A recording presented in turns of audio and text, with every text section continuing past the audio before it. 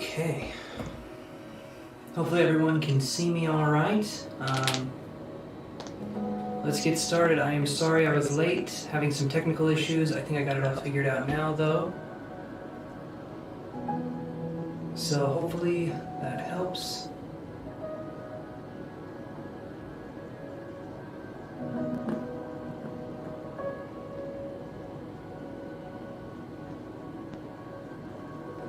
Give me one more second, you guys. I'm coming right back.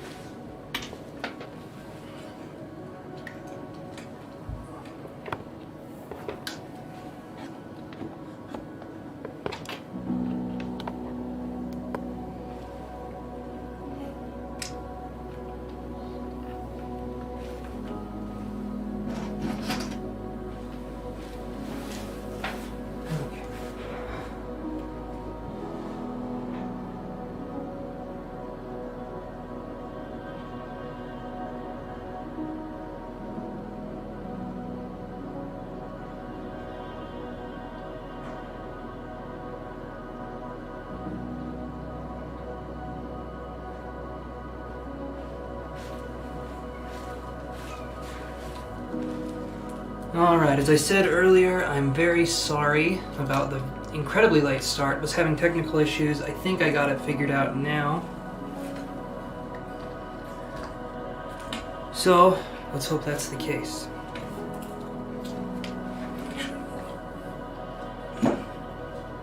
One more second here. There we go. Okay. Hopefully the quality looks better, you guys. Hey, Amber.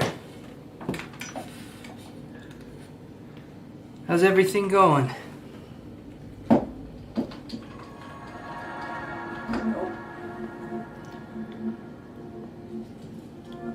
Oh, Christine, thank you so much. Super sorry about being late, you guys. Was having some difficulties. I think I got it now, though. But we should have better quality with everything, hopefully. Okay.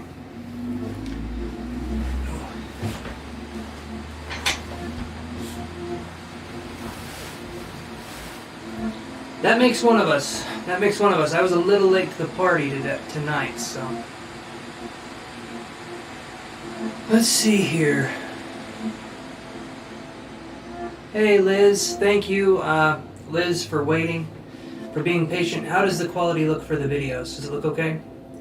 I'm going to show you a card. You guys can tell me what you think. Should be able to see cards a lot better.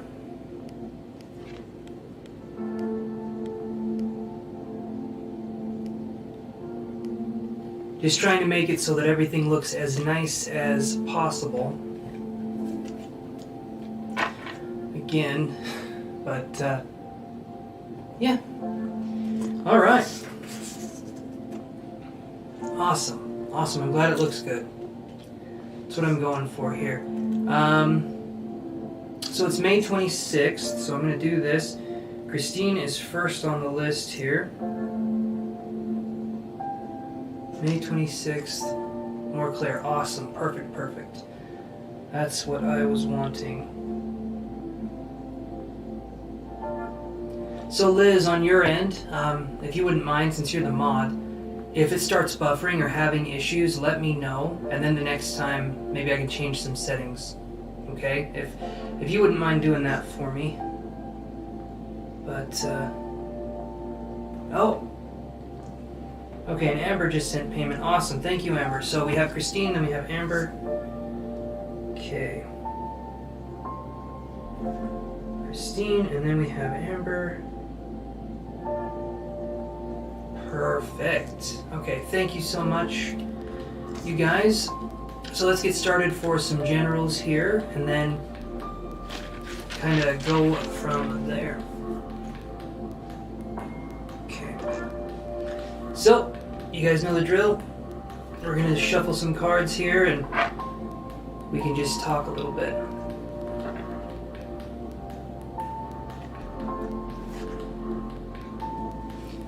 Shuffle these on up here.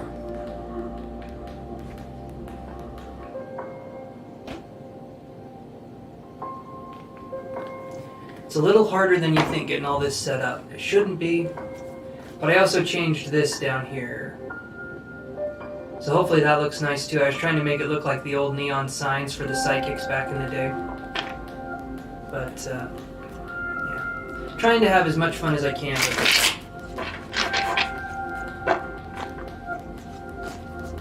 Okay.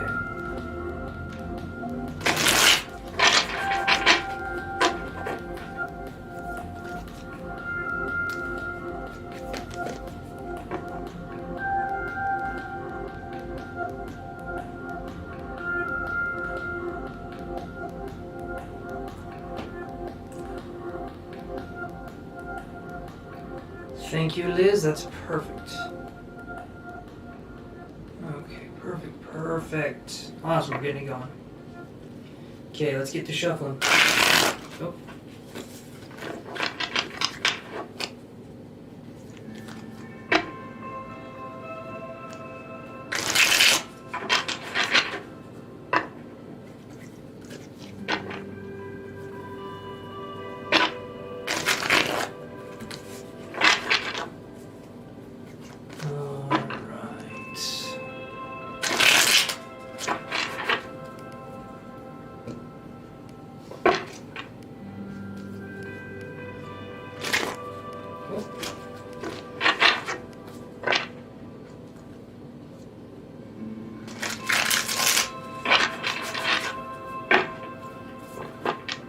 Things going here.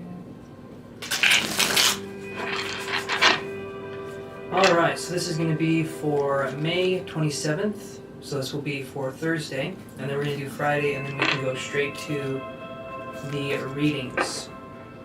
So, as always, pick a pile 1 or 2.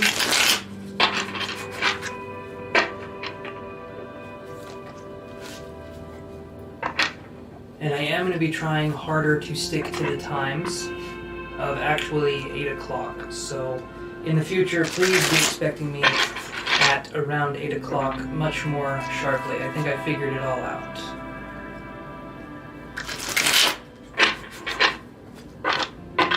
Okay.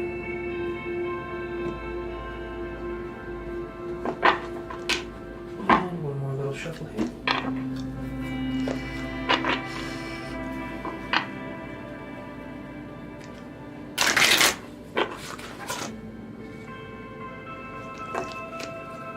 Good. It's a good card.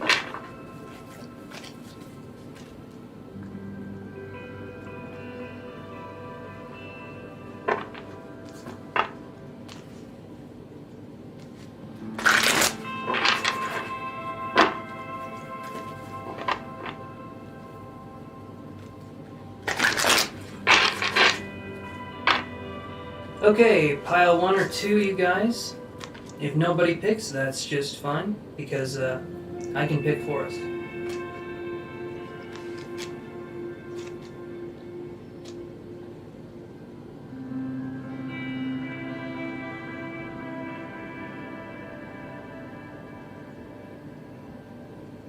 Anybody chooses which pile. I kind of go for a majority vote situation. 5D Pixie, hey! How you doing, my dear?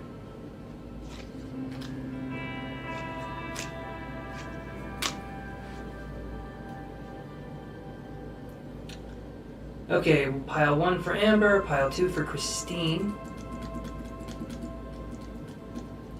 Well, let's do this. Let me sit, get comfortable here. Actually, let me move my stuff over here so that I'm kind of looking more at the camera. How's that sound? There we go. Okay. So let's do pile 1 first, since it was kind of a draw. Let's start with pile 1, and then we will go with pile 2. Okay? And so we have these cards here. 7th Chakra, Archangel Uriel, in reverse. Okay, and I can show you that card a little closer up. 1 from each. And this is what the card looks like when it's upright. By the way, now that you can actually see what the cards look like, they are very beautiful cards. So when we have this card and then we have this one, Broken Heart in reverse. Death in reverse. Okay. And Page of Cups in reverse. Okay. So, with these cards right here, we have us an interesting little reading here. So, 7th Chakra Archangel Uriel in reverse, with Death in reverse, with Broken Heart in reverse. Yes, Liz has been kicking its butt, and she waited patiently while I tried to get my stream working. These are really beautiful cards, and I can show you guys more and more of the art now that we've got higher quality that we're working with here. Okay, so Death in reverse is kind of refusing to change, right? There could be a refusal to change.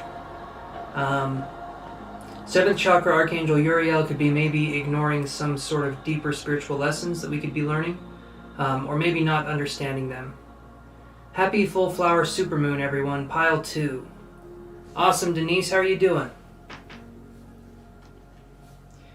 Page of Cups in reverse. So basically all of these are in reverse, and what I feel is that we could have a sense that maybe we need a spiritual awakening to find love first, or maybe we feel like we could only find love if we have some sort of external event happen to us. That can be something that we could be working on. And when we're talking about these kinds of, I'm having Spirit come in, and it feels like we're looking for a sense of completion, but we're looking for a sense of completion from other people. Rather than understanding that we're enough, there's kind of this feeling of like putting that on other people to help complete us, and that doesn't necessarily make this little chocolate chip cookie recipe good or better. We kind of have to find this for ourselves. We have to find this kind of sensation for ourselves, and I know a lot of us look outside of ourselves to try and find meaning. I know I've done it many times, I still do, but the whole thing is that we want it to reflect back to us, to understand that we are what we've been searching for this whole time. As hokey as that sounds, it isn't just something you say. It's not just a cliche. It is absolutely true. And I feel like what this is trying to help us with is trying to find our own inner voice, our own sense of like, I'm who I've been waiting for. That's what I would say when I look at this right here. And again, this is for Thursday. And when we take how we are, and we chocolate chip recipe. Yes, Jenny G, I sometimes like to talk about that when we're talking about kind of putting everything together. To me, that's what we're looking at here, is we're looking at the whole recipe. And sometimes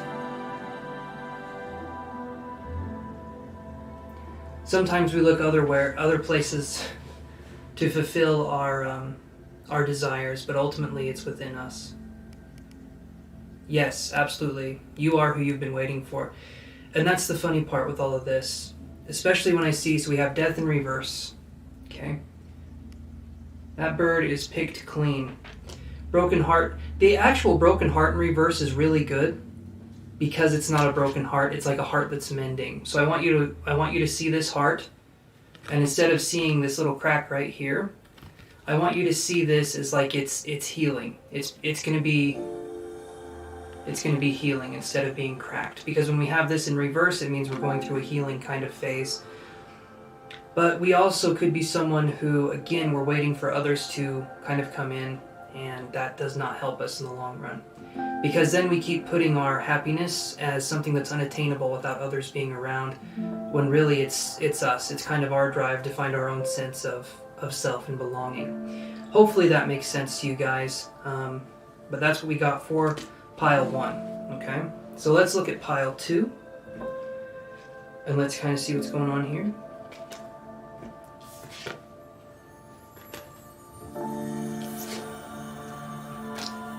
Alright, here's pile 2, everybody.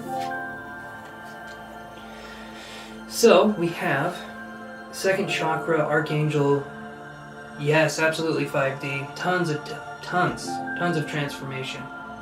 But that's what's been going on here. I don't know if you guys have been feeling this too, but you always go for 2. That's good. That's good. Stick to those guns, because this one looks like a good one too. When we're talking about transformation, I don't know if you guys have been feeling this. I know I have personally been feeling this very strongly, where there's kind of this overwhelming desire to focus way too much on kind of what's going on with us, and it kind of puts us off, and it doesn't make it so we're in the present moment as much, and it kind of makes us anxious, and it makes us sort of, for me, it makes me erratic. It makes me feel kind of like it's hard for me to stop and think and collect myself. And it could be this full moon energy coming up. I always like to blame things on the full moon. I don't know if you guys are that way, but it makes my life a lot easier.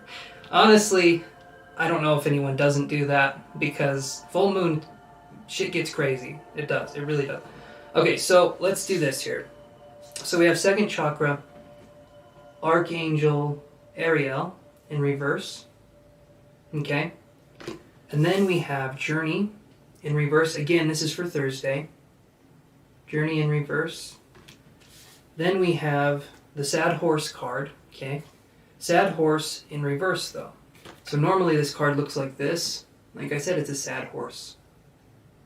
But if we have it like this, again, it's kind of like that broken heart card. So the Five of Cups in reverse is actually pretty good. And then we have the Eight of Cups right here. I have felt a huge internal shift lately, like I was hyper aware of the things I needed to heal. Anyone else? 5D Pixie makes a great point. Absolutely. Absolutely. So the Eight of Cups, along with the Five of Cups in reverse, and then Journey card in reverse, and then, so all of this. So let's kind of break these down a little bit here. I want to spend some time here and just sort of break this down. So what do we talk about when we're talking about the second chakra right here? So second chakra, Archangel Ariel, right? When this is in reverse, we're looking at refusing to, the way I would say this is life comes up to us and life holds its hand out and it says, would you like to dance with me? And then you say, no, I have other things to do. Now's not the time. I can't do that, okay? And life is like, well, okay, you don't have to dance, but it'd be a lot funner if you did. It'd be a lot cooler if you did, kind of a thing. But with this right here, this is our permission to sort of make choices. This is our permission to step forward and claim our own power, if that makes sense. When this is in reverse, again, that I feel like we're putting that power in other places and saying it's not for us to control, kind of a thing. And not that we can ever control life. 5D, it is not just you. I feel like it's everybody, honestly. There's a huge shift. If I miss the F in that, it says something completely different. But there is a huge shift in the way the mentality is right now. At least that's what I'm feeling. And I feel like, because I'm in tune more, I feel like you guys are hopefully feeling the same way, so that we can have something we can talk about and relate with and sort of share, right? So then we have the Journey card in reverse. All right? And if you guys are like me, when we look at the Journey card in reverse, that to me that could be a journey within, instead of or that could be the refusal to journey within, actually, the way I'm looking at this. Because maybe we're feeling emotional, we're feeling kind of, like I said, erratic. All of these cards, the second chakra here, and then these two cards, the Eight of Cups, walking away from something, emotional, and then the Five of Cups in reverse. So we're focusing on letting ourselves sort of feel our emotions. That's going to be the big thing for Thursday, so tomorrow. Let yourself feel everything instead of trying to block things off, or instead of trying to hold things in. Let yourself feel something and then release it. Kind of like trapped gas. That's how emotions are sometimes. Once we release it, we feel a little bit better. Sorry for the analogy, but for some reason it's just where it's going right now. But that's what I'm feeling here. So tomorrow it's going to be kind of and it could be because of that full moon energy, It's going to be more of a transformational day, but we have a choice where we can lean into the vulnerability a little bit, maybe take some extra time to pamper ourselves, and let ourselves feel what it is we need to feel, and heal what it is we need to heal, because that's going to bring us where we want to be in life. Any goals you guys can think of, anything, it doesn't matter what it is, it's always going to be better when we understand ourselves more. Right? Fart that emotion out. Yes, there we go. See, Jenny G gets it. Let it out. Just let it out. All right.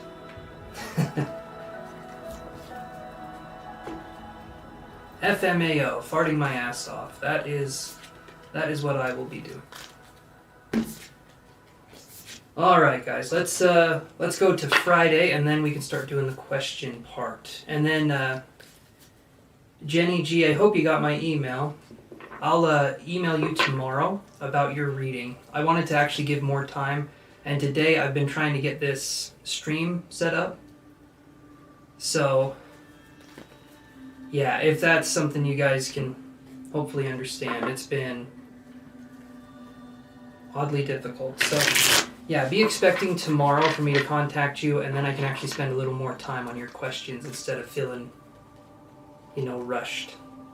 So thank you for letting me know. Okay, let's shuffle these up. This will be for Friday. Let's see what we get here.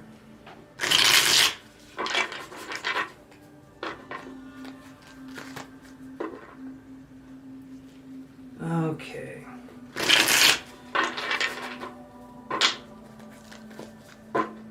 One more for this one.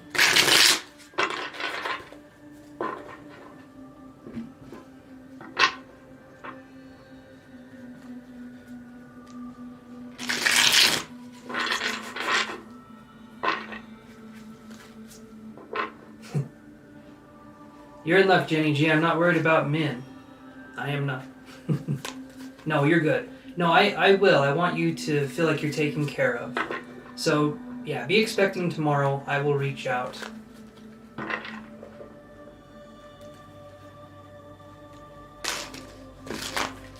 Okay.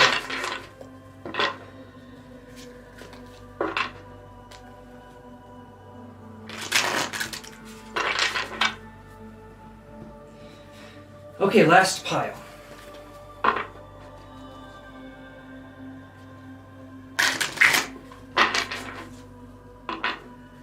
I definitely do.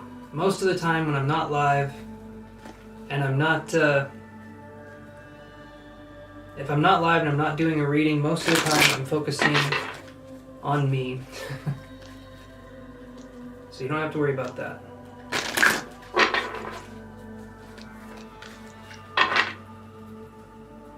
Okay. Absolutely.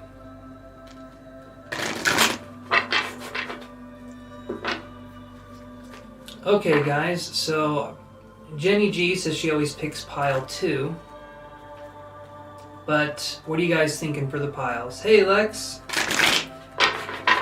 Thank you for $3.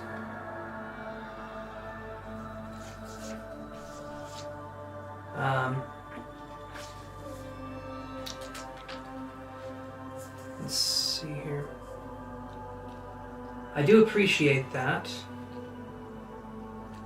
If you do have a question though, would you want to put up another maybe $1.99 or another $2 there? If you do have a question.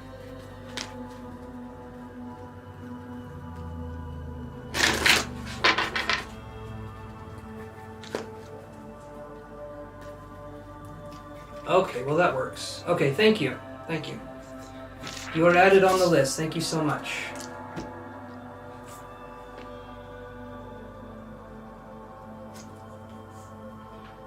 Okay, so we got this one. So we have Christine, then we have Amber, and then we have Lex. There we go. Yep, thank you. Thank you. Let's see.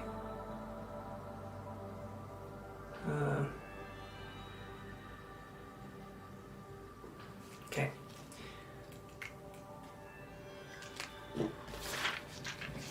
Alright, let's do 2 piles here, and then let's see what we got. Pile 1, pile 2.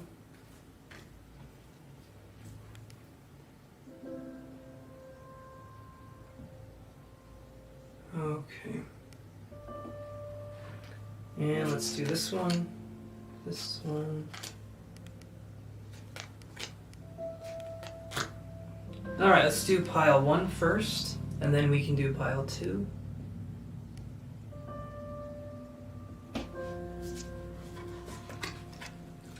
Alright, so this is for Friday, you guys. So Friday we've got Angel of Balance.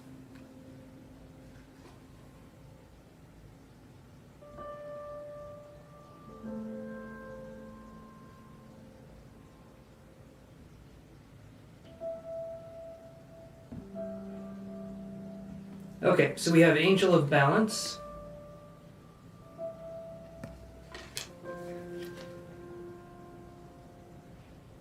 Envy in reverse.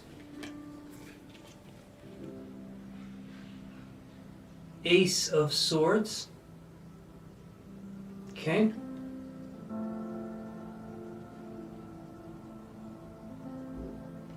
Okay, Lex, we can absolutely address that, my friend. You're third on the list, and so we can do that. These streams go on for about 5 hours, anywhere from 4.5 to 5 hours. I'm not going to have you wait that long. When I'm done here, we have Christine, then Amber, and then you're on the list, and then we have 3 of Cups in reverse. So, this very first pile that we're looking at here. So, Angel of Balance with Envy in reverse means that I feel like we're focusing more on our journey, right? So Friday is going to be us focusing more on ourselves, which is exactly what we need to do. It's not selfish for us to focus on ourselves.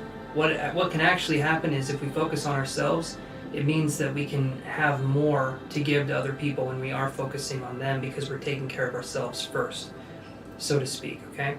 So when we have that, then we get these 2 cards. 3 of Cups in reverse is maybe we're feeling like we're alone on Friday. Maybe we're feeling like things just aren't quite panning out the way we want them to, and that can be something that's a little bit, how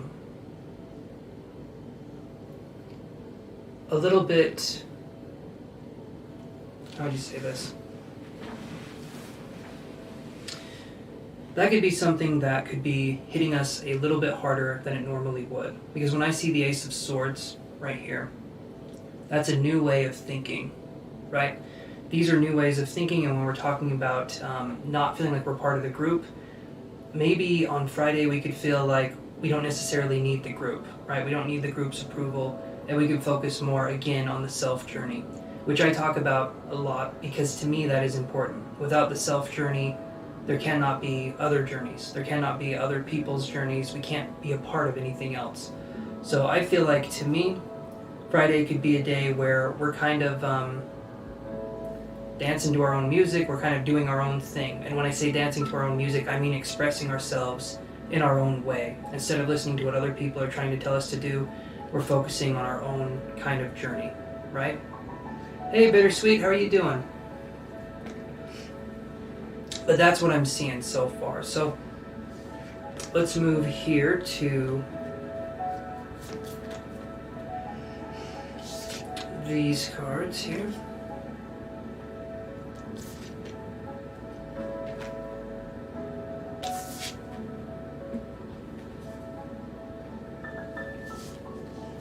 Okay, so here is pile 2, and then we're getting to the questions. So hopefully everyone's coming back in here to get their questions.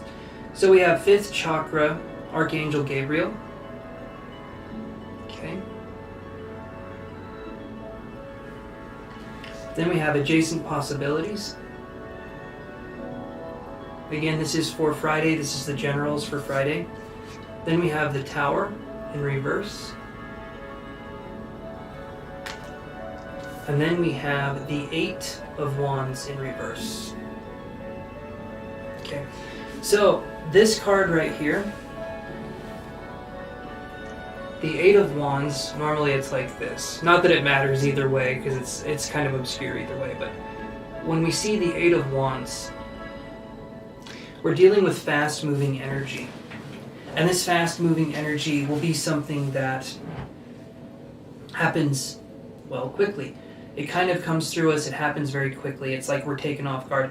When this is in reverse, though, along with the Tower card in reverse, what we're looking at here is that there's a tremendous amount of energy building up, and maybe we don't know what to do with that. This transformation that we keep talking about, that we're going through, it could be a kind of a dark night of the soul situation, or kind of just a transformational period where things that used to make sense do not make sense now.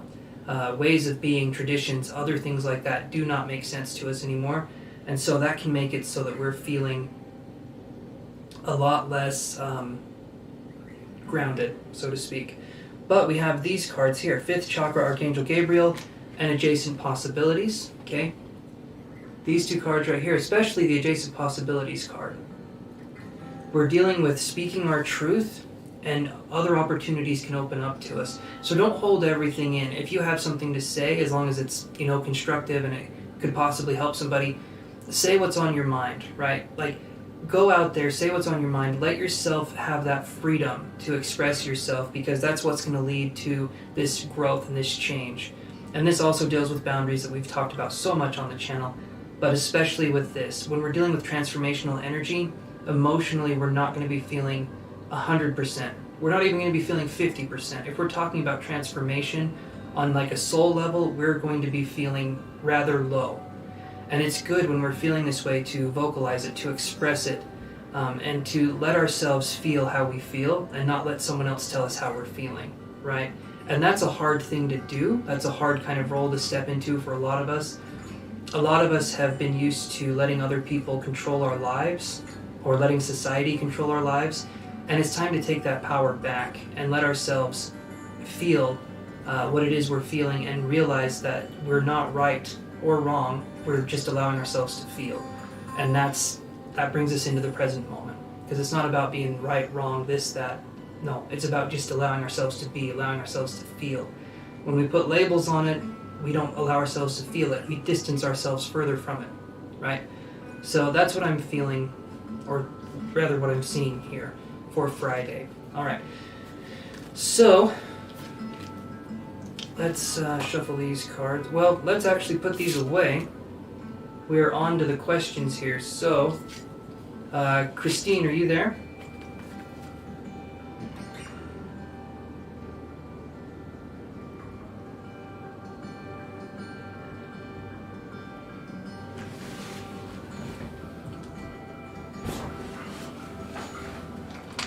So we can do this.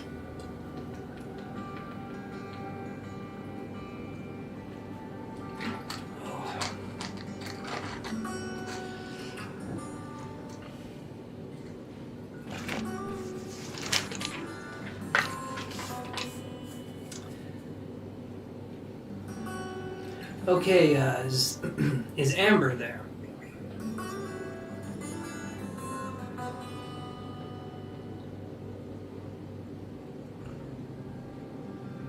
Oh, Christine's right there. Okay.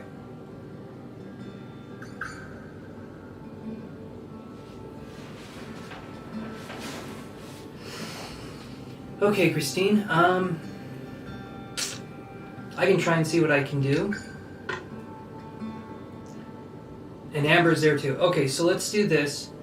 I'm going to connect with Christine first, and then Amber, I will get to you. Okay, I didn't know, I can't see who's here when I message you guys, so I'm going to connect with Christine first, and then Amber, I'll connect with you. But you're wanting to contact Joseph, Christine, so let's do this.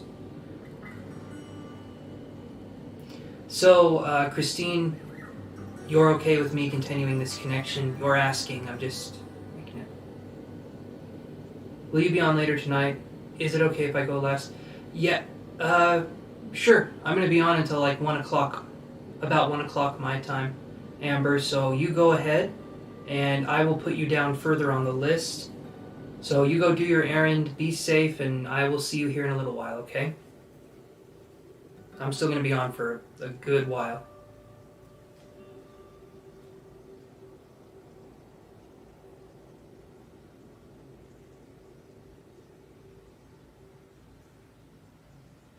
Okay. Let's see what we can get, Christine. I'll just see what kind of comes through.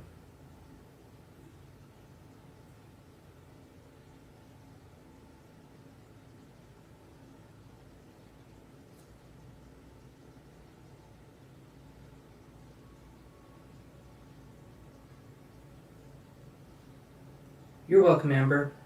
Thank you for just being awesome on the channel. I always appreciate that. Okay.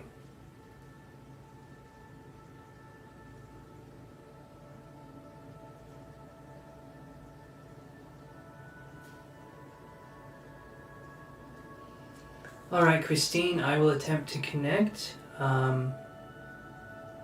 So give me just a little bit of time here, and I will attempt to try and get a connection.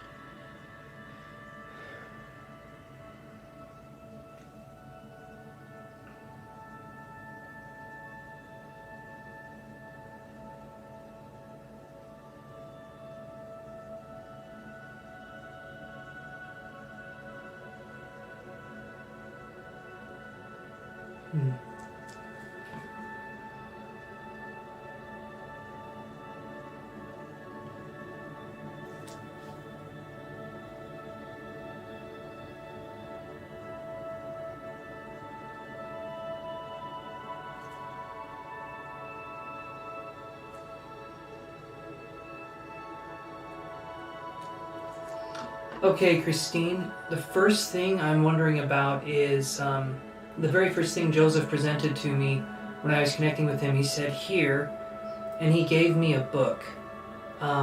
He was like handing me a book. There was some significance with this book. I feel like, I don't know if you've been reading something. It felt like the book had to deal with maybe his passing, or the book had to deal with how to deal with something like this. I'm not sure. But it felt like I was being handed a book, and he was saying here, so he wanted me to see that. Let me know if that correlates to anything that you're kind of going through, but I did feel like there was a book, and it felt like there was some possible sadness attached to this book.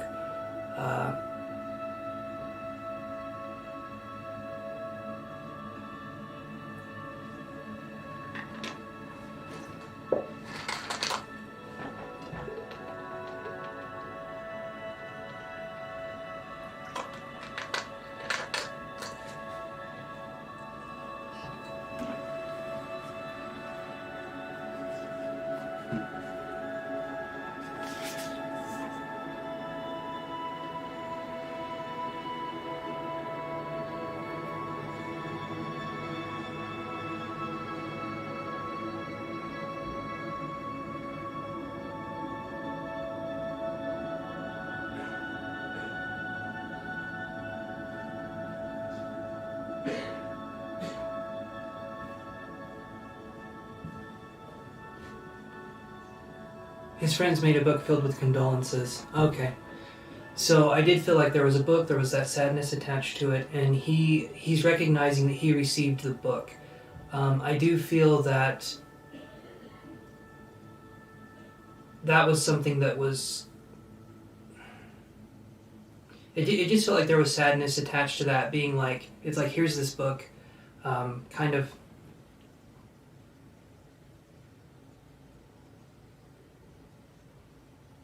Okay, so that's, all of those are good questions. So let's do this. I have a couple questions for him. Does he visit me? Absolutely he visits you. We addressed that when we were talking about the tree. That was him coming in. I feel like he visits you very frequently. Very, very frequently. Are there signs? Okay, so the signs, that's an interesting one to look at.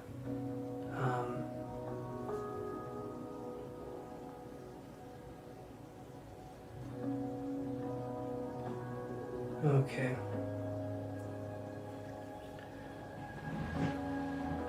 So let's look at this here. And dreams with loved ones, we'll address that here in a second, but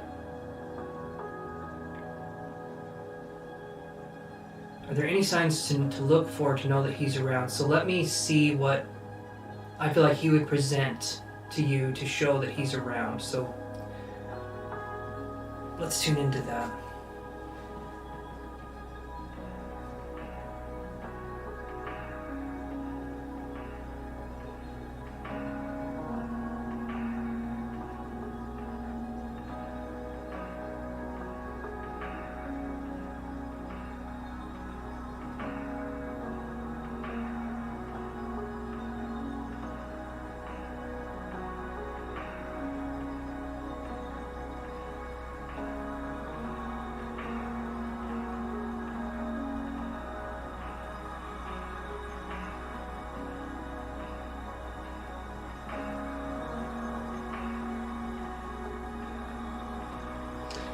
So one of the things I'm oddly seeing is, and I don't know, and I saw this at first too, Christine, was there anything with like Joseph's hands, maybe?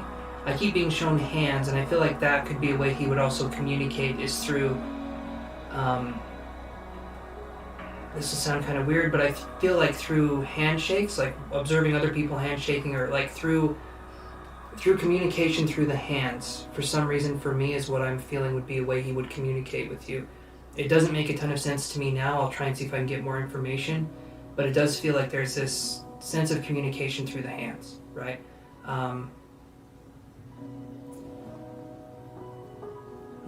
Okay. So, communication.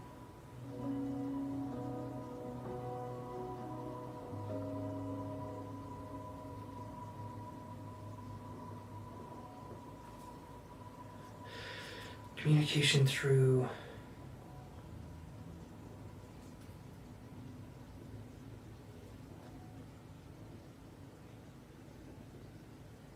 Okay. That's kind of the thing I'm picking up, is that there's that communication through the hands. Because I asked him, I said, what are the ways you would communicate? And I just kept seeing hands. And so that, to me, it sounds unusual, but that was something that I got. But he would hug me a lot. Okay, so that makes sense. So there's communication through physical contact, basically. So that would make sense.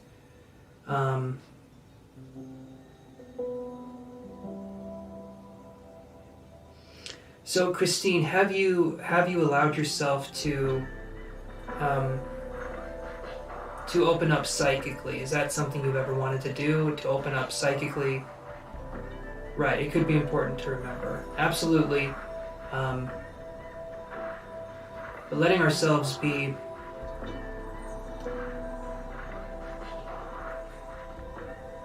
Thank you, Liz. Thank you, Liz, for telling me. I might need to lower the bit rate of the video, but that'll be next time, but thank you for telling me.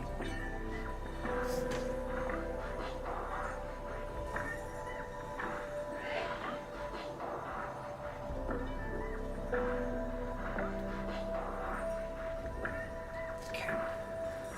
Awesome, glad to hear it's gone now. Okay, so...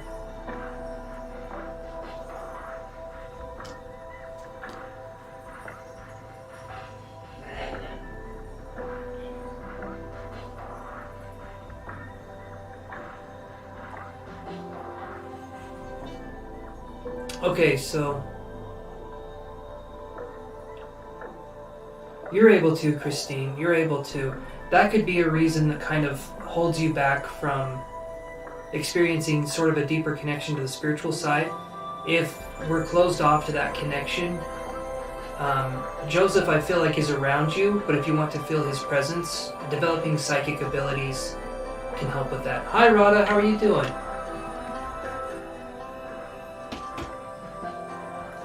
But that's something that we can look for.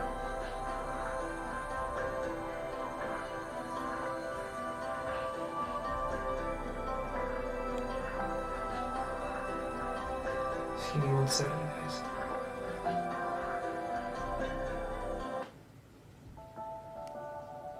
There we go. Okay. So you said...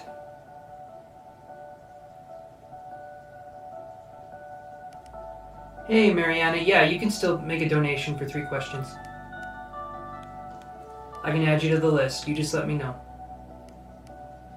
Hey, Rada. Okay, so, so with this one here, Christine, so you said, why does he not visit me in my dreams? So, I have a few kind of reasons why I feel like that could be the case. One of them would be sometimes when someone passes, right? Sometimes when someone passes, there can be a sense of needing to like go through the grieving process. And even though I feel like you've been going through that, sometimes there can be a sense of if we think about the person or we have thoughts or we connect psychically, maybe they could feel like that could re-trigger some of the wounds that they're not there. Seeing though as he's been gone for a while, there could be, thank you Rada, wow, thank you.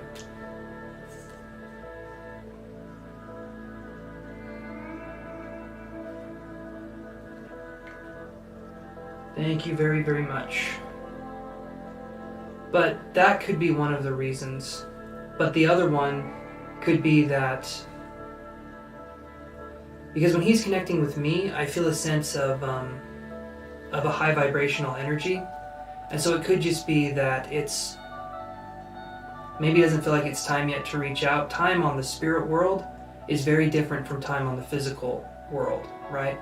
And that's something that it's kind of hard to explain, but he's not bound by time like we are. So maybe when you would get more comfortable, if that's something you decide to do, then he could visit you and you could have conversations in that way.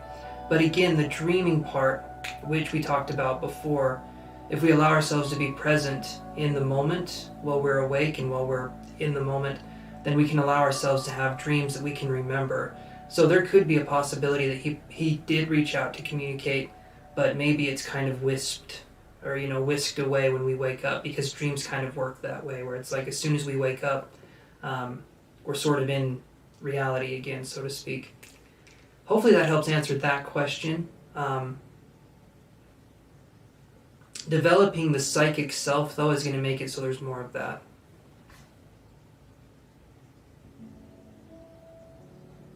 Right.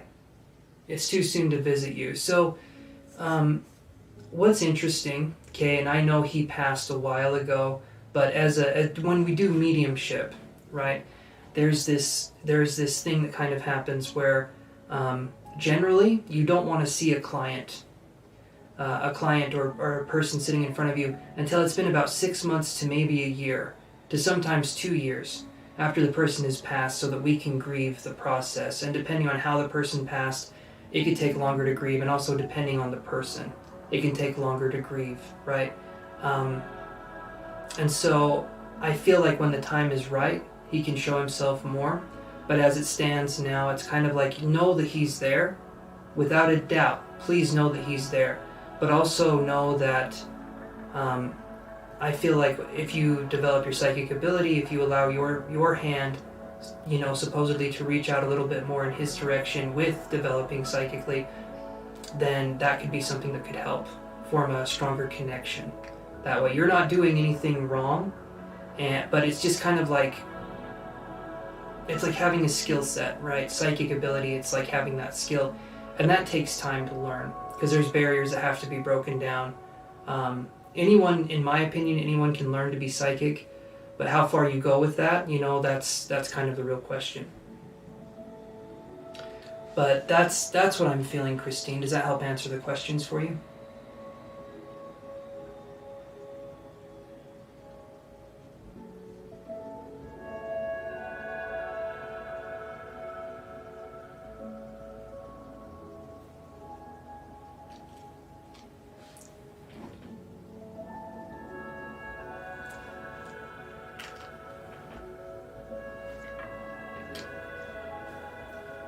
Hey, Quantum.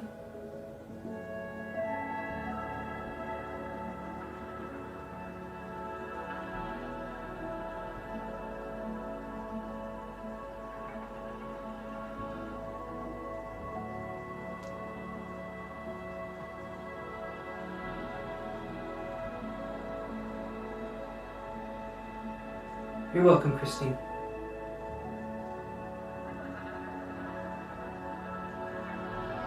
I'll be posting videos.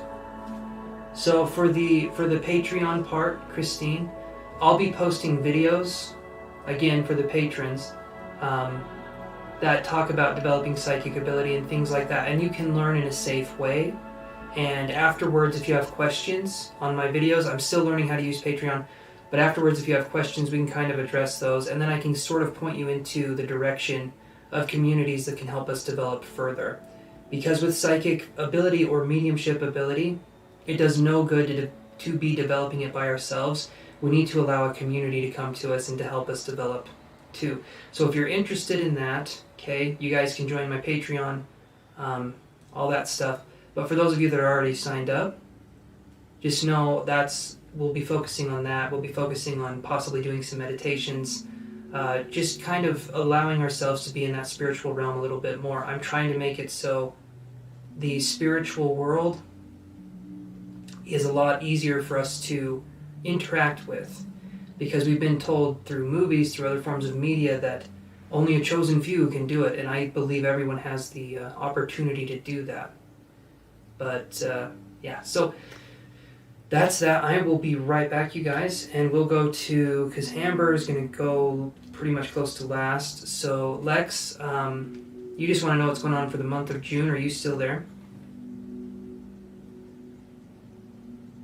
I do too, Christine. I'm just going to show this here, and this is just to say, well, you guys can see, so we'll just do this.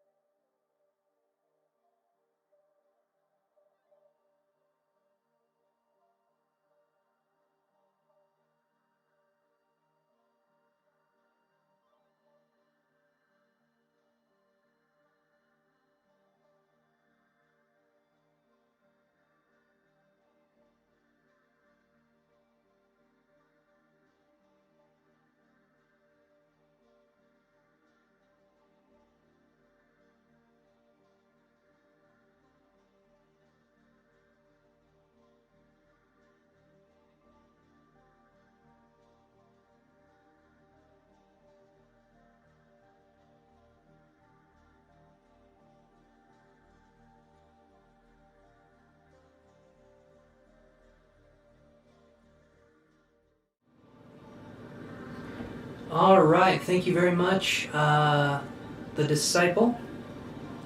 Thank you very, very much. I appreciate that. And yeah, so let's get started here. I'm just gonna read these messages here.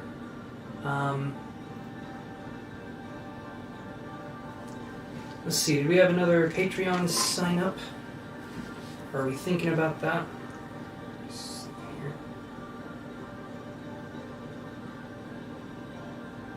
Oh, hold on a second.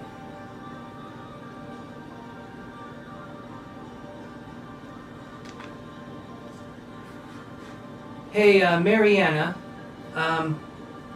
you paid me, and yes, Lex, it is your turn, and I'm going to get to you 1,000%. Hold on one second, though. Okay, perfect. So I'll address your reading. You're the next one up. So Mariana, however you say your name, you sent me 2 payments. Hey, Mariana. So you sent me 2 payments. Should I send? I can send one back to you because I don't want to be taking $20 when you just meant to send 10. I can send it back. Unless you have a lot of questions. Okay, I'm going to send it back then. So just let me do that for you.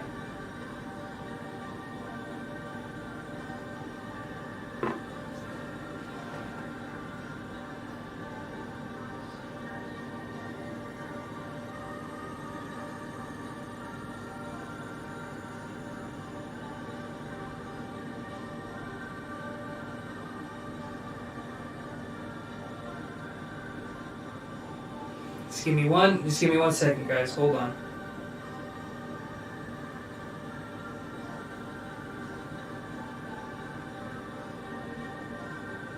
Mariana.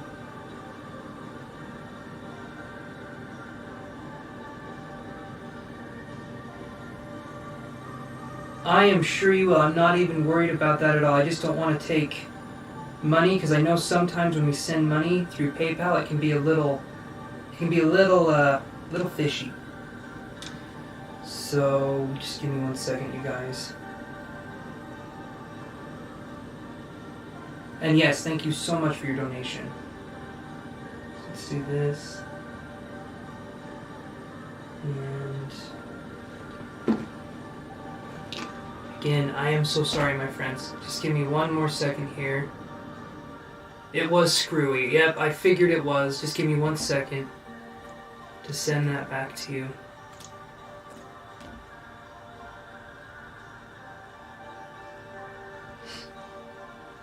I know how screwy it can be.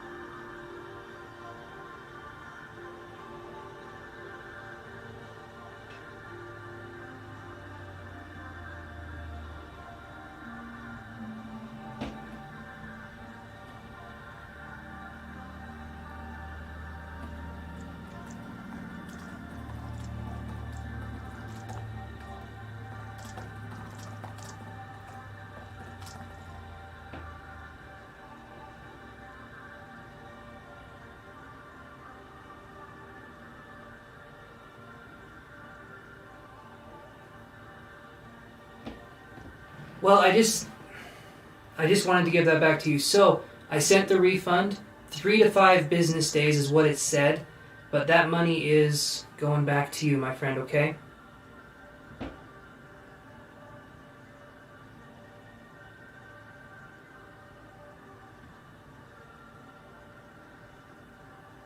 So just allow that for things to come through. Okay, and then let me do this.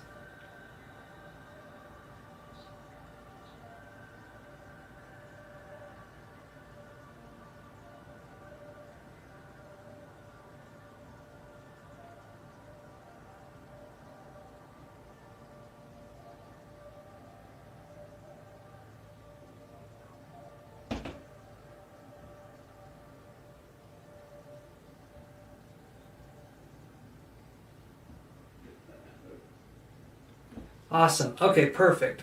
Again, guys, sorry about doing all that. I just want to make sure, I want to make sure everything's on the up and up. Okay, so let's do this here. Lex, I'm going to go to your question. Let's see what's going on for the month of June. Okay.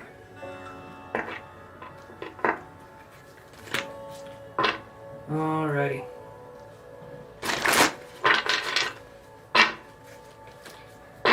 Month of June, well, let me do this here. Month of June, but then we have this here.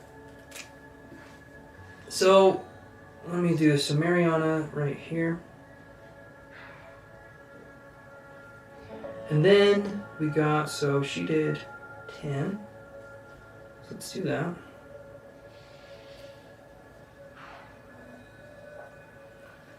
Okay.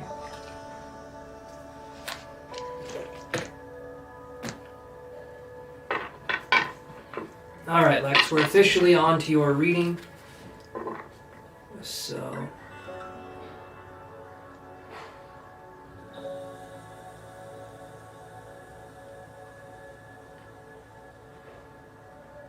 let's do.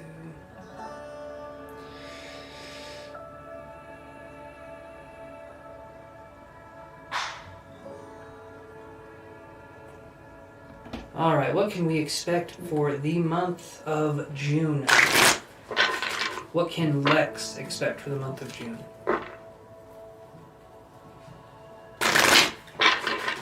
See what we got here. Let's see what we got.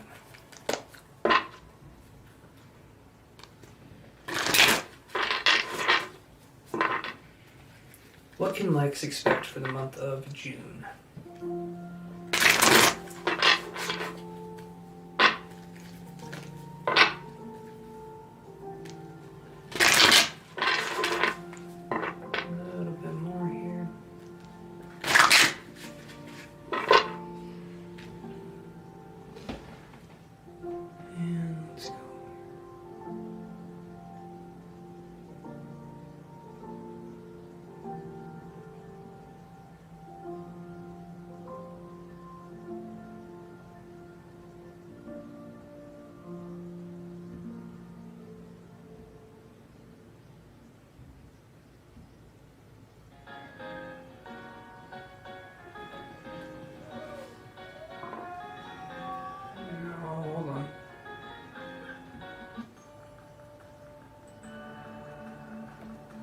Okay.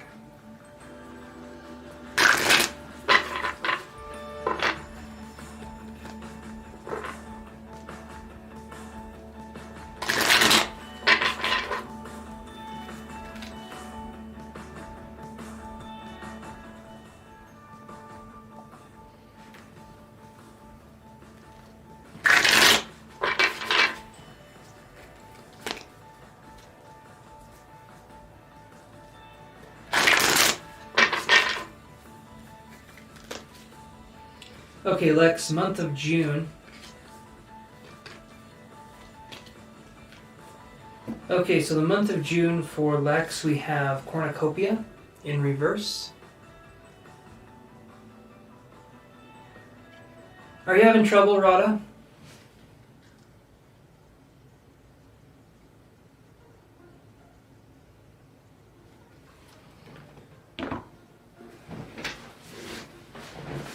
Let me sit like this. So, Lex, we have, like I said, Cornucopia in reverse. And then we have Door to Value. There you go.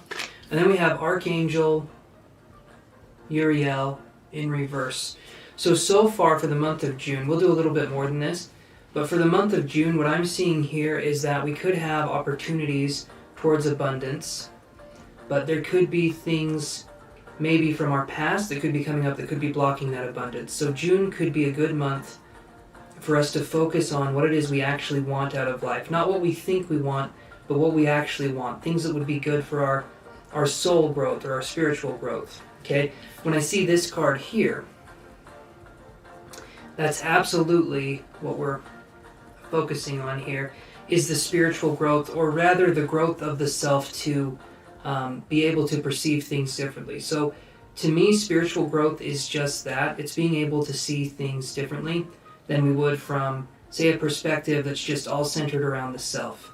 The spirituality part of it is where we kind of become the conscious observer of kind of what's going on in life, and we don't become a victim to what's happening to us. We become an observer of what's happening, and then we can kind of change our reality because we're observing it without judging it. We're not realizing that we blew it, or we messed up, or we're doing really well. We're letting ourselves see things for how they are, and we're letting ourselves kind of feel in that direction. So far, Lex, does that make sense? Okay, hold on here.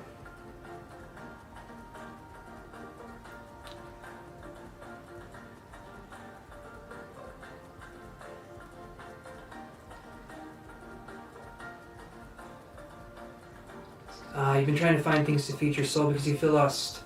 And I'm just going to say this really quick. Rada, thank you so much for the donation on Patreon. That's super, super appreciated. I love it when you guys help support me in that way. That's awesome. We're going to do some fun content when we get to a certain milestone on Patreon on this channel. But specifically, Lex is saying she feels lost. Okay, Lex, so let's talk about this for a minute. I'm so sorry. My legs... Yeah, right now especially, and actually I feel like for the past couple weeks, that lost feeling that we're talking about, 100%, it feels like we don't know ourselves anymore, or it feels like we're fighting the wind, so to speak. It feels different. It feels kind of,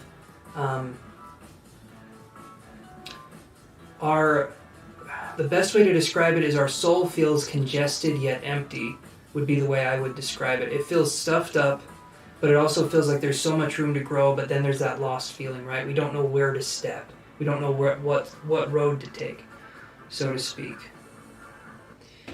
And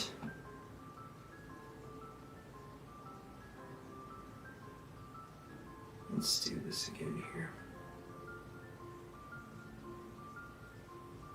Okay, and the disciples agreeing too. Because that's something that...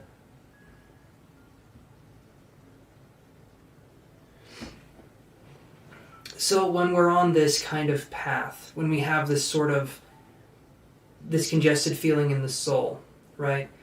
That comes from wanting to have more and not knowing where to go, obviously.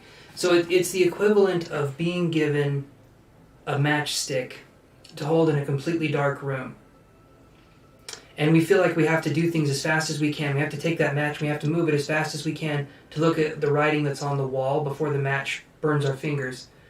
What I'm trying to say is that there is no rush. We feel like there's a quickening in the soul, right? And because of this quickening, we can feel manic. We can feel many things. There can be manicness, there can be depressive episodes, there can be just not feeling at all like ourselves, like the ground was just pulled out from under us, and kind of like in a Looney Tunes cartoon, we're trying not to look down because we know we'll fall. But sometimes the fall is the part that gets us to where we need to be. And what I mean by that is that we allow ourselves to embrace that kind of energy. Now, that being said, it seems like a few people are having that same kind of situation. I myself am also going through this, and each person is going to go through it. There's going to be differences, but there's also going to be a lot of similarities that we have to focus on too. So let's talk about this for a minute. So the month of June is very much a month of, to me, just like the middle of this month towards the end, it feels like the start of a transformation. And because of that, it's going to be something that's going to be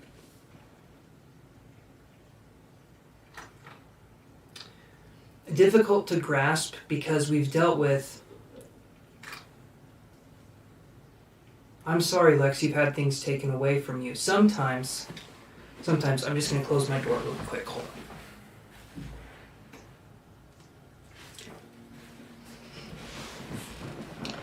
Sometimes things are taken away, and then sometimes other things are given, right? And sometimes the things that are taken away tend to hurt a lot more than kind of the opportunities we have.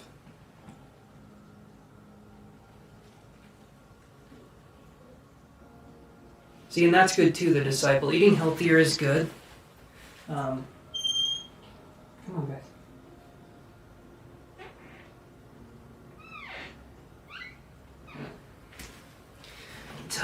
Tons of distractions, guys. I'm trying to do my best here. You guys have been very patient, and I appreciate that.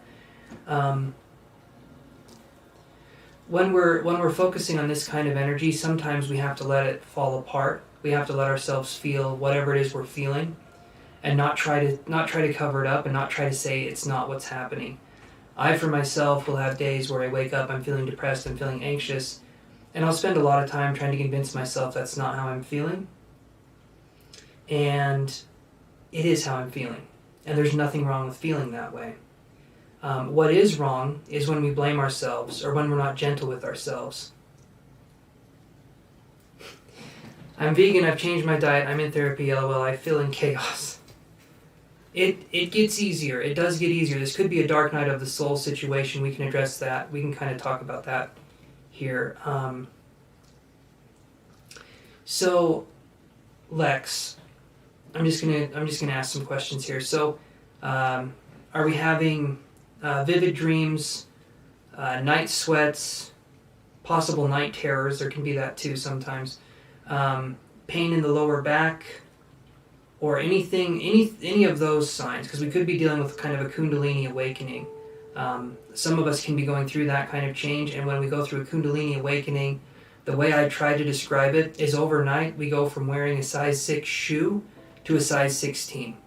And we try to put our foot in that size 6 shoe, and it just doesn't fit anymore at all. You know, it's like trying to go back to a way of being that no longer serves us, but we don't know where that is.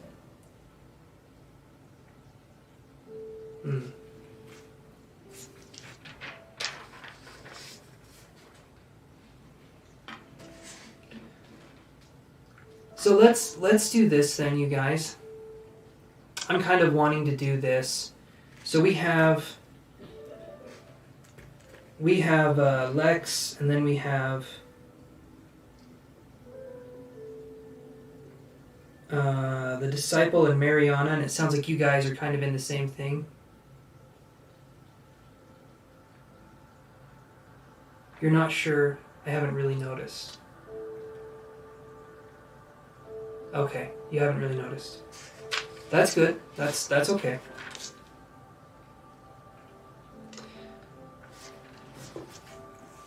So that's going to be something that helps us though moving forward. And I know this isn't the fun thing to hear.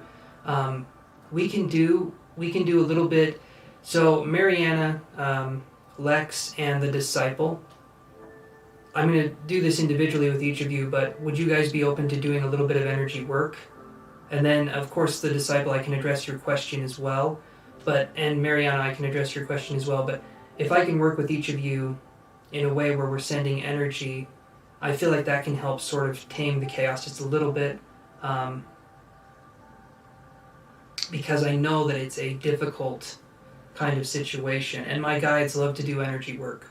You guys don't have to say yes, but okay. I just don't want to pressure you guys, but it's kind of something my guides help with, so I put it out there. Okay, the disciple's down for that. So here's something that I think is important before we go into the energy part of this. We will feel, okay, Lex, awesome. So I'll work with you first, Lex. We will feel like we are in a kind of like a minefield situation, right? Where it's like wherever we step, we don't know where to step. And sometimes, because I do this myself, sometimes CBD, THC, stuff like that can help us feel the things we need to feel. For me, sometimes it opens me up. Other times, it's like an escape for me. And sometimes that can make it difficult to kind of feel what's going on in the body, so to speak. But I also understand when you say to shut your mind off at night. I get that. I do understand that. The world is a crazy place right now. So let's do this. Lex, let's do some energy work with you first. And then I will go to, then we have Radha, who will address, and then I can address the disciple and Mariana. But I will address, I'm feeling like June is the month, Lex. It's a month of transformation, and it's a month of allowing ourselves to, I guess, find where it is our discomfort lies more than anything else. And that's the main thing that we're feeling, is kind of like, I feel like this feeling of this erratic nature, and kind of like looking for something and really trying to find meaning in almost everything, but also finding nothing in almost everything. It makes it so that we kind of grasp onto straws a little bit. And sometimes, in order to find ourselves, we have to allow that journey to sort of take its course. So let's do this. And let's focus on doing some energy work here. So we have this right here, okay? This is a giant selenite crystal. Pretty cool. We'll use that. And then we have these over here.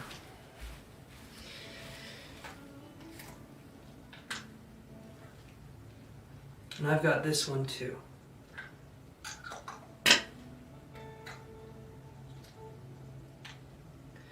So this kind of stuff can absolutely help too, you guys.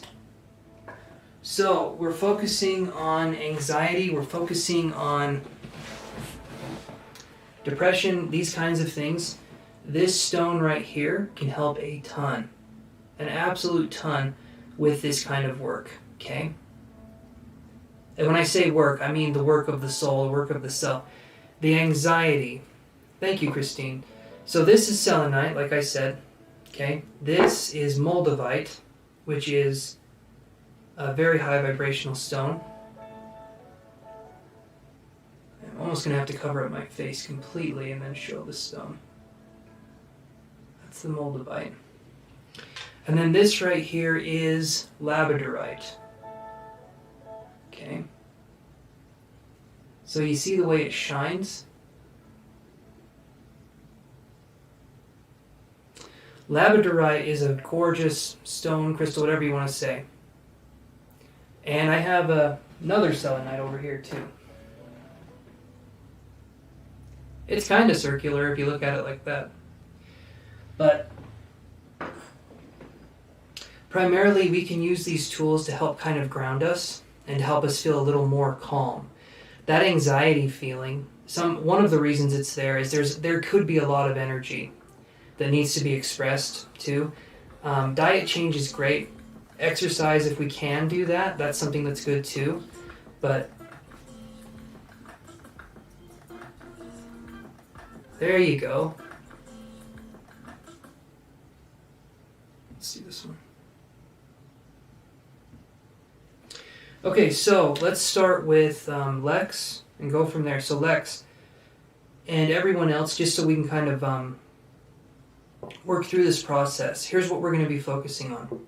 So I want you guys to be as calm as you can be. Hopefully you're in a quiet-ish environment. And when I'm sending energy to you guys, it's going to be me and my guide sending the energy. All you need to do is allow yourselves to be calm and allow yourselves to accept it. Okay?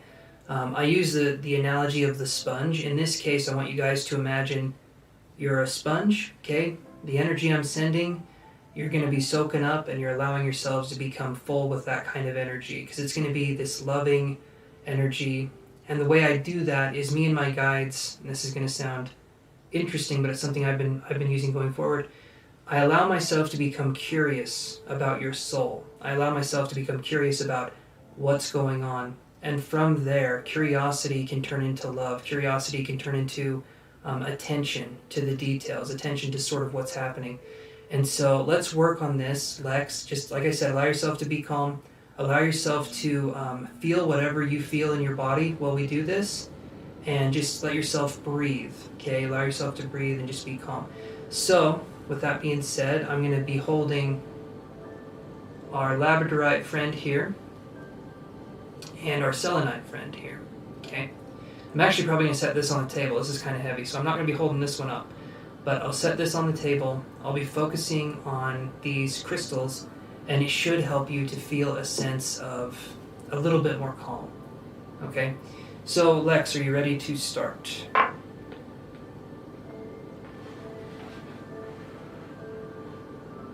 Okay, perfect. All right.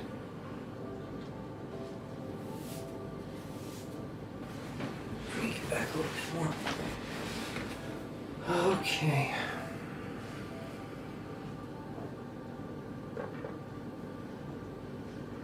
We'll spend about 3 or 4 minutes each time I do this, 3 or 4 minutes, and just allow yourself to feel it. Allow yourself to feel everything you need to feel. Don't tense your muscles. Don't try to hold on to anything.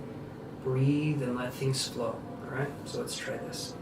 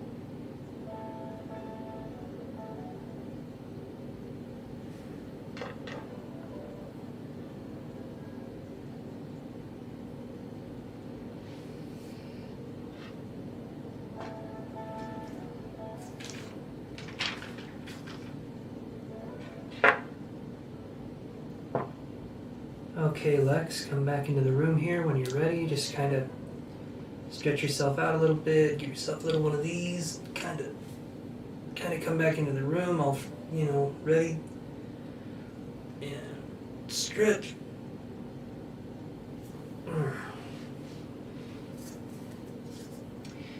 And I'll tell you kind of what I felt on my end from this situation. So,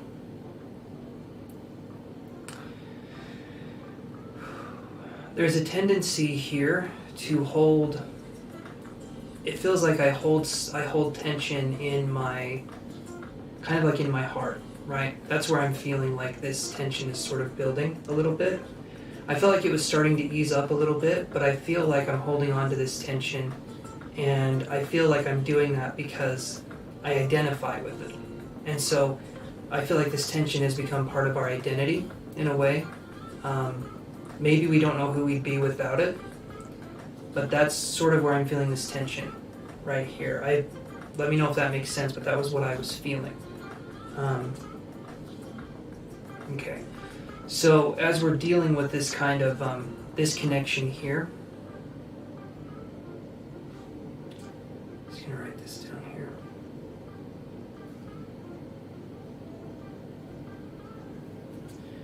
Give me a second here. So right now, Lex, I feel like the main thing we need to focus on is, first off, allowing ourselves to feel whatever we can. I'm going to do this here.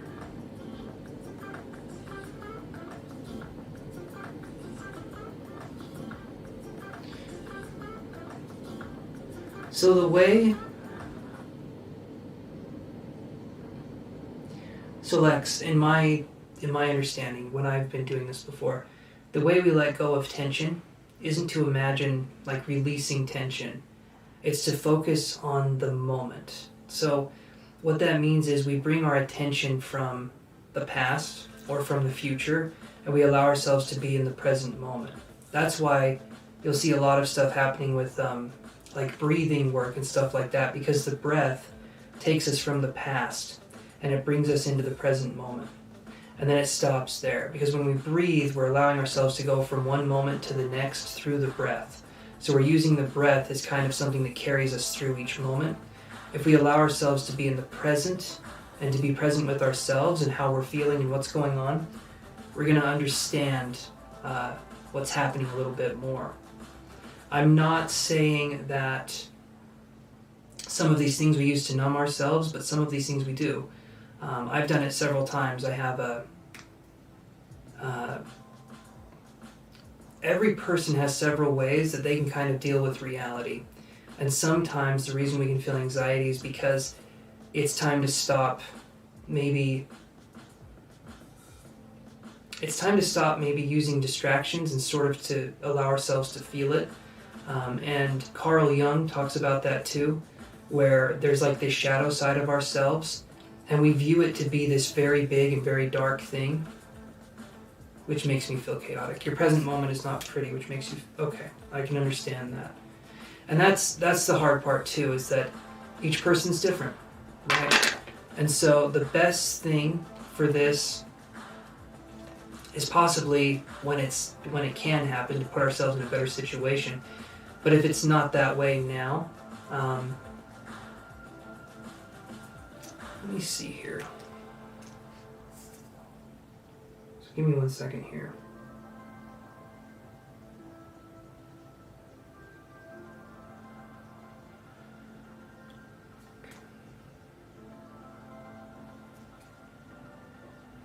I'll draw a couple more cards here just to see what's going on in the month of June for you, Lex. And I understand the present moment that can be tricky. I do understand that. But let's look a little bit further in June. And hopefully you're not in too bad of a situation, but if you are, I can understand why there could be a reason why we're not necessarily embracing the present moment, and I'm sorry if that's the case. But let's look here. Let me shuffle these cards. And Rada, you'll be up next. What is your question? or questions?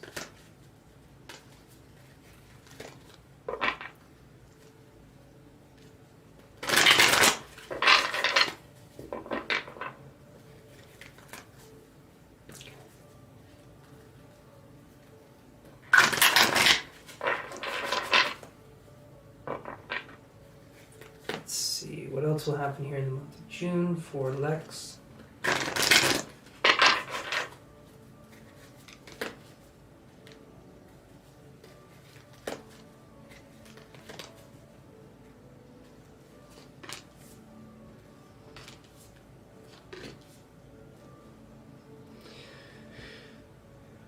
So the other thing I see happening in the month of June is, so we have Angel of Love. Okay. That's a good card. Then we have Magician in the Mirror. I see Happy Family in reverse here. So maybe we could be looking at a situation where in June we could be attracting someone to us, right? I do feel like there's a tendency toward having something coming with us into June where, and this is for you, Lex, where we're focusing more on the, I guess, love aspect. This to me feels like it's going to happen towards the 3rd to 4th week in June. That to me feels like the bigger kind of thing that I'm feeling here. It just feels like there's a new kind of love energy coming in June as a possibility. But let me look here and see what I can see, and then I'm going to move on to, if Radha's not there, then I will go to the Disciple, and then we'll circle back to Radha. But for now, let's just do this here, and let me see what else I can find out for June really quick.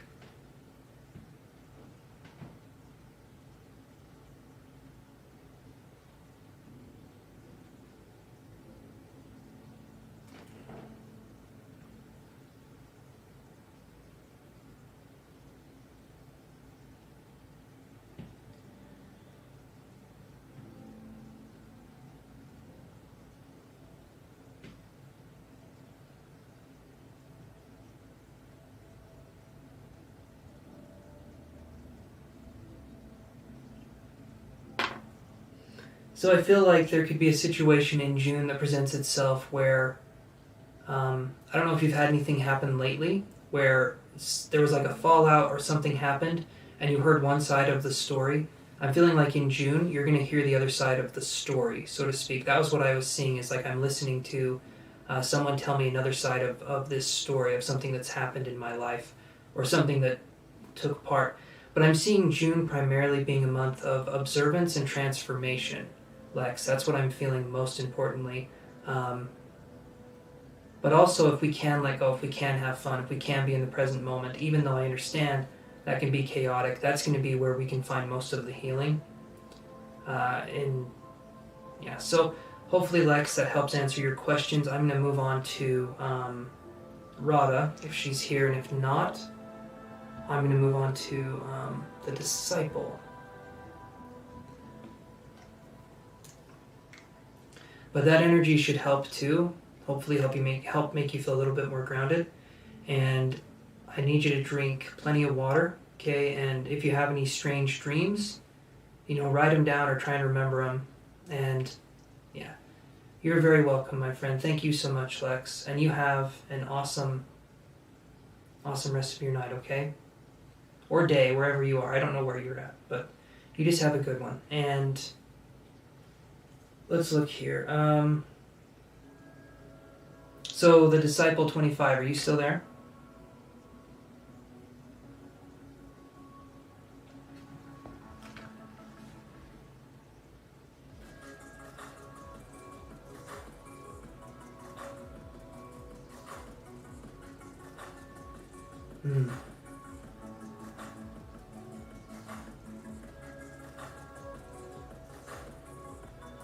Well, okay, so the Disciple is here.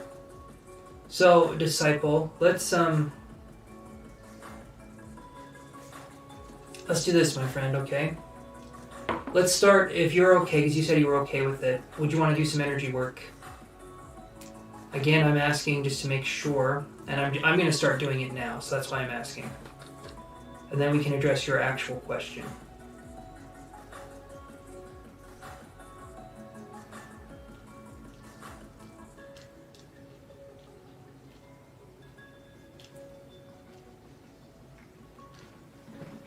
Okay, perfect.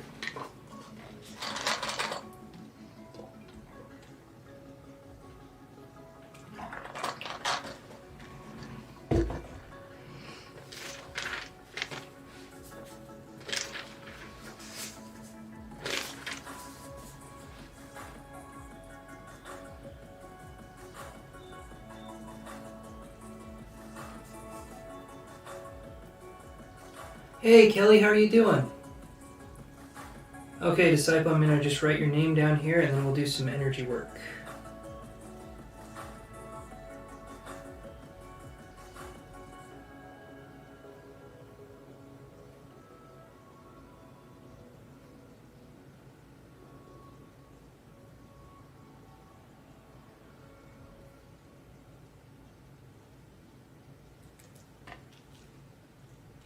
Hey Kelly,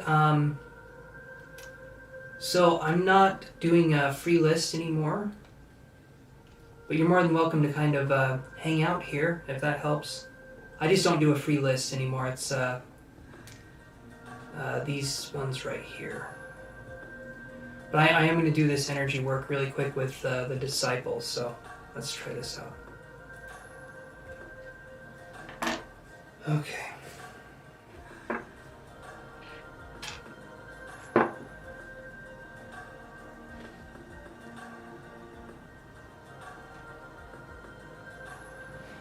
Alright, disciple, allow yourself to relax as much as possible. And I will start by sending some energy here.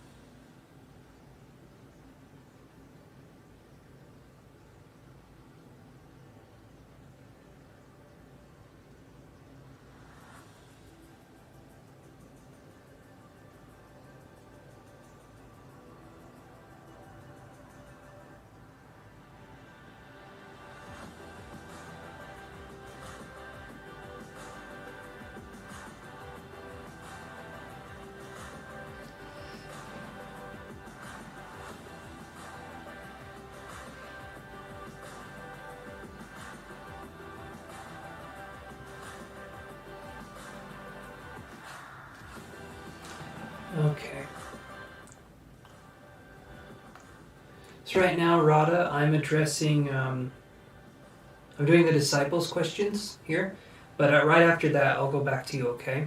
And then, so disciple, Radha, and then Mariana, okay?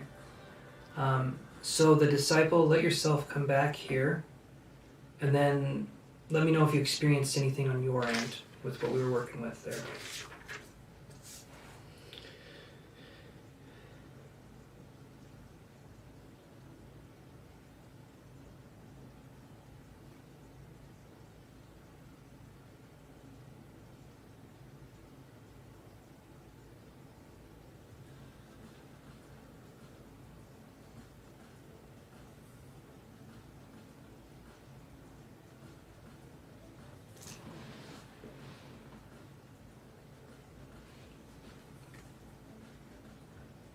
So when you say you feel a bit better in your head area, do you mean like... Awesome, thank you, Liz, for putting that on there. Did you have a headache before, or do you mean you feel like more of a release, or mentally it feels better, or emotionally it feels better?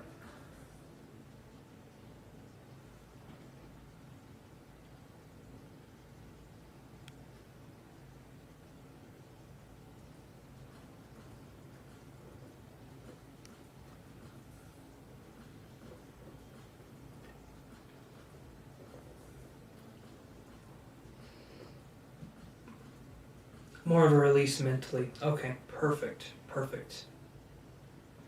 Awesome, okay. Okay, perfect. Awesome, so let's do this here. I'm gonna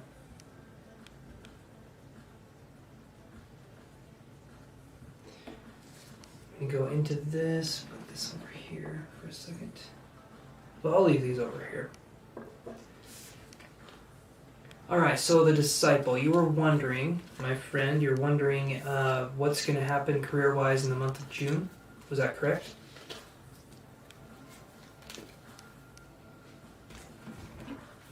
One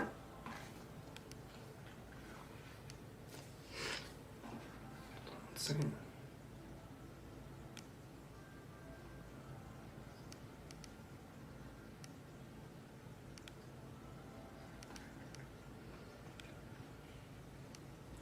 Awesome. Okay, so we will address that.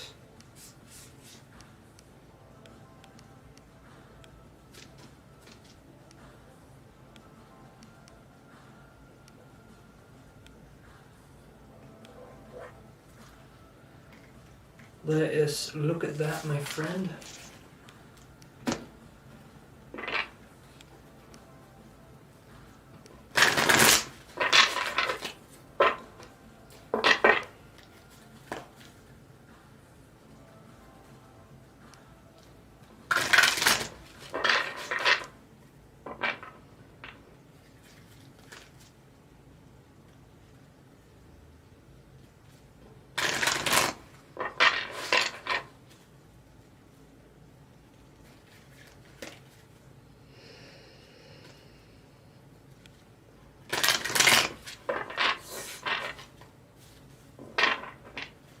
Alright, so the disciple, career-wise for the month of June.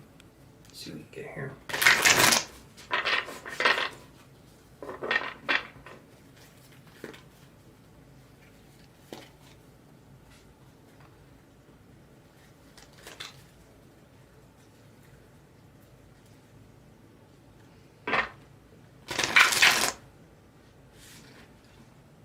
Kelly, no, you're not rude. You're not rude. You're okay. I just don't have the free lists anymore. I don't think you knew that though, so you're not being rude, okay? Don't you worry about that.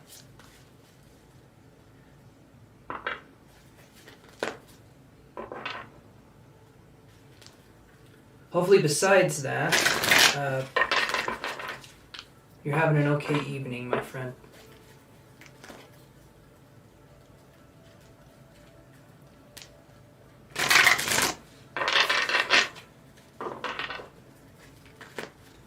Okay, month of June for the disciple, career-wise.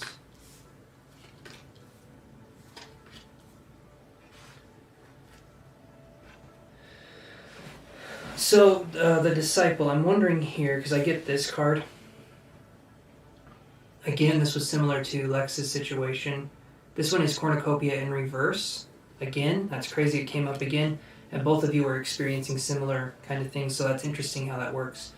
When I see this in reverse, it feels like abundance energy can be something maybe we're resisting, or maybe we feel like we don't deserve it. I'm not sure here, but it feels like there could be a halt on things. And there can be a sense of feeling limited mentally, right? There can be a sense of like blocking ourselves off mentally, is what I'm feeling here.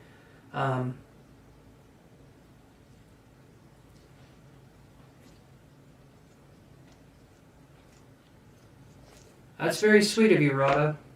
You've done that, I think you've done that twice now. But then the disciple, we have community here. Again, for the month of June, career-wise, and then we have financial constraints. So I'm wondering here if maybe there could be some help from someone, possibly in the job scenario, possibly in a career scenario. Both of these here, though, I'm feeling like both of these here would be something where... So are you currently looking for another career, the disciple? I'm just curious. When I see financial constraints here, it makes me think there could be something there.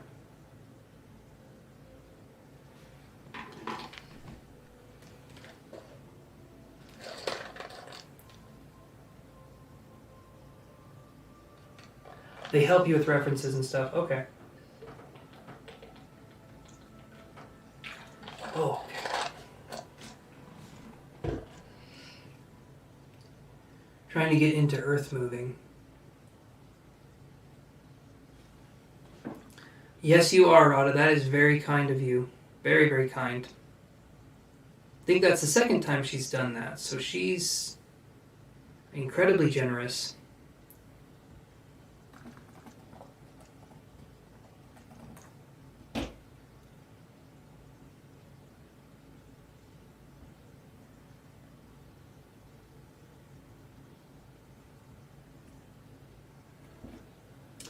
Okay, so when you say the disciple, you said trying to get into earth moving.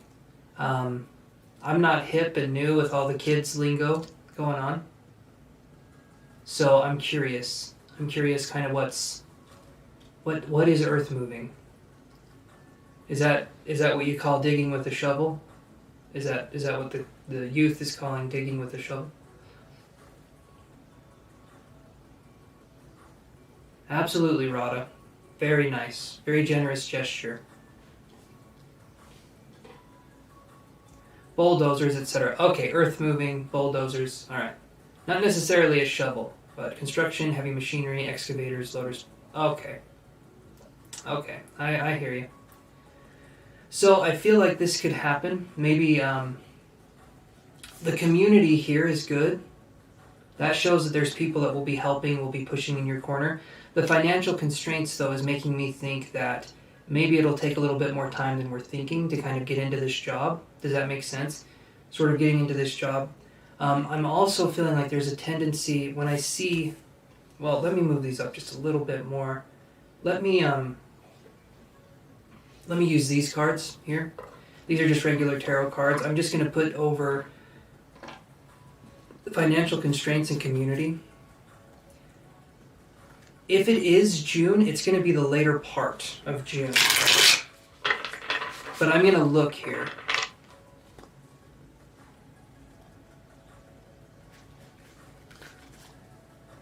That's awesome. We'll look the disciple. We'll see what's going on here.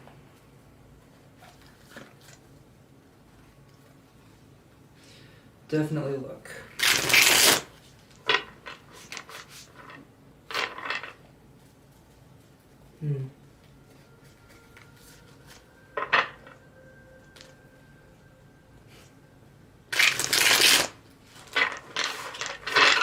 The community's coming together. Thank you guys for supporting each other and just being there. That's what I've always wanted to start and to have this community.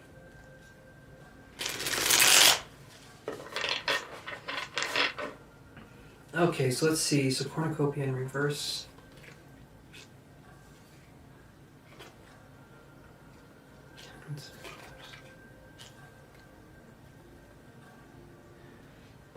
So for the cornucopia in reverse, we get 6 of Wands.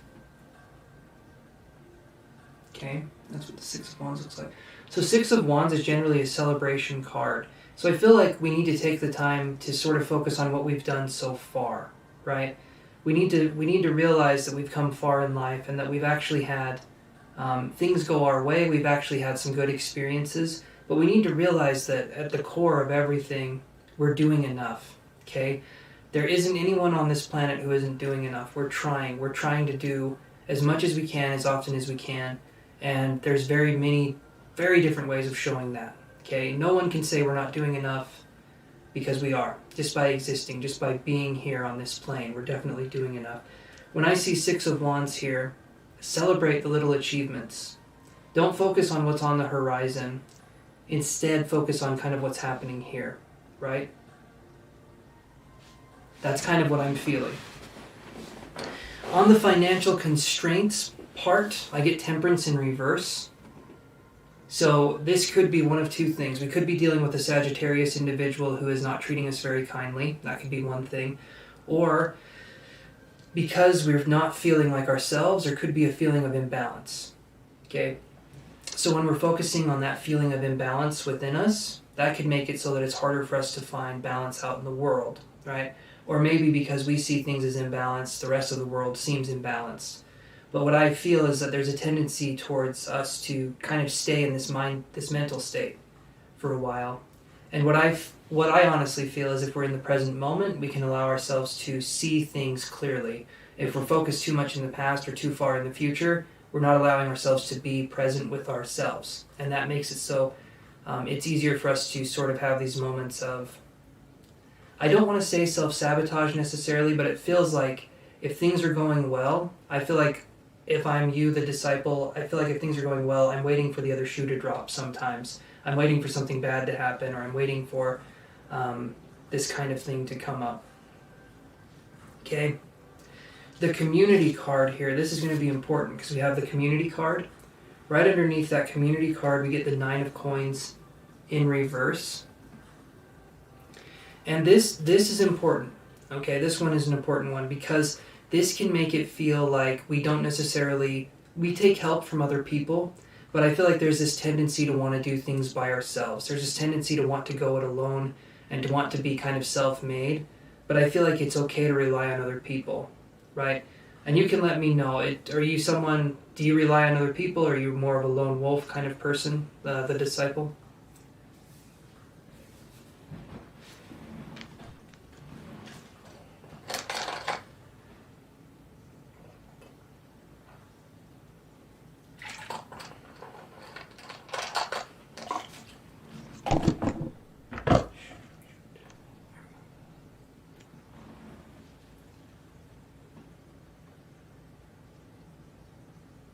Okay.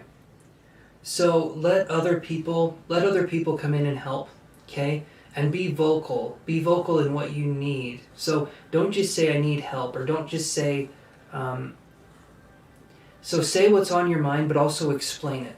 Okay? There's a term on the internet that says explain it like I'm 5. Okay? Especially if you've been a lone wolf for a while, if someone is trying to help you, explain it to them like very basically. Lay it out, be patient, but explain it to them, because what can tend to happen is if we're a lone wolf kind of personality, we'll make it so that when we ask someone for help and they shut us down, it's almost like we're looking for that. We're looking to prove to ourselves over and over again that other people cannot help us. So we need to look at this in a new way where we ask someone for help and we ask for simple things at first. But we need to tell people where we're coming from and why we're asking for it and what we expect from it. Okay, does that make sense, disciple, with what I'm saying so far? Because there's a tendency towards wanting to be in this mind frame of like that kind of self-sabotaging where it's like, see, I told you I was right, people can't be depended on. And what will happen is over time, you'll have more and more of those experiences of people not being reliable, and you keep painting people in that light, and you keep reinforcing that behavior. Okay, so that's something that I feel like would be important moving forward. Now, do I see this? I feel like this is going to be... So I'm feeling like this is going to be either closer to the end of June or closer to mid-August. So it's going to be a little bit before this comes up, because it feels like... it just feels like it's not time yet, right? So if it's not in the end of June, it would be... I feel like it would maybe skip July and then go to probably the start of August. And I know that's probably not what you want to hear, but that's what I'm seeing here with what I'm getting. So I would say the best thing to do would be to allow yourself to, like what I just said, right? What Spirit was kind of bringing through. Focus on allowing others to help, right? Somebody else told you mid-August too. Okay. So then I'm thinking mid-August. Specifically, I would say the 14th to the 17th of August would be sort of where we're looking at. Or the third week in August would be where we're looking. So it's, for some reason, when I'm doing this reading, there's so many factors to it that there's like 5 different dates. All of them are sort of close together, but, you know, that's what I'm seeing for you. So does that help answer your question, my friend? Also, disciple, always love your energy. The smiley faces, I just appreciate the fact that you're open to receiving messages. That helps the reading quite a bit. I just wanted to let you know that.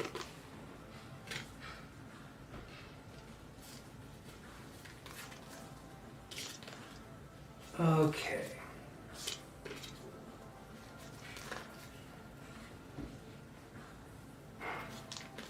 You are very welcome. Very, very welcome. Okay, so Kelly, it is now your turn. So what are your questions here?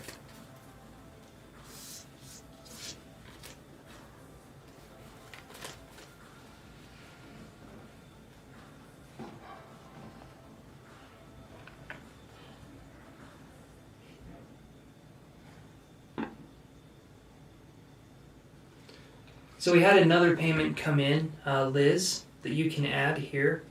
And we have someone named Ruth that paid. And you can just add her to the list when it's time. I put her on the list. But for now, we'll address Kelly's question. Or questions.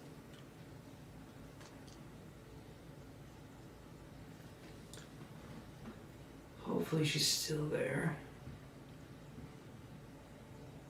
She'll probably come back here in a minute. Seems like Radha and Kelly are off for a minute, or maybe they are there and I just can't see them. But Kelly, come on down, and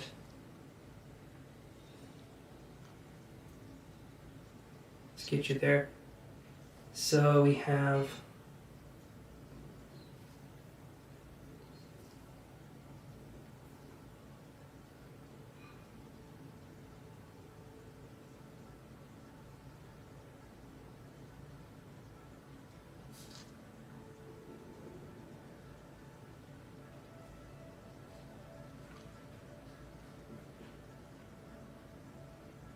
Currently on Kelly, yep.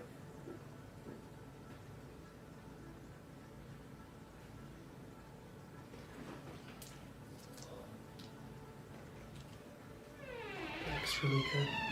Thank you, hon. I got some banana bread right here. My girlfriend just handed me some awesome banana bread, so I'm excited.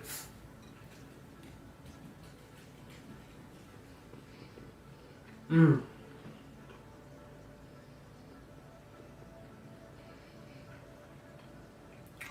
Hey, Kelly.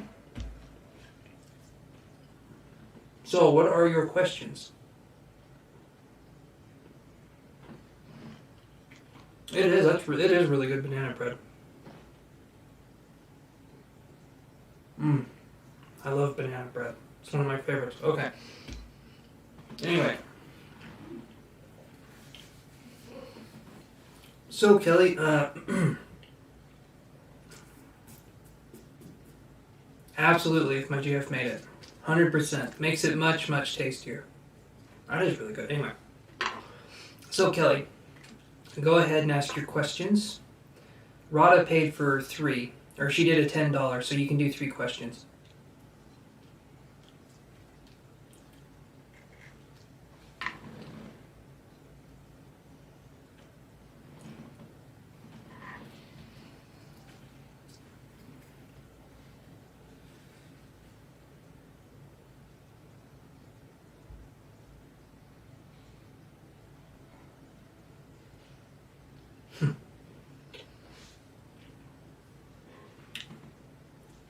Okay, so Kelly says, what can I do to feel ready to start my spiritual life coaching business without any planning?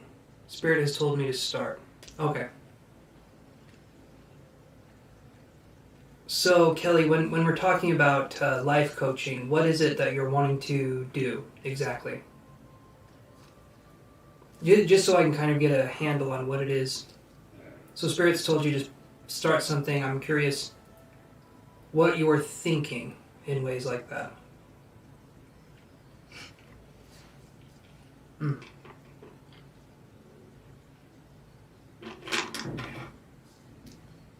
Yeah, I can see questions.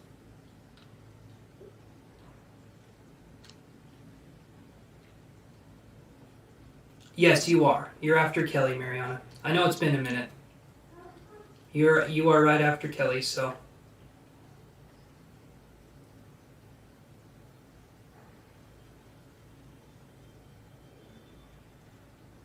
There we go. Perfect. Thank you, Liz.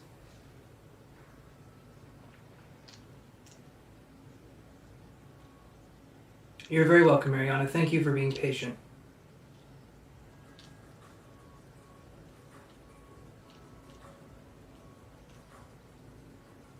Yeah, you did type. Okay. Yes, I can see your question. Sorry, I thought you were going to type another question. Okay. Yeah, I can see what you typed out up there.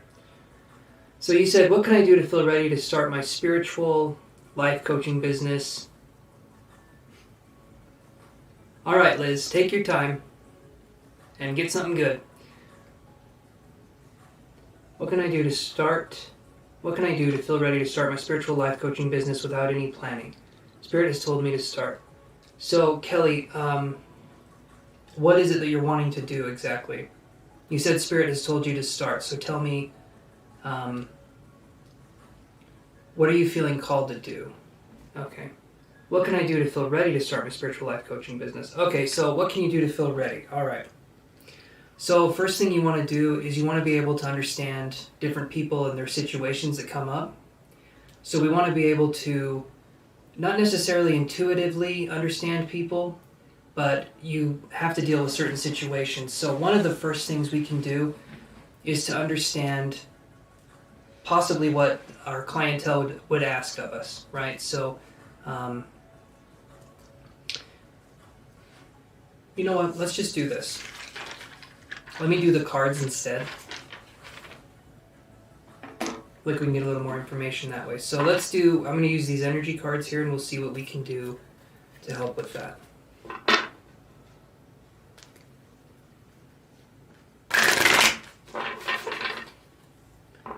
But something really good to do is to look at other people who have also started spiritual coaching businesses, watching them and watching how they work. That's something that you can do. So emulating other people until you find your own style is a really good way to learn. That to me is one of the best ways. When I was on my spiritual, and I still am on my spiritual journey,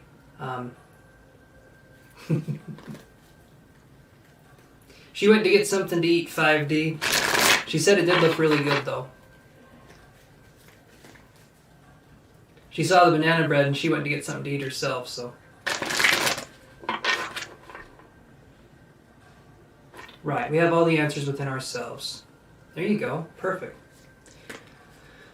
So the other thing you can do is come up with, it depends on what you're wanting to do. Are you wanting to do internet?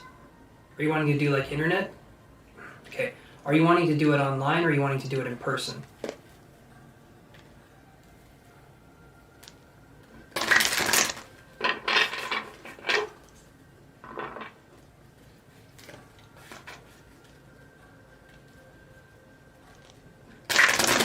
So what does Kelly need to know to start her spiritual coaching business?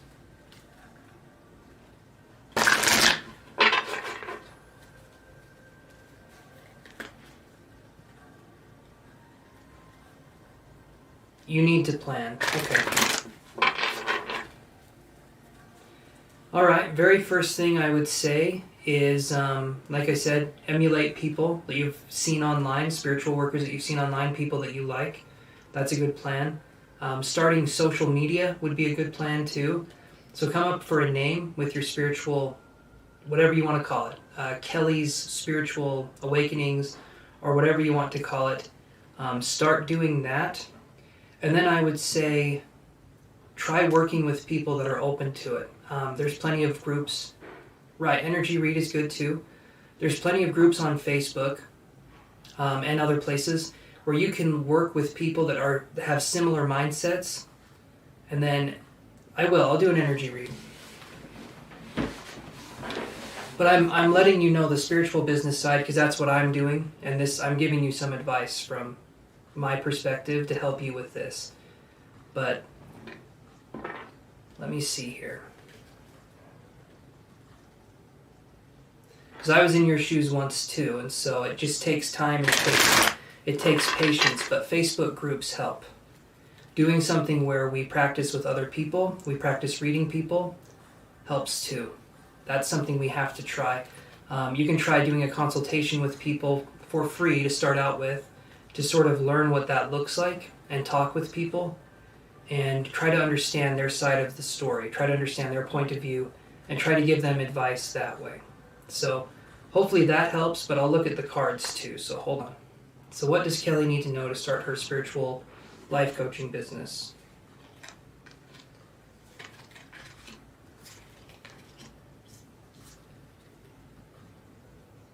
Internet one-on-one. Okay, internet one-on-one. All right. So what I'm seeing right here, Kelly, is I get the Temple Path, Action, and Healer of the Ages. So these ones are in reverse. So Healer of the Ages, Action, and Temple Path. Temple Path. You need to cover my face. Okay. Action in reverse. And then Healer of the Ages, also in reverse. So all of these being in reverse, what I feel like is going on is I'm feeling like there needs to be more of a grasp of kind of the spiritual work that you would want to do with people. So doing spiritual work is great, but is it going to be energy healing? Are you wanting to do psychic work with people? Are you wanting to be... That's where I'm trying to understand this here. So you said you feel a call from spirit. And I would say, what does that call sound like? And what made you feel like you had this call from spirit?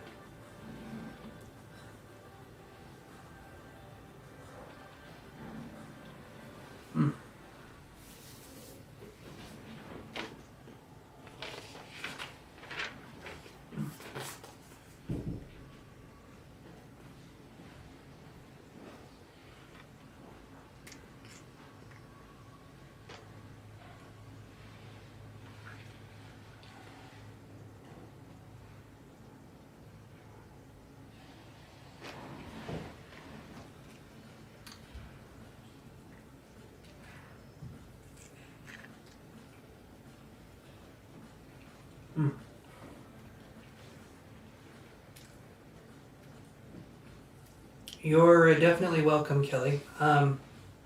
Yeah.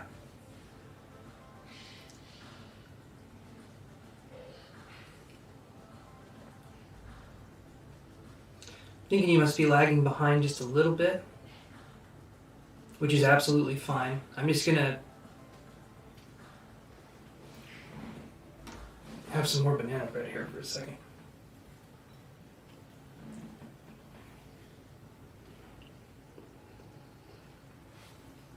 Because when we're dealing with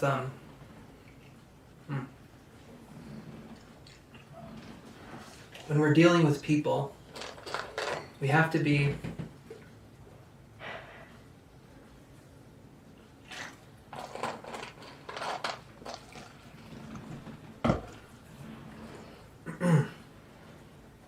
when we're dealing with people, Kelly, we have to be aware of the fact that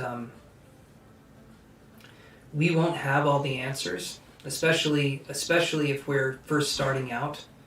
We have to allow Spirit to kind of work with us. So if we're doing spiritual counseling, we sort of have to be in touch with our own spirit too, right? That's kind of the main deal. And I think the best way for us to focus on spiritual evolution in other people is for us to have it in ourselves, right? And when we're looking at focusing on this kind of thing, like I said, thank you. I appreciate that. Thank you.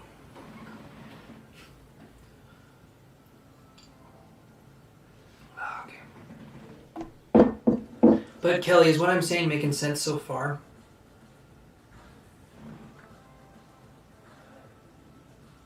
Because you want to make a difference. Okay.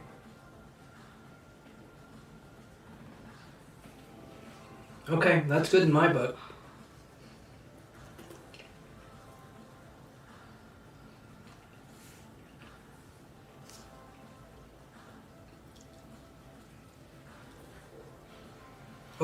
Okay, Kelly.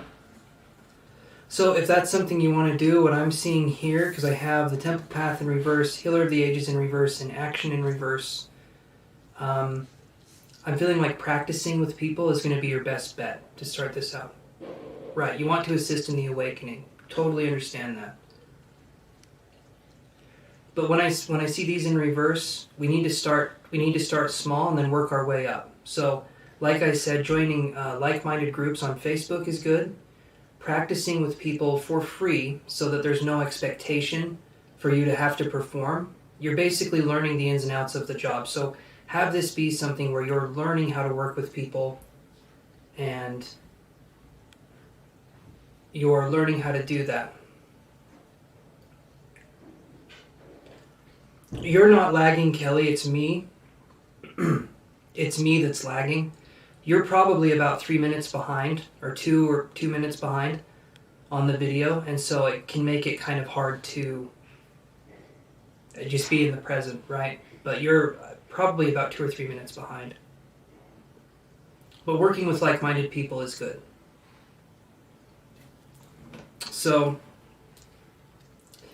that would be the first step. Your first plan would be to allow yourself to be out, like put yourself out there. Like I said, Facebook, similar kind of situations.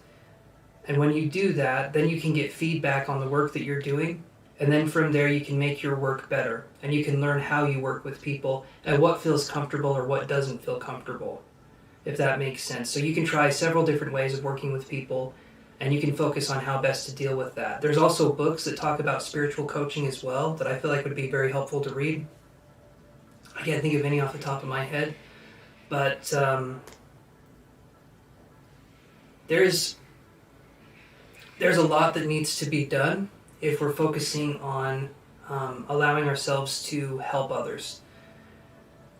We have to constantly be sort of challenging our own perceptions of what the spiritual world means to us. We have to be challenging our own perceptions of kind of how the world works, right?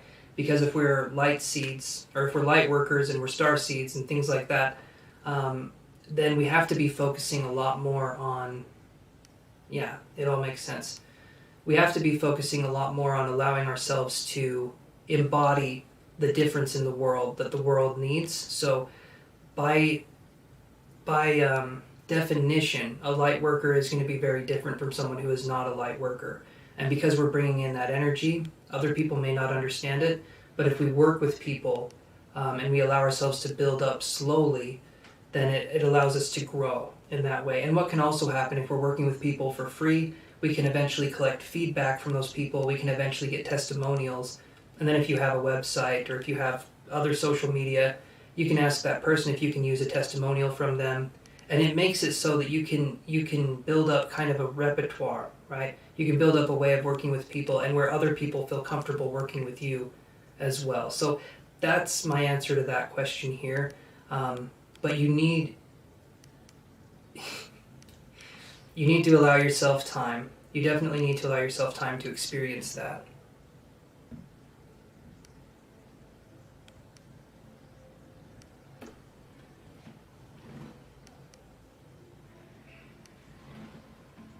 Mm.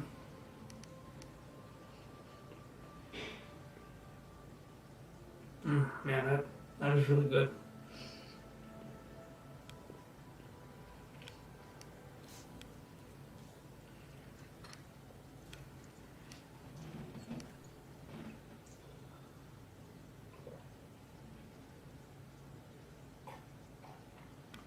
You're very welcome, Kelly. Let your let your uniqueness kind of shine through. And like I said, start slowly, work with people, and don't burn yourself out too much. So Kelly, that's something in the spiritual community that we tend to do. Okay, perfect. Perfect. So what we tend to do in the spiritual community is we think we need to do it all super fast.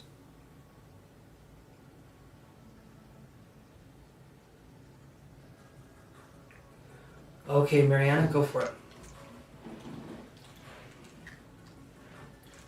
But don't, Kelly, don't let yourself burn out. Work with a couple people a day. No, you're good, Mariana. Send it now because then I can get right to your questions. I'm almost done with Kelly's question here. So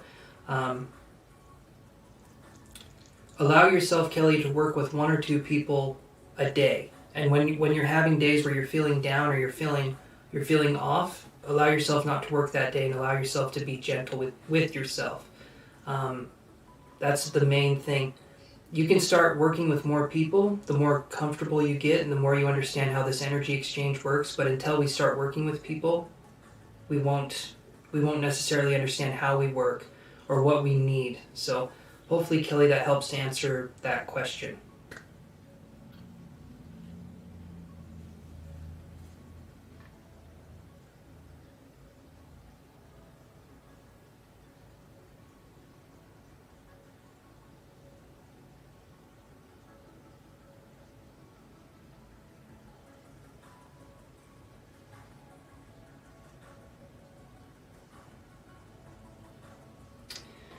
Okay, Kelly, so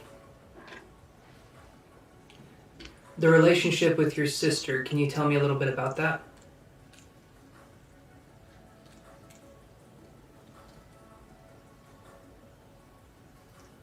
You're welcome, Kelly.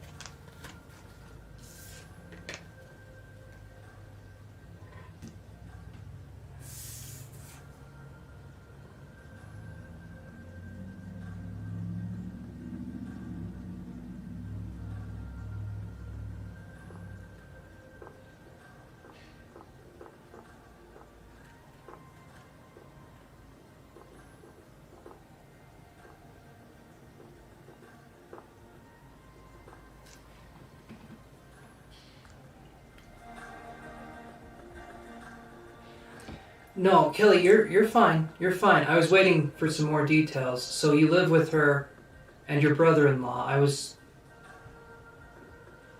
It's too complicated. Okay.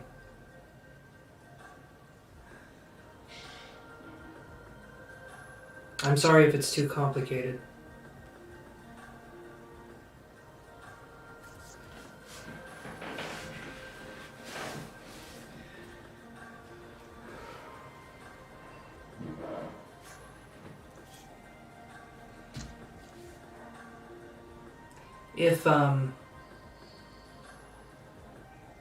If it's not a healthy situation, Kelly, then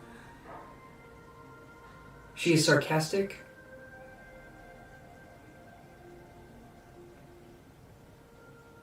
Like overly sarcastic.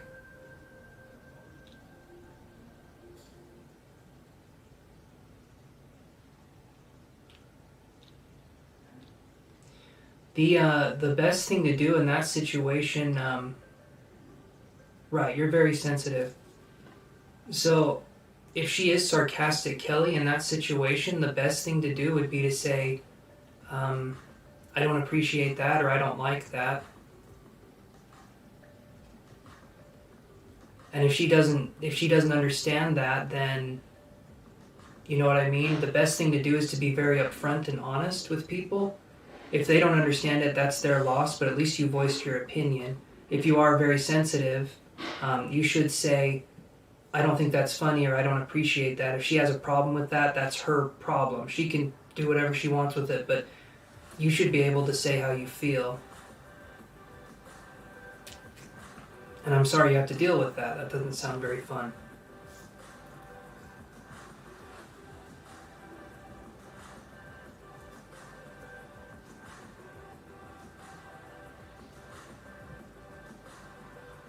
But telling her how you feel is going to be good. That's going to be a good start.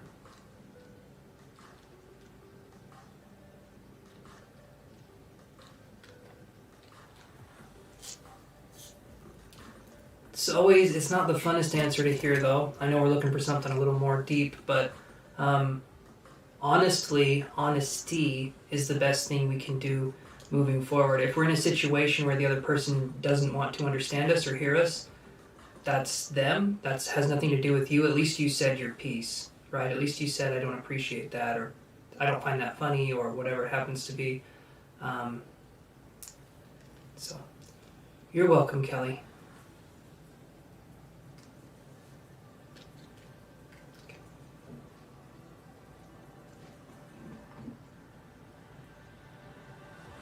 Sure. Yeah, we can do that, Kelly. So I'm going to be right back, and then we'll do the energy, and then I'll go to Mariana's question. So, yeah, no problem. We can do that, Kelly. Just give me 1 second. I will come right back, okay? 1 second.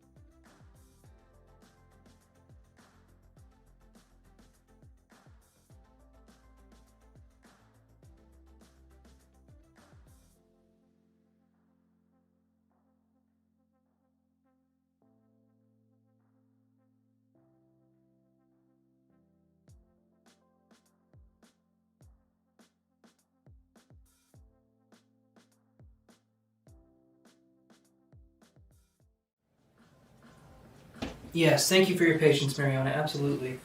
All right, let's end this with some energy work, and let's go from there, okay, Kelly? So, you know the drill. We've worked together before, so allow yourself to breathe and relax as much as possible.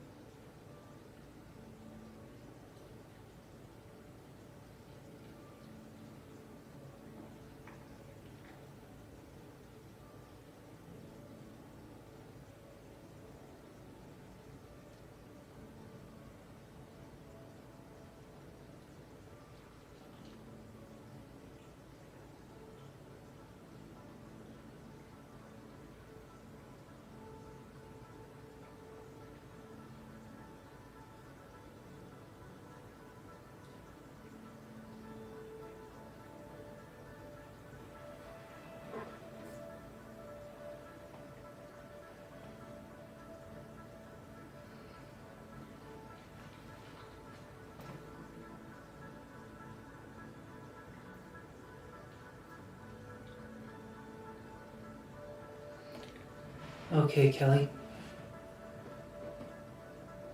How was the energy there? I could feel it flowed a little bit better that time than when we did our energy work the last time. It felt like it flowed a lot better.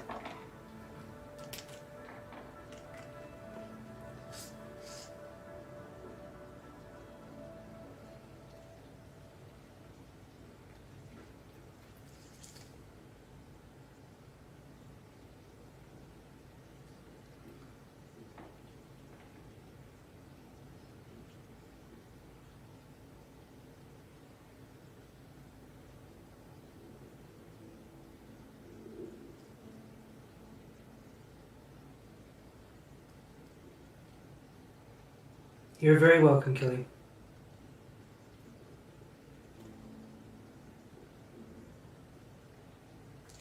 You're very, very welcome. Thank you for letting me work with you too.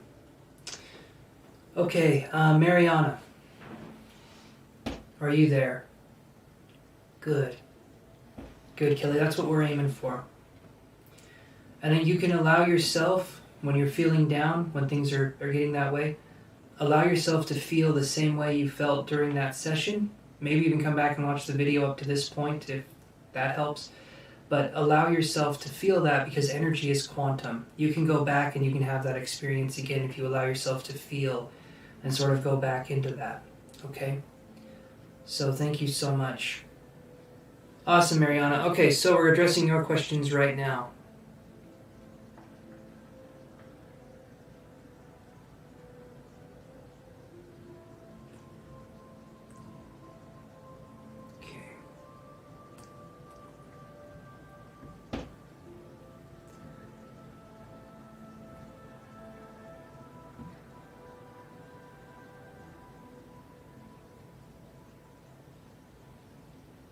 I'm sorry you've had to go through that, Mariana. I'm very sorry. Hopefully we can answer these questions for you.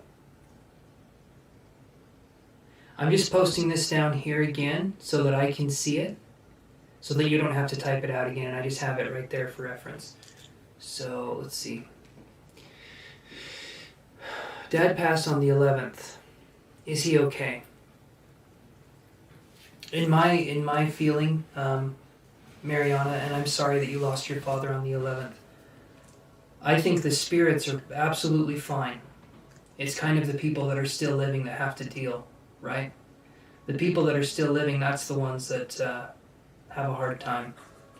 In this physical world, there's a lot of problems that we have as physical beings, right? And I feel like the spirits, when they pass on, when they transition, they're in a better place. But for us, we kind of have to go through the day-to-day challenges, right? But that's what I'm feeling. That's what I'm feeling right there. Or that's what I know, usually to be the case, is that spirits,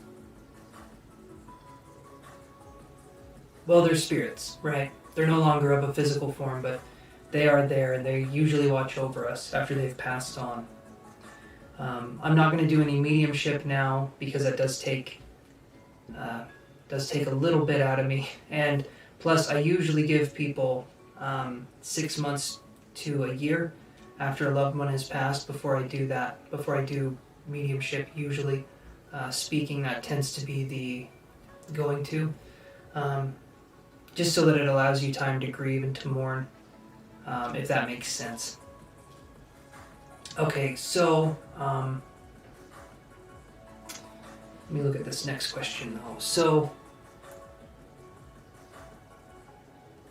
my half-sister is bullying me to sign the form to sell the house my parents bought for my future. And will she win it? Hey, Marie.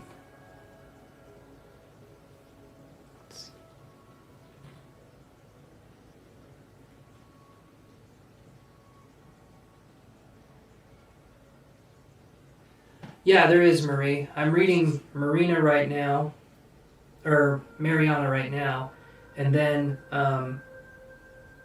Ruth, and then you would be the third on the list. if you decided to do that. Okay, so I'm just reading this question, Mariana, so give me 1 second here.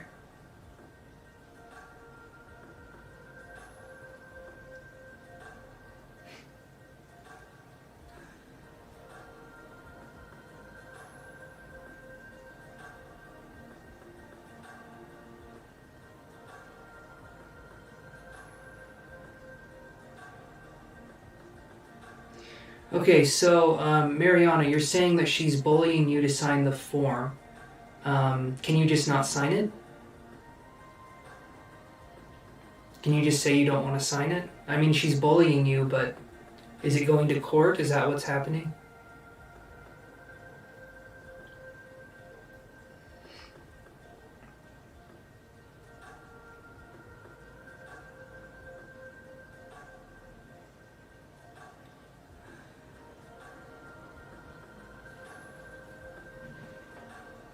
Because that's, obviously the bullying isn't right, but I'm just curious here.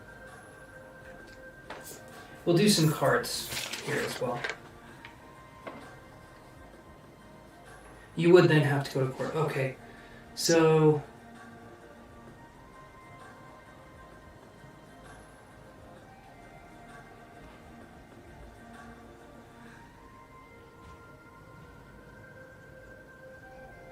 I'm sure she does. I don't have any doubt about that. So let's look at the question. So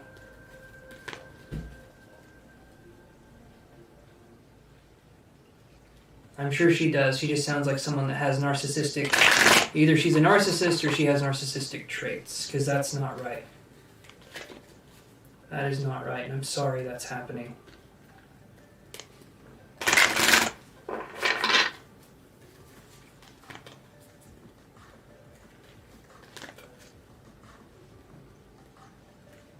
Well, it sounds like she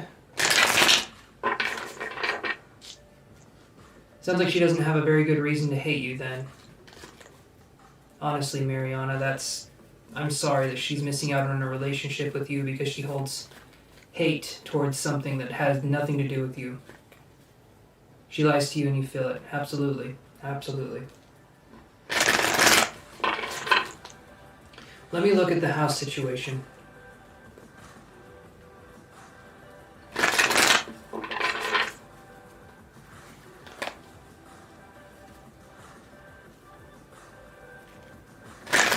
Yeah, Super Chat's just fine, Marie.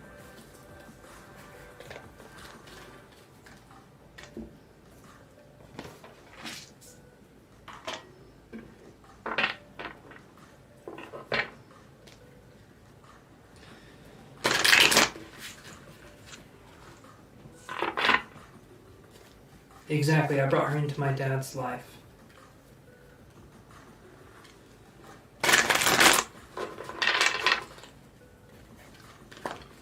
I am sorry you're going through this, Marina. I can feel the frustration. Or Mariana. I keep saying Marina. Mariana. I can feel the frustration too from this. It's like not being able to... It's like wanting to be sad, but there's also anger there too. There's this sense of like, why is this happening? Is what I'm feeling.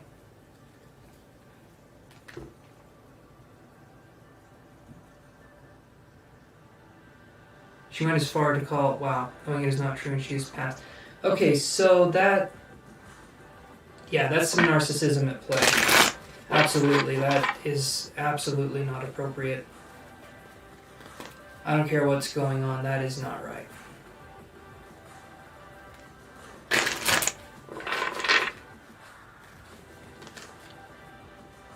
So let's look at what the cards have to say. I'm just shuffling, trying to get a feel for them. Okay, cards, what do you feel with Mariana and the house situation? What happened with the house situation?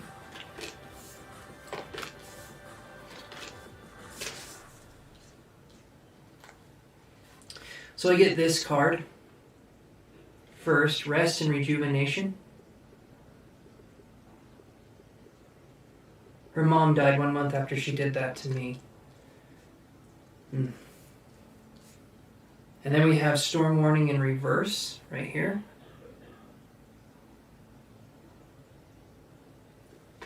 And then we have caring connections.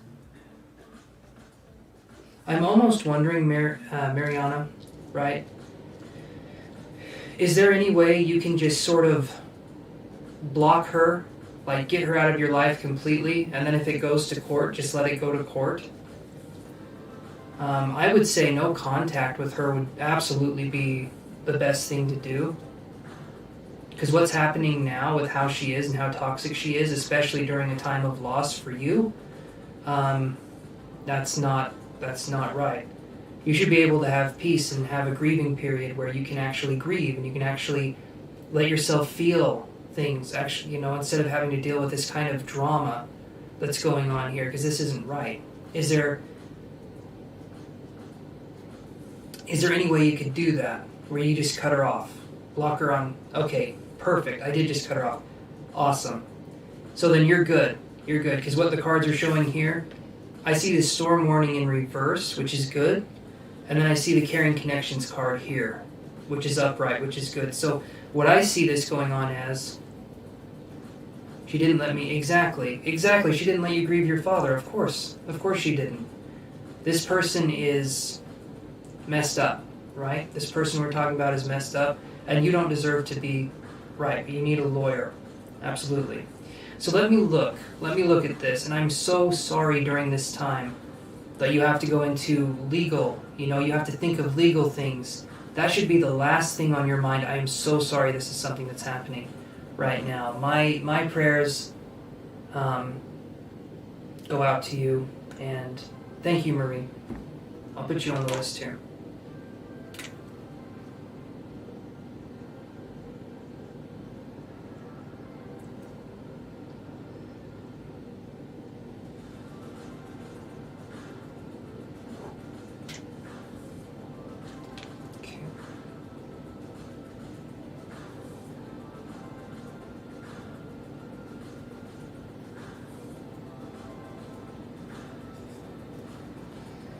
Well, Mariana, it's not much, but you're here. There's a community here, even though it's not a very big one.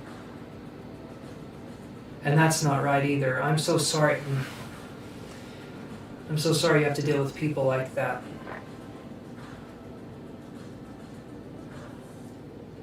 Hi, Moonlight. Yes, you can. You can still ask a question.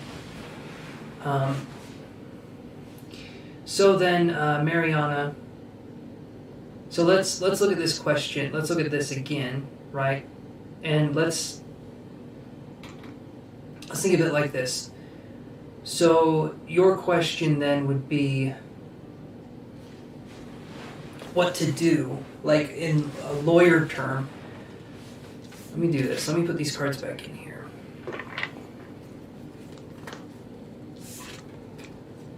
Thank you, Moonlight. I appreciate that.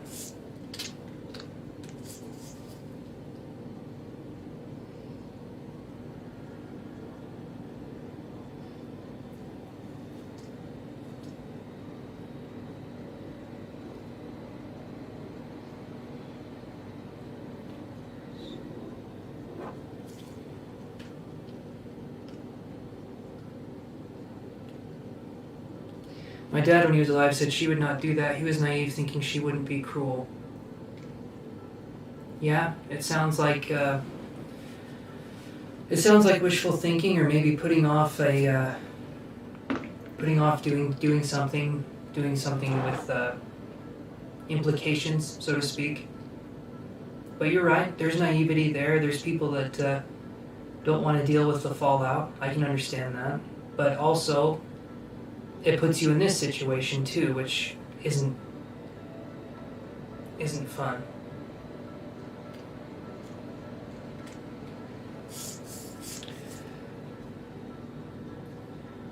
So then right here, Mariana, I'll ask this question here, and we'll focus on, will you win the court case? Is that kind of what you were thinking?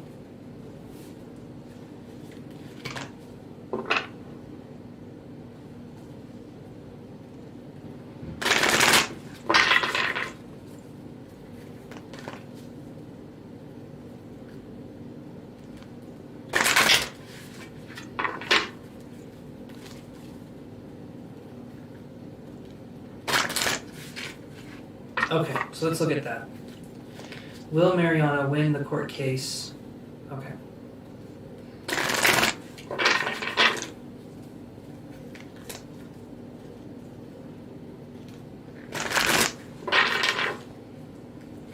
No problem, Mariano. I'm here. Let's see what we can see here.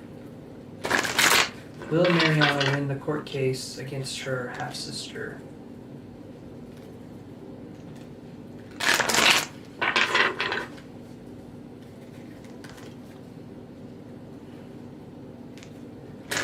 Let's see what we get here.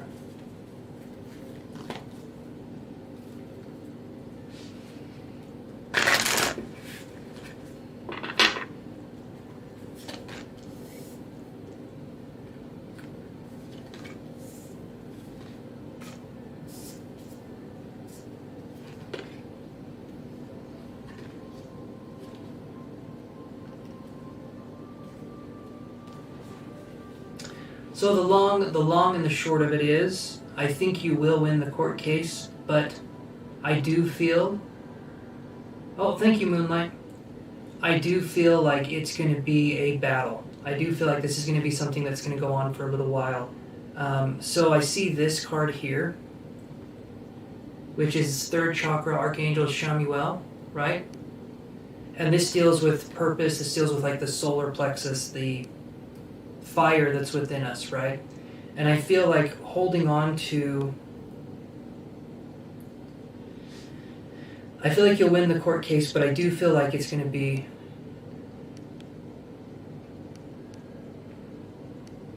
I'm sorry that happened, Mir. I'm sorry. I'm sorry you have to deal with someone like that. I'm so sorry. That's not right. But, that's as close as she's going to get to your father, right?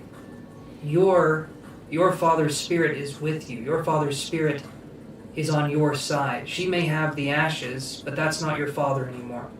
Your father is the spirit that is with you.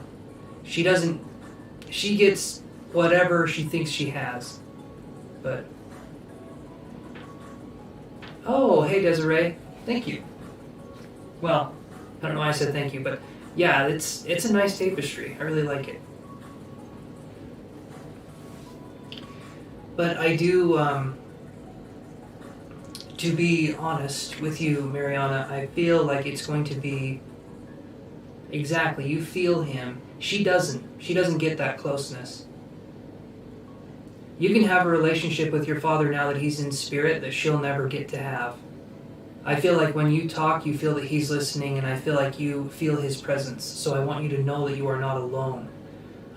Physically, you may feel alone, but spiritually, know that he is with you and he's around you, and your mother is too. You just have to let this kind of play out how it's going to play out. But I'm feeling like within 3 to 6 months, hopefully this will be cleared up. But it is feeling like it's going to take a while for things to sort of go through the system. And it might take even longer than that. But the important thing is to let yourself, when you're around her through this court case, do not give her anything. The thing I want you to do, Mariana, is let yourself be as stoic as possible when you're in her presence. Do not get emotional in any way if you can help it. I know that's hard. I know me saying that, it sounds impossible because this person knows how to press your buttons. But if you don't give them that outlet, because as soon as you start reacting, or as soon as you start getting emotional, she feeds off of it. So if you don't give her anything, if you don't let her in your life, if you don't give her anything like that, then she can't feed off of you, and then she can't get the upper hand.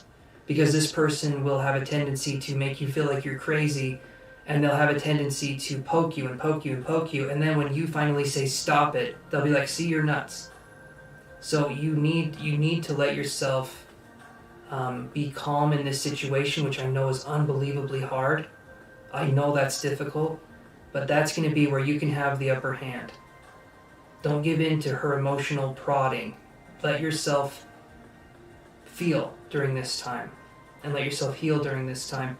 And don't give her the satisfaction of your emotional energy, because she will take it. That's what narcissists do. They take that energy, and as much as she can get a reaction, she's going to keep doing it.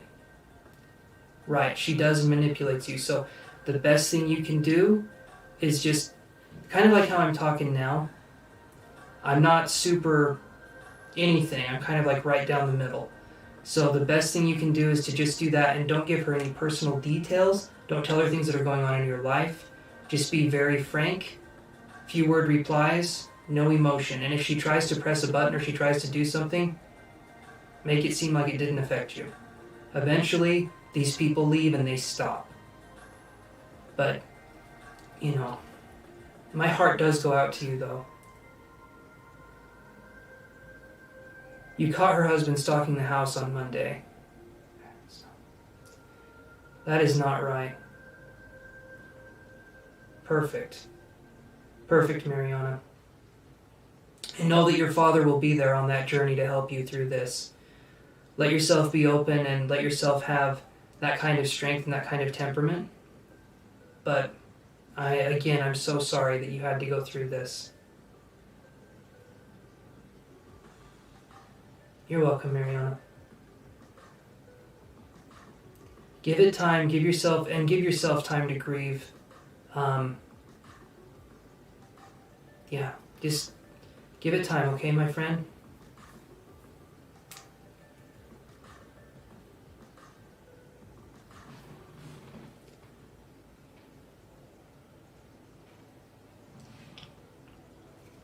Okay, guys. You're welcome, Mariana. I've dealt with narcissists before, and just let yourself feel and let yourself heal. There will be some hard days that are coming up, but the best thing you can do is to just be there for yourself and be gentle during this process. Be extra gentle. Okay?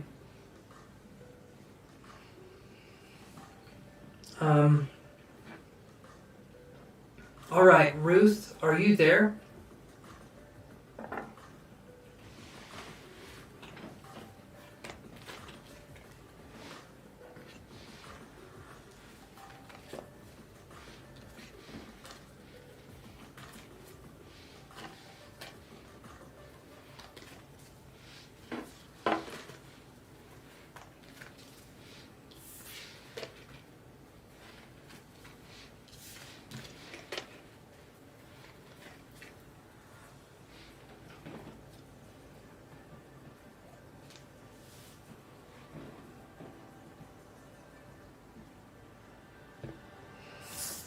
Okay, Marie.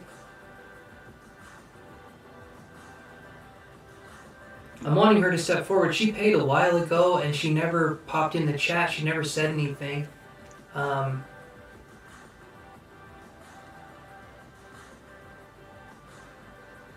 people just pay on PayPal without me knowing, I have no idea that they paid until I look at my phone. So, yeah. Okay, well, let's move on then. So, Marie, are you still there?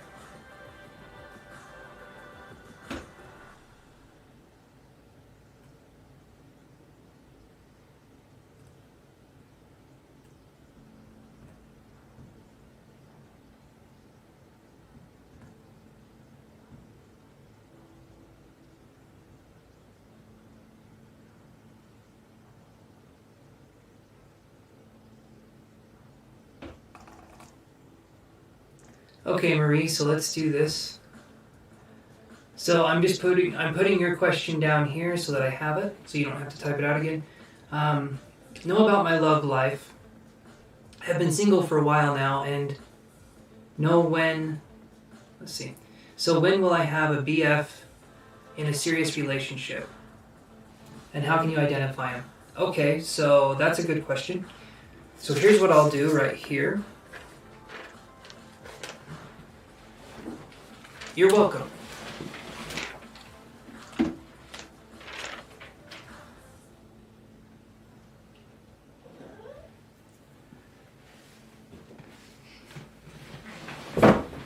Okay. Chewing on that banana bread still. Very good stuff. So, This right here, we're using the True Love Tarot cards. And what I'll do is I'm going to look 2 years in the future on a love match. And we're going to see when that's coming up. So I'm going to do...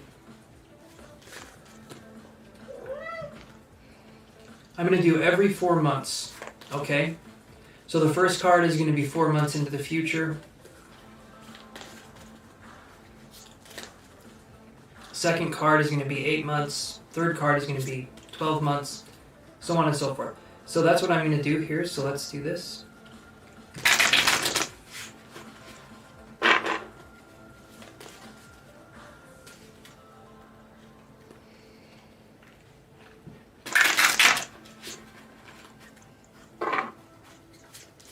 And the identifier part for this is what I'm feeling with this person is we're going to have a person that has a very strong, it's going to be very strong cologne, and it smells like, not pine, but like a wood, like a kind of wood, but it's like a very powerful cologne, almost too strong the way I was smelling it. But I feel like that's going to be one way we'll know this person. It's a very strong pine, not pine, but like a wooded smell is one of the ways we can identify him. But let me look. Okay, so 4 months for a serious relationship, looking into the future, up to 2 years. So what's going to happen 4 months from now? Okay, so I don't even need to draw the other cards. So this is saying within 4 months, there could be someone coming along. A pretty powerful person in our lives, I would say. Or someone that can teach us a lot of lessons, let's put it that way. So I do feel like within 4 months' time, this person would come into your life. Okay? So Maria, are you still with me here?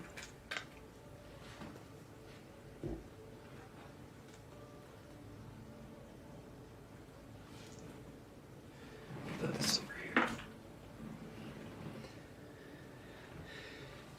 I didn't even need to draw the other cards. That's like the one. That's the card right there. So that's within 4 months, you'll have your soulmate or someone who can teach us something.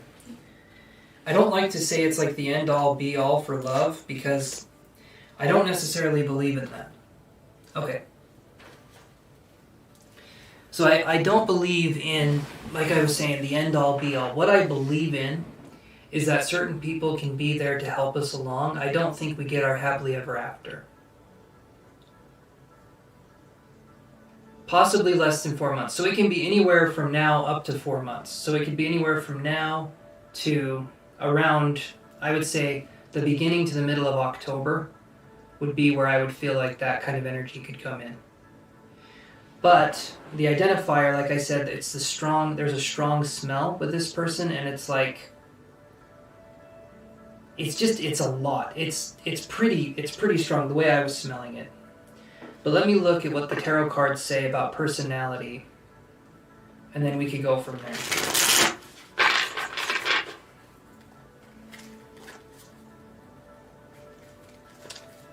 It could be in June.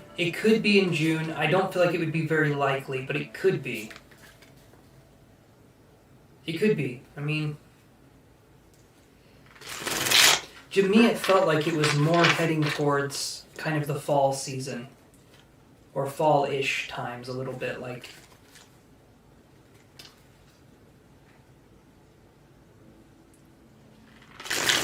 I can look here.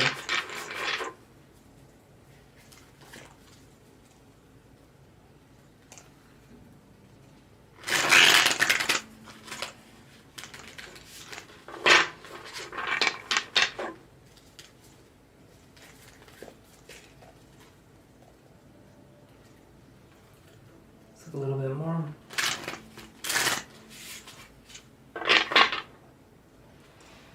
Okay, so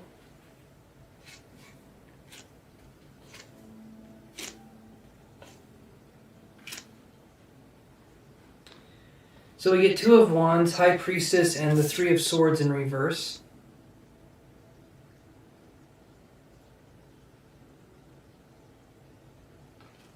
Okay, so Marie, you paid for one question. You're asking me several. So I'll do as best I can with what we got here. Okay, so I feel like he wears a lot of cologne. I don't feel like he's older.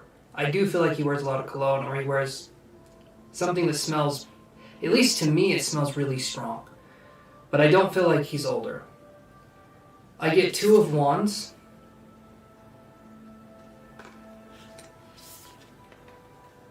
The High Priestess. Okay. And then the Three of Swords in reverse. So when I see, and I know you're excited, I can understand, Marie.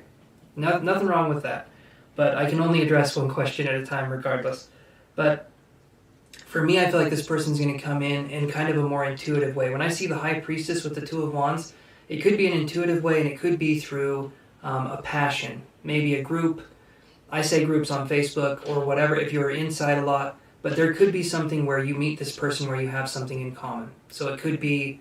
part of me was feeling like it was almost at a farmer's market kind of situation for some reason. But another part of me is thinking it's like you meet this person... as kind of a... Oh, no.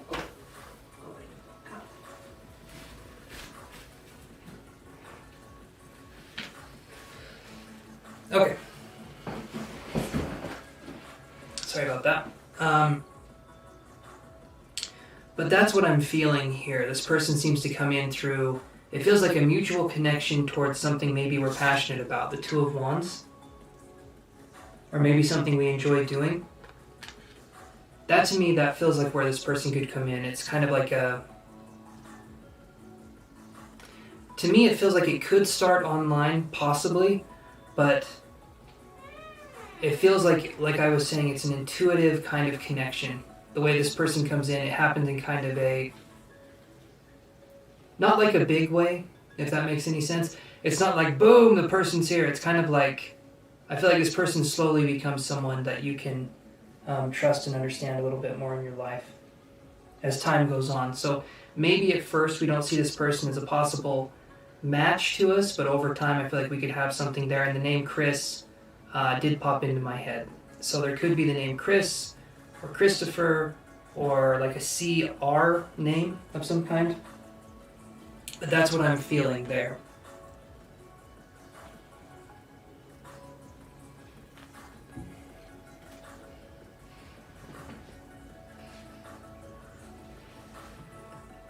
So we'll have 4 months here to see if that happens. But that's what I'm feeling here. So Marie, does that kind of help answer the question?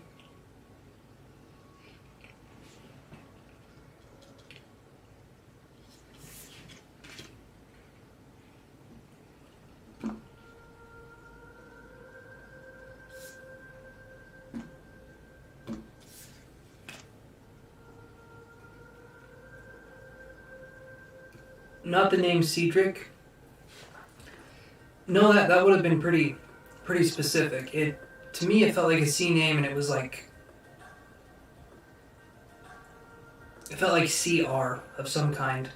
I mean, Cedric does have a CR-ishness to it, but okay.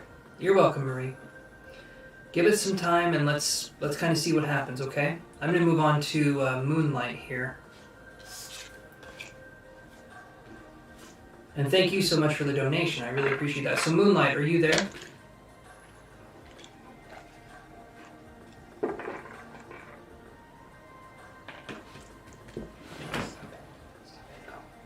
Stop it, buddy. You gotta go. Come on. Come on.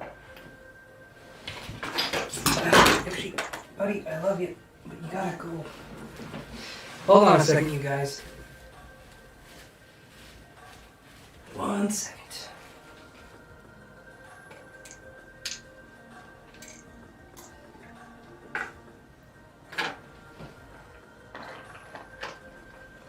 Oh,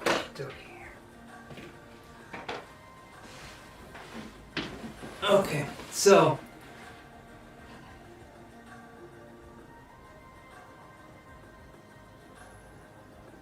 oh, Moonlight, I am so sorry to hear that.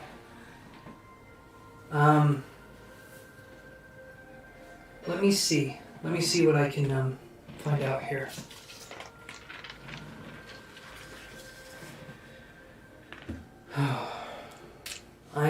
Yeah, okay.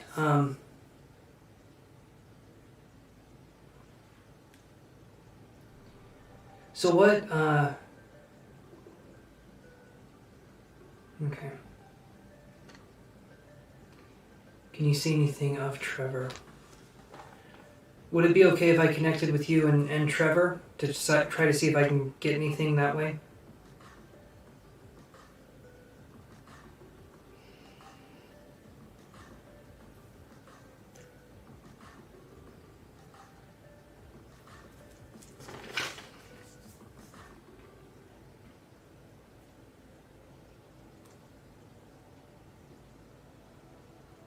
Okay, thank you.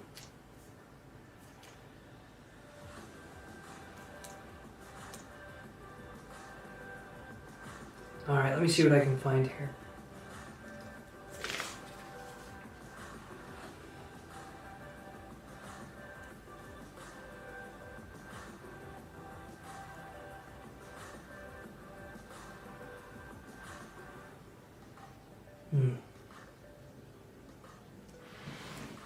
We'll see what we can find here.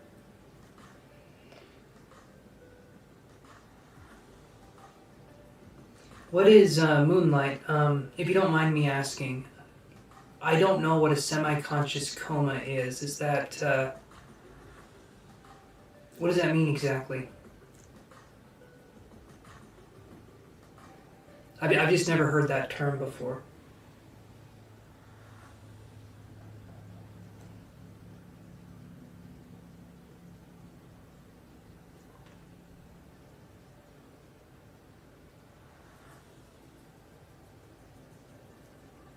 And also, eyes open. Okay. Alright, okay. Let me see what I can find here.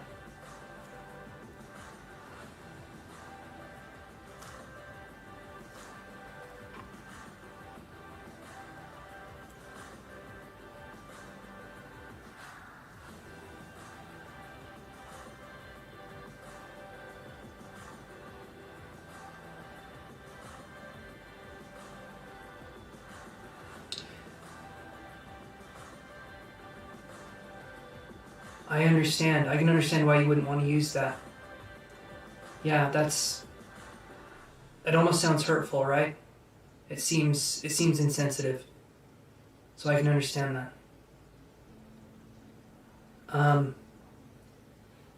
So one of the first things that I saw, and I'm still learning, I'm still practicing as a medium, and this kind of situation is not something I've ever done before, so please let me know if I'm wrong. So that way I can get better in the future, right?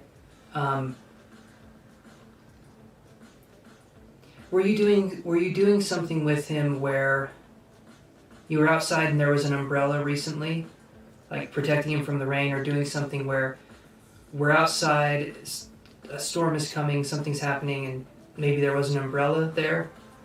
I'm feeling like I'm being protected from the rain, or I'm having something happen. Basically, like still feeling loved, still feeling cared for, even though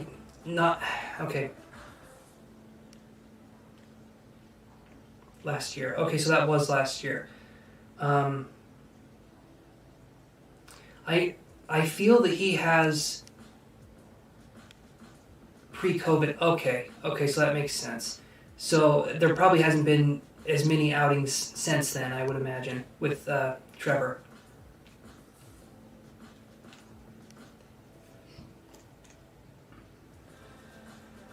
Was this a family? Was this like a picnic or a family gathering? I heard family visit with the umbrella event, so I was wondering if that means anything.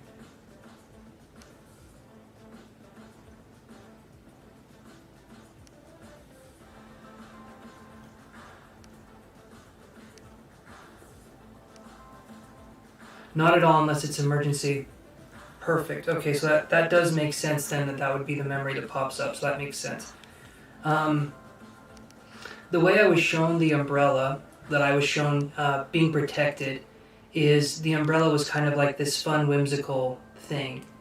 Sort of like you're still there, you're still taking care of this person, even though maybe, I mean, obviously this isn't the easiest thing in the world, this is something very difficult, but I still feel that Trevor has the capacity to feel immense love and immense,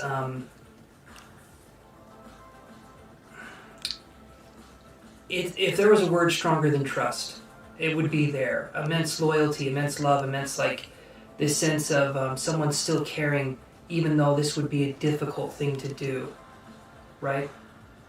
That's what I'm feeling here. Oh, you were at an appointment. Okay, so the family visit. So then what would this family visit be?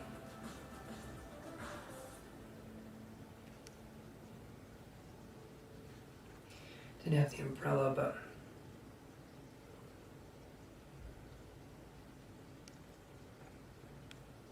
Okay.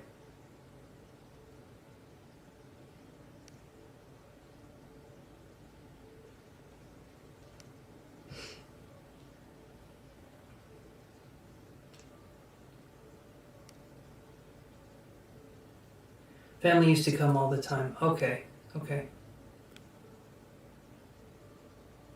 Let me see what else I can get here.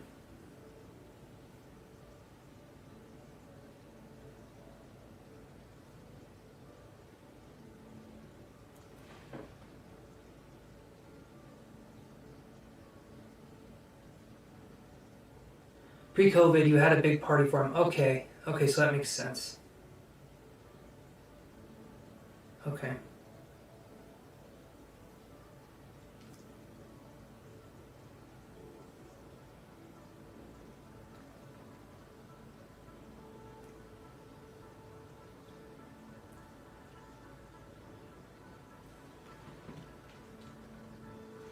Let me see what else I can get here.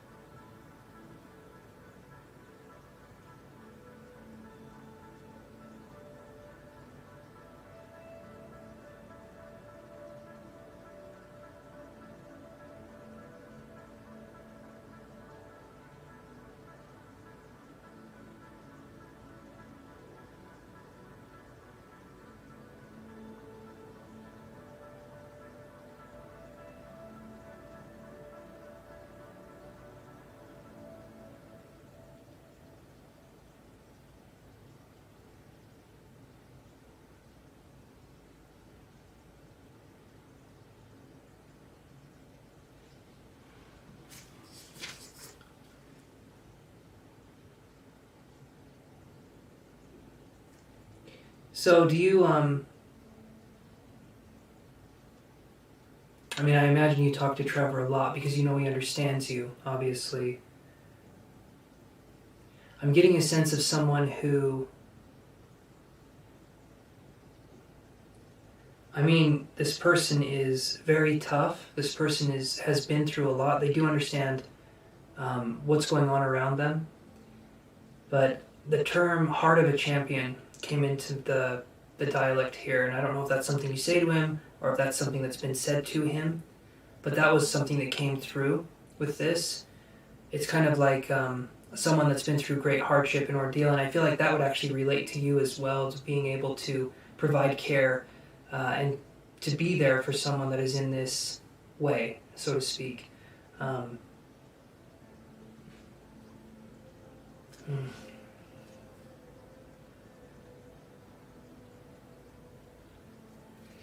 So, Moonlight, specifically for Trevor here, is this something that, did you have another, let's see.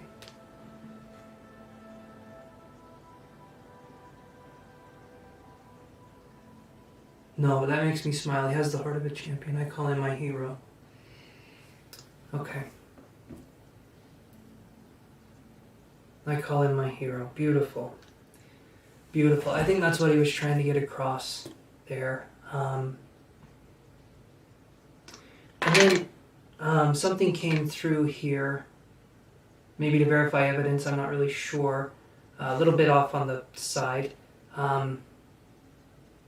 Did you change anything with his... it felt like calcium, or it felt like some sort of intake of calcium or something that he needs. I'm feeling like something with calcium, I need to have it raised or lowered, or something's going on with that. I don't know if that actually relates, but I just heard calcium, so I was curious if there was anything there.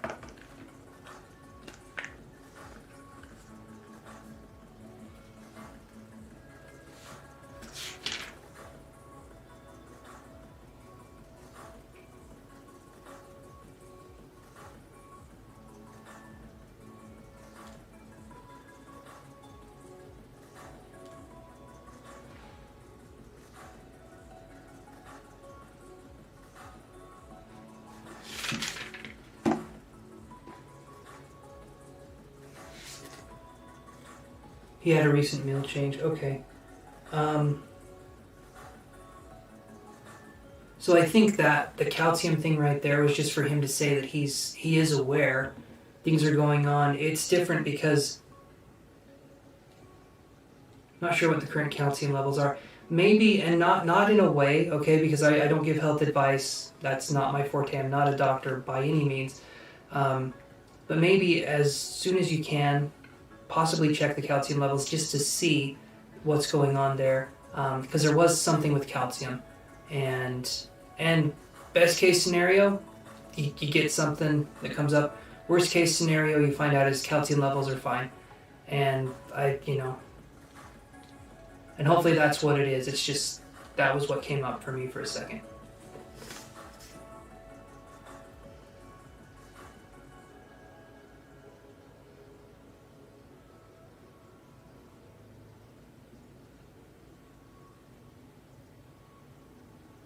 Okay, perfect.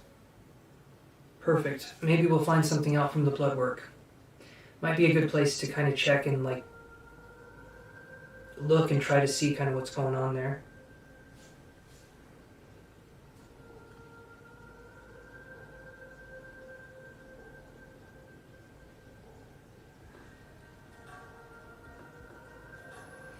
Let me see what else I can get here.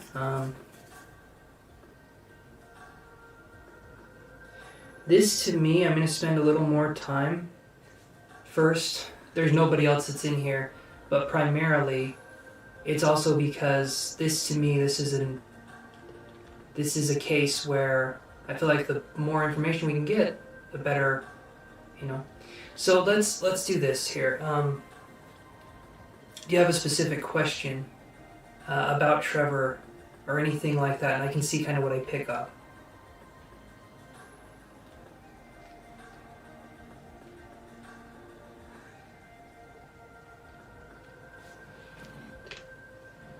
It's just some banana bread.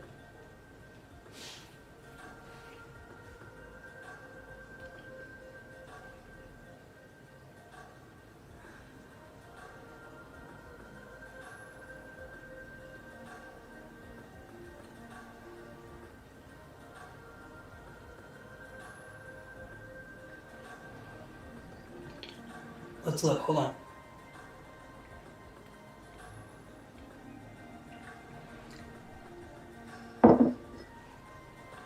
I feel like he must be able to dream travel a little bit because I'm able to connect with him and he's still alive, right? Does that make any sense?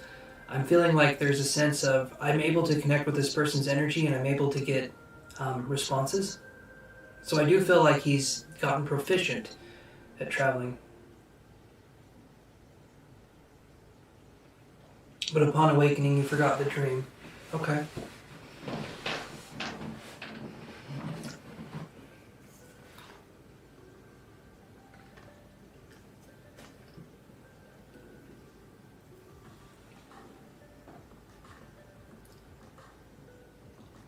Awesome. Okay. So this is what I want you to do then, so if we're wanting to have more experiences with Trevor and the dreams, the best thing for you to do is that if you have a dream and you don't remember and it was from him, look at that dream. Even if you don't remember it, look at that dream with love and appreciation because he is attempting to make contact. And don't beat yourself up for not remembering. Don't feel bad or guilty because when he travels and he does this, he doesn't want anything else to happen other than for exploration to happen, other than for an expanded sense of curiosity to happen. Does that make sense? He wouldn't want you to beat yourself up if we forgot a dream or if something happened. Not saying you do, I'm just saying in case that happens, if you want to have more of these experiences with Trevor, it's kind of because he's in the act of letting go in a big way. He's learned to let go. He's learned to sort of let things kind of come to him, so to speak. And so I feel like for you to reach that too, that's going to be another level. We need to work on loving the spirit. So the fact that he visited it all is amazing. And if we want more of that, we just need to allow ourselves to sleep and allow ourselves to welcome that with love, right? Hopefully that makes sense.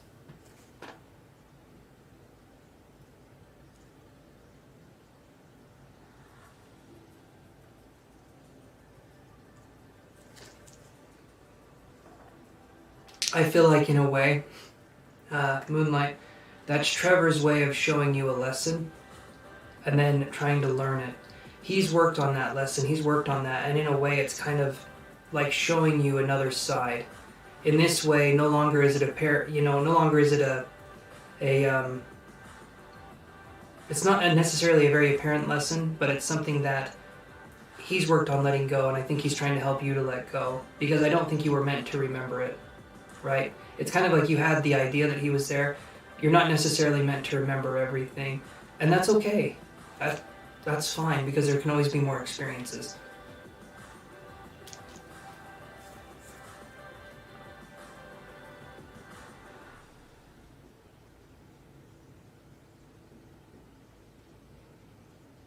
So either, and I don't know if this means anything to you, Moonlight.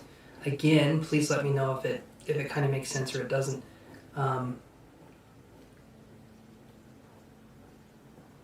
Well, actually, hold on.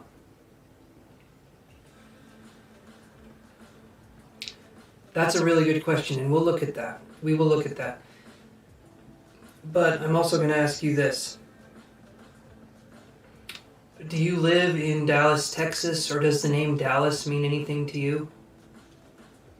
Not saying it, I just had the name Dallas pop in, so I was wondering if that means anything to you.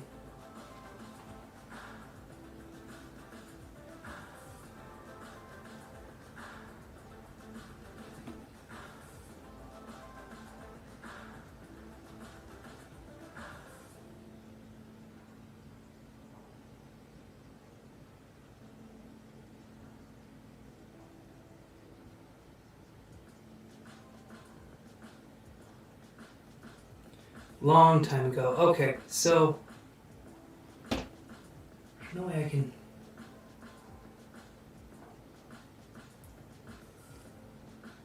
Okay, this that I have going right here, I'm not ending the stream yet. I'm just doing this so no one else comes in and pays, because you're going to be my last reading for the night, more than likely. So, long time ago, so the Dallas thing coming in, that was interesting. Possibly providing more evidence that way. Does he harbor any anger towards the person that did this to him? So let me look at that and come back to you, okay? So just give me a little bit to connect, and then I'll come right back to you. And by the way, Moonlight, thank you for letting me try this, for going back and forth and us having a conversation. And I like that. I like it when people are open and communicating. It's nice. It's really nice. So thank you. Let's see what else we get here.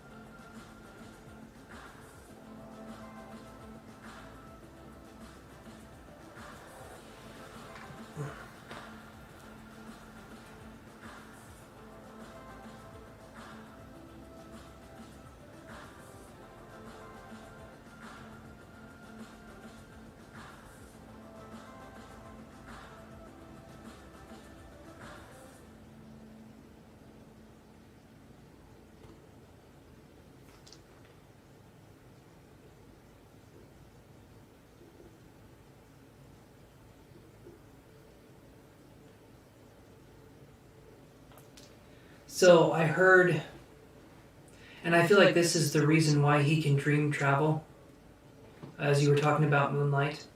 I said, are you angry at the person who did this to you? And I heard back, not at all.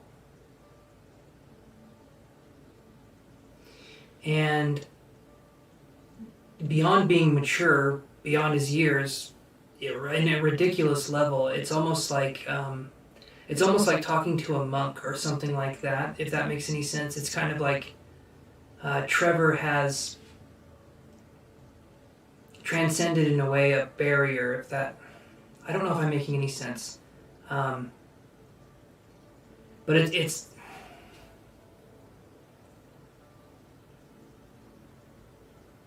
hmm.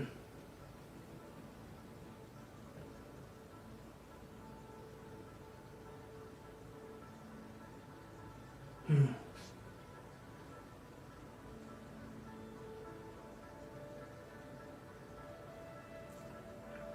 There's a sense with Trevor of, I can't explain it, but I think you can see it, right? And maybe you can understand what I'm going to say here. Him in the state that he's in, it's kind of like there's something there, there's a knowledge there, there's something that's there, and it has this sense, or it has this kind of spirit to it, and it's hard to explain, and maybe other people don't necessarily understand it, or they don't see it, but I feel like there's a huge sense of this spirit that's here, and it's growing, and it's learning something, because it came here to learn these lessons, and it came here to understand these lessons from this point of view, and you're enabling that kind of spiritual growth, right? Does that make sense to you, Moonlight?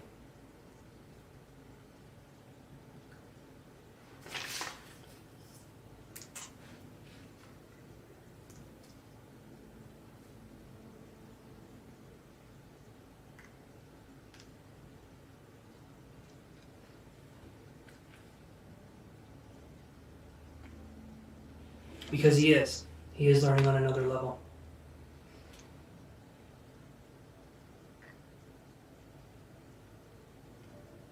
Right.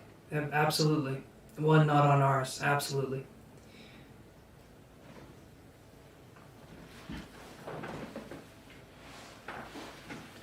And that's a journey. I mean, when he dream travels, it's kind of like he shares parts of it. But that's something I feel like he's doing a lot, where he's traveling, he's experiencing things. He's not just there. He's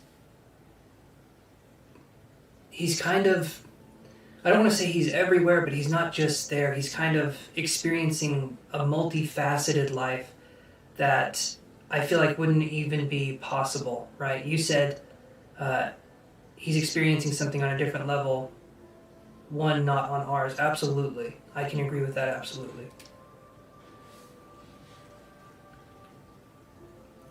Did you have any, did you have another question, Moonlight?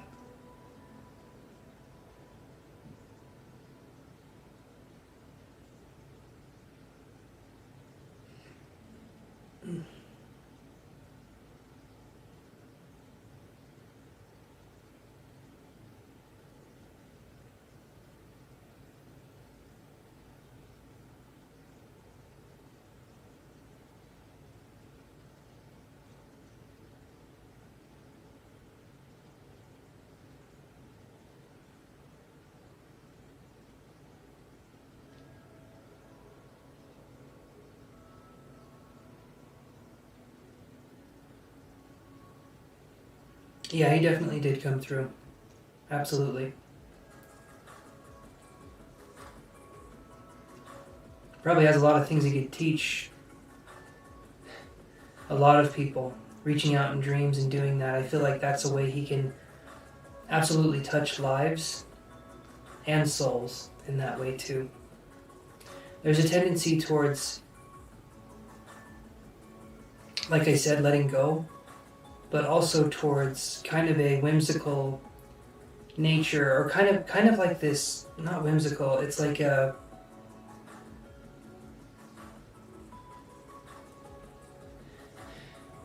how'd you describe that?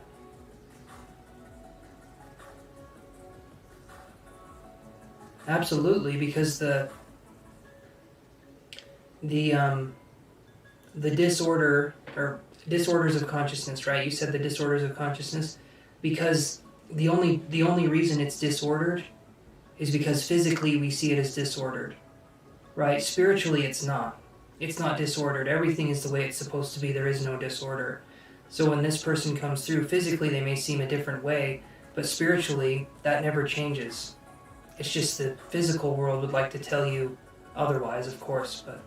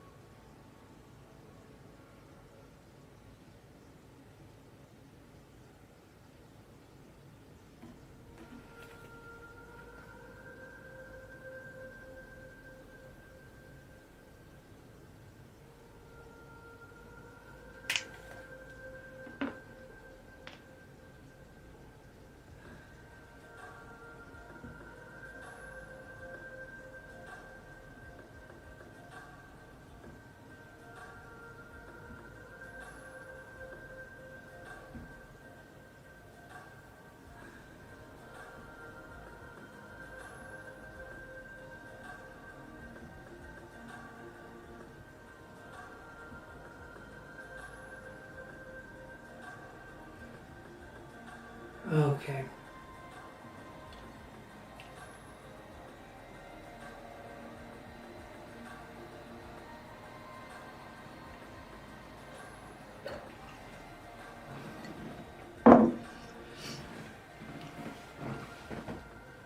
Yeah, so absolutely, Moonlight. It's kind of our realm that has to level up to that realm, right? Yeah, absolutely, Moonlight, absolutely. You get people coming in like that every so often, which is, it's unfortunate, but to me, it feels like I'm going in the right direction if you get people coming in doing stuff like that. It feels like I'm moving in some direction because there's more pushback, there's more resistance, so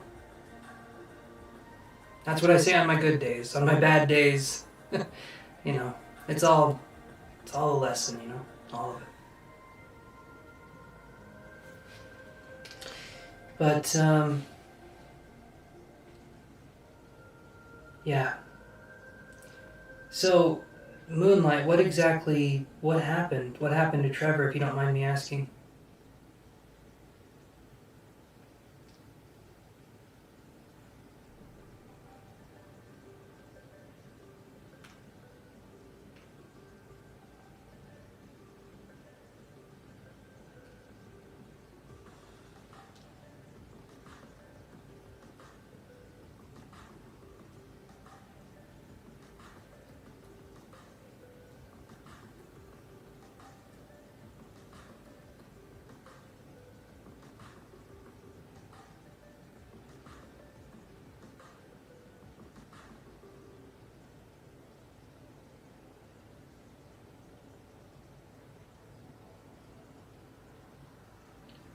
Car accident, woman ran a stop sign and kept going. He avoided collision. In process, hitting a tree. Oh, okay.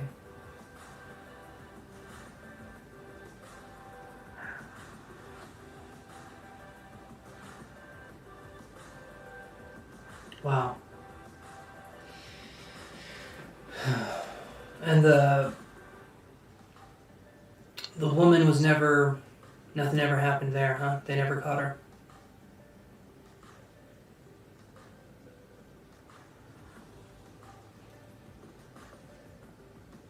Hmm.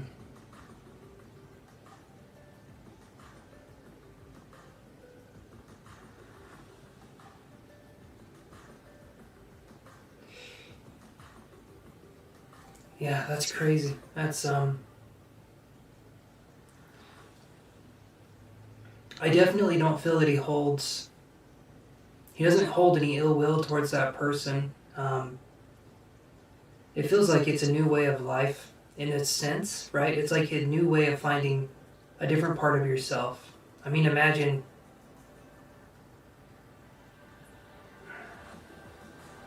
I just can't imagine him being any other way, as weird as that sounds, and maybe that does sound strange, but I feel like it was meant to happen, but I understand probably wanting justice or wanting something, because that makes it kind of difficult. But on his end, right, it's like, if justice happened, it wouldn't affect him either way. It's kind of more like it's for other people than it is for him, if that makes sense. So many operations.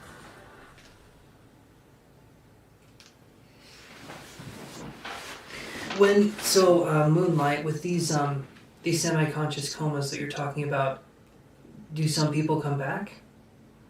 Like they wake up and they have function again? Or I'm again at a loss, because I don't really know that much about this. And hopefully it's okay if I'm asking questions. I don't want to offend or anything like that.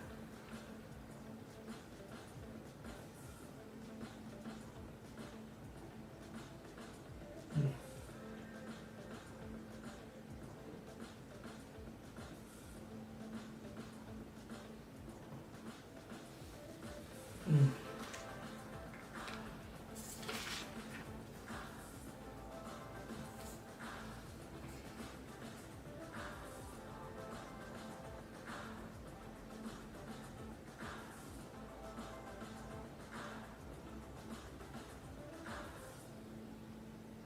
I can understand that's where hope lies.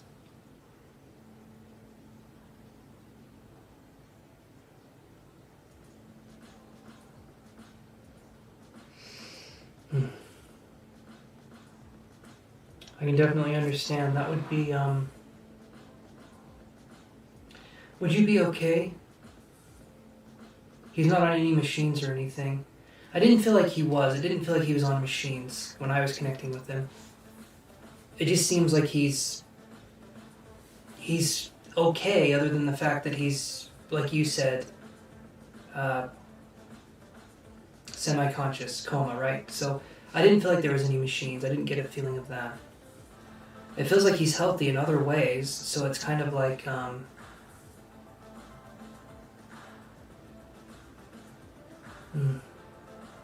Would it be okay with you, Moonlight, if we sent some energy? If me and my guide sent some energy to him?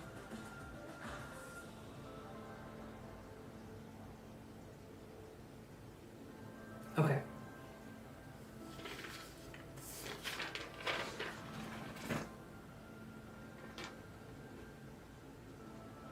He has traumatic. Yeah. Okay. Traumatic brain injury. That makes sense.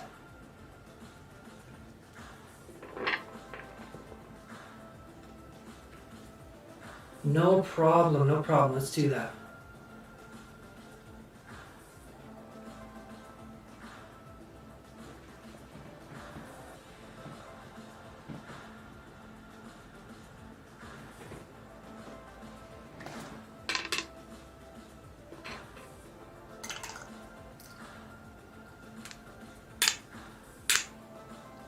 Give me 1 second here. So this stone here is a very high vibrational stone for energy healing. This is moldavite that I use. Kind of want to get it close so you can see. It's a beautiful green color. So we'll use this, and then we will just send some energy. I'll do about 3 to 4 minutes of just sending energy, love and light, that kind of thing. Just helping in this case, you know? Yeah, moldavite's very awesome. But I'll do that now, and I'll send on his behalf, and then, because we're not asking him directly, he can say yes to it in his own way. Just because when I work with people, I don't want to force energy. So, oh, that's awesome. I love that. I love that you guys have, that's awesome. Hey, Melissa, see, I'm not, just so you know, I'm not taking any more questions, so. But let's send some energy here, and let's see what we can do.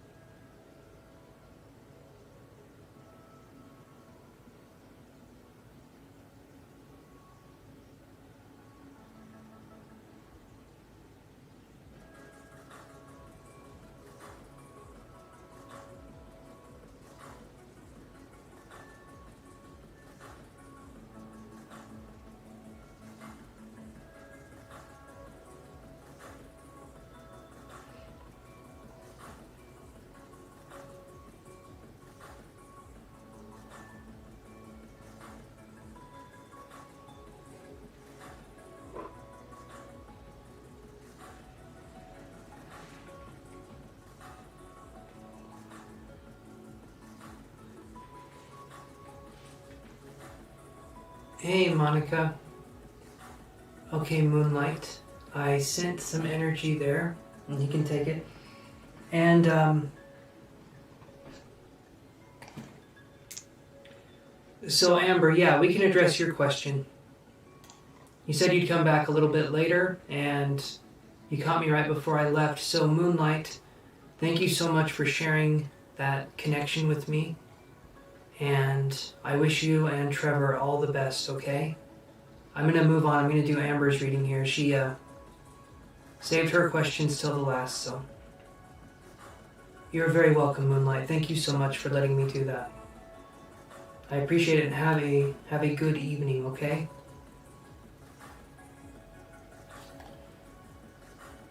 You are welcome, my friend. Okay, Amber, go for it. Yes, I can take your question. No problem. This is only for new people coming in. This isn't for... You paid for your question the beginning of the stream, so... yeah, go for it. Ask your question. Questions.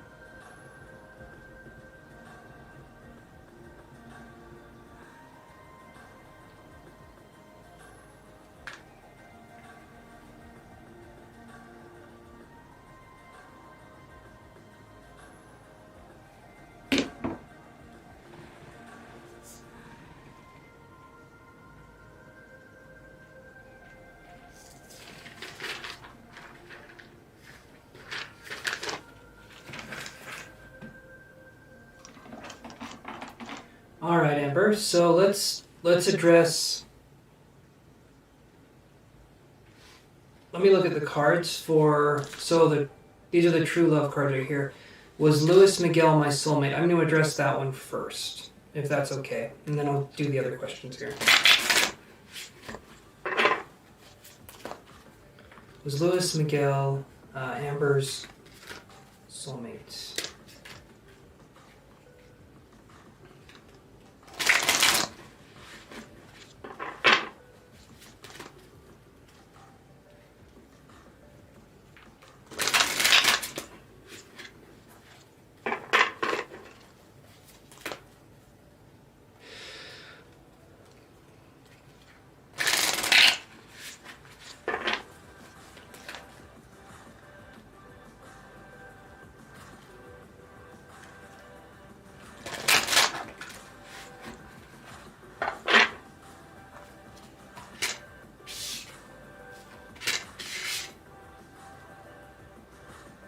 He's no longer with us. Okay. So I get these two cards here.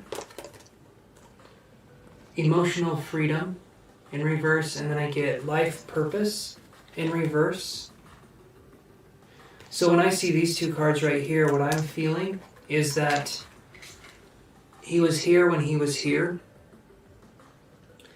but now that he's not, kind of a thing. It's like we got what we got when he was here, but I feel like there's time to move on. And honestly, the way I feel with spirituality and soulmates in general is that we have more than one.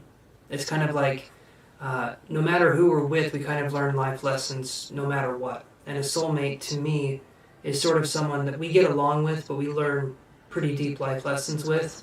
Sort of like how we want to be treated, or I always talk about setting up boundaries. But with this right here, I feel like he was one of your soulmates. But I do feel like there's others that could come as well. So that's what I'm feeling here. Does that help answer that question, Amber?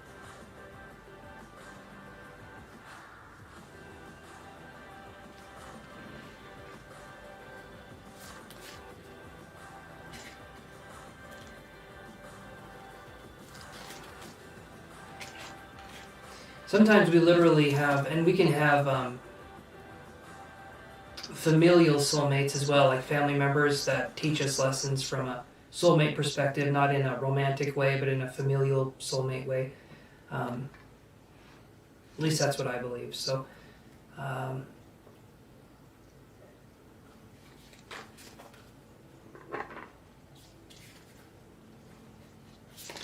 do feel though that it's kind of like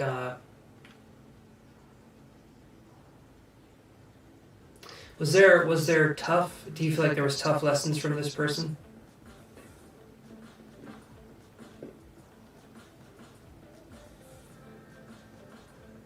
He died unexpectedly of cancer. Oh, I'm so sorry to hear that.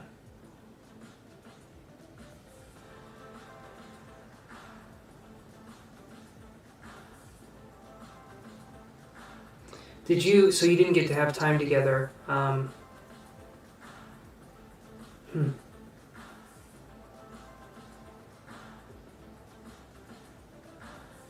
Okay, well, I feel like he was one of them. But in my opinion, I feel like there's several soulmates for us. And another thing is, honestly, if we had only just met. Okay. So then when I say tough life lessons, that actually could have been one of the tougher life lessons, is that you get to meet someone and then they're taken away. And I understand that would be difficult. I do feel like there was a connection there. I feel like it was just, and maybe it's kind of hard to hear this, I feel like it wasn't meant to last in that way. He kind of taught you what he could teach you, and then he sort of moved on that way, and then sort of carried on. But I do feel like there was a relationship that was starting to form, and yeah, that's what I feel with that connection. So one of the soulmates, I would say.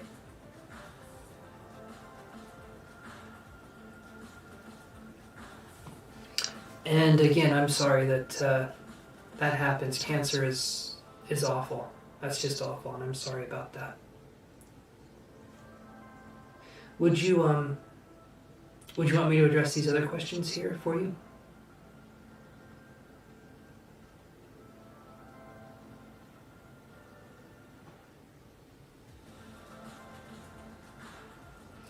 Because I can. So you said, I want to know if the people in the dance company. And honestly, Amber, you probably, and maybe this sounds, okay, I'll just say this real quick. You'll never meet anyone like him again, and that's not a bad thing. There's a uniqueness to the soul, a uniqueness to the spirit, and the fact that you got to know someone else's soul or spirit for a while, that's what's important. The reason it hurts is because there isn't anyone else quite like them. But that pain is proof of a connection, or proof of a feeling, right? So, okay, let's move to the other questions here. I want to know if people in the dance company, let's see. I want to know if the people in the dance company I was in are aware of how they treated me. So let's look at see if they are aware of how they treated you. Were the people in Amber's dance company aware of how she was treated? Let's not use those cards. Let's use these energy cards. Actually, let's use these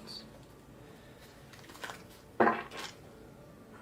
Were the people in Amber's dance company aware of how she was treated?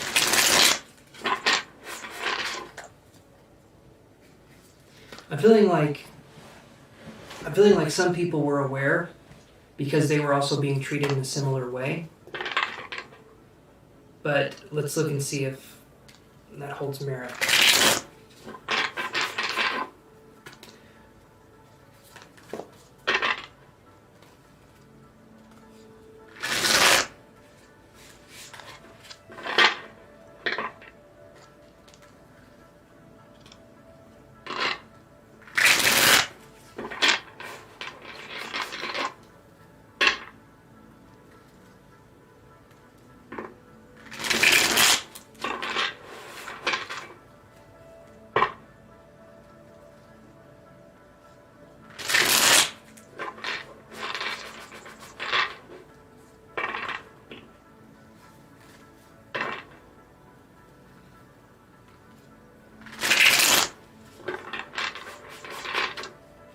Okay.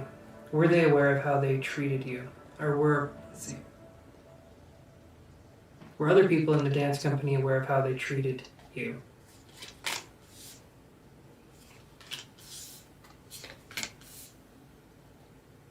So I feel like there's a lot of people that maybe didn't know the full story. I see the star in reverse, 2 of swords in reverse, and 2 of wands in reverse. So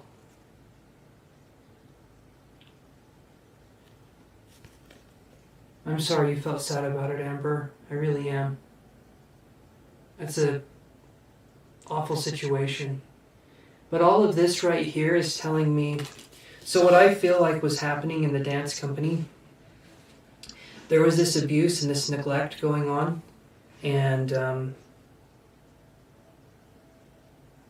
it feels like maybe there was money exchanging hands or there was something going on, but I feel like a lot of people did not know the full story or didn't get to ask the questions or get to wonder about it. It feels like things were kept kind of hush-hush, and even if the people were being abused or something, this to me is saying that I don't think people knew the whole story. So I don't think everyone knew what was going on in the dance company. I think some people saw what they wanted to see with it, and then other people saw the darker side of it. Does that make sense? Some people, I feel like, tried to stay surface level and oblivious to things, and other people, they were, in a sense, taken advantage of as well. That's what I'm seeing here, though.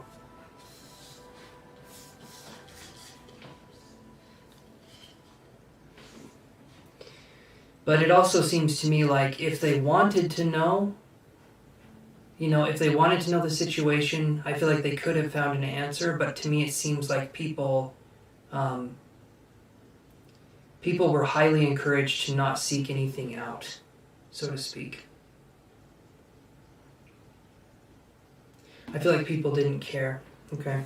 And that makes a lot of sense. But I also, from what I'm seeing here, I'm feeling like people didn't have the opportunity to care either, because it seems like things were kind of masked. I got 2 of swords and 2 of wands. To me, it feels like there was 2 sides presented.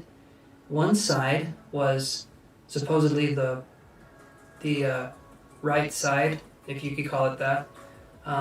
It's not right, but I'm saying like one side to them would be the right side. It would be siding with the dance company. The other side would be the victim side, and they didn't want to do that because they feel like that would be...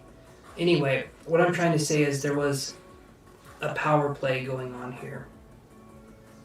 And obviously it wasn't right. This isn't right for this to happen. But yeah, and it's not going to make you feel any less alone. But I do feel like some people really didn't understand what was going on. Other people did. There were people there that were insightful, that knew exactly what was going on.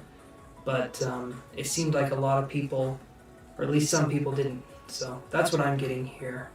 Does that make sense, Amber? Absolutely, your character was scrutinized. Of course.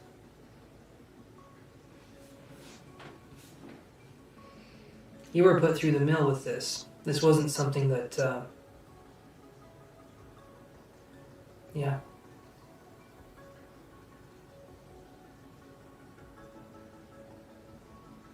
You were probably one of the few people to, try to come forward or try to say something, and I feel like these people would rather keep others small than have someone rise up, so to speak. But do you want me to look at the other question on if Bradley is blocking you getting work?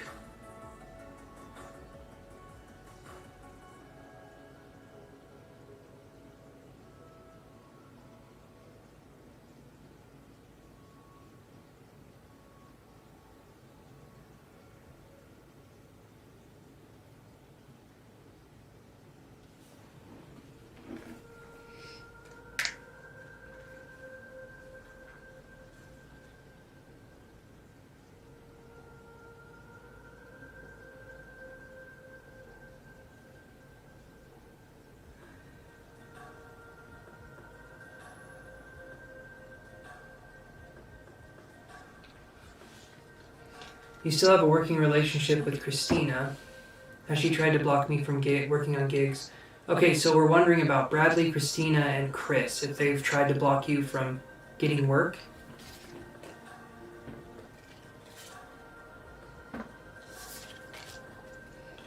Let's look at that and see. Have Bradley, Christina, and Chris tried to block Amber from getting work?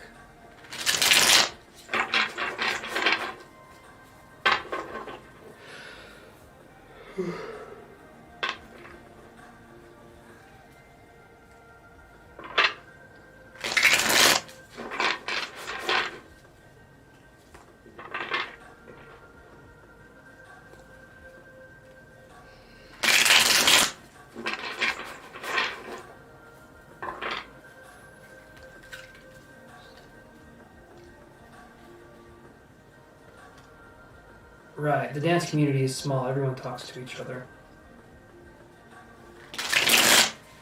Let me see. Have Bradley, Christina, and Chris blocked you from getting work or getting gigs?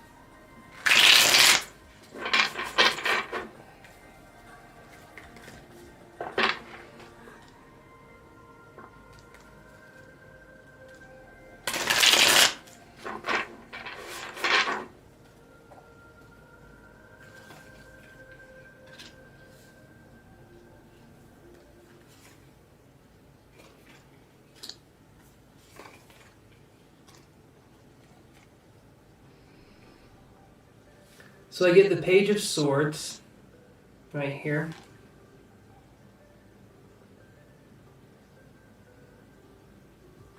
Okay. And then I get the Fool card.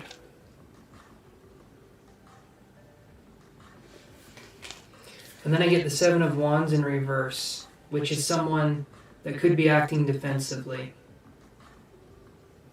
Right?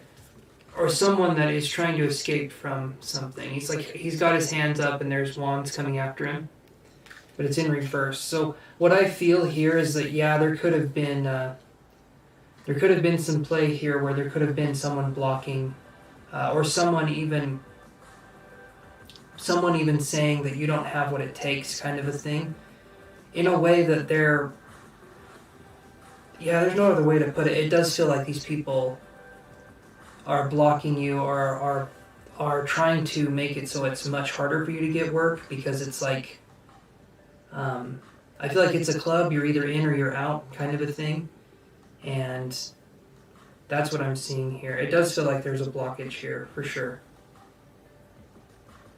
But I also see this as being an opportunity to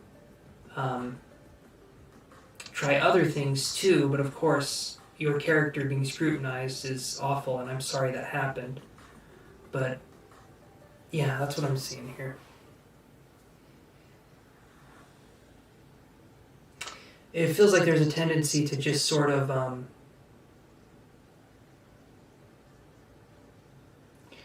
do it.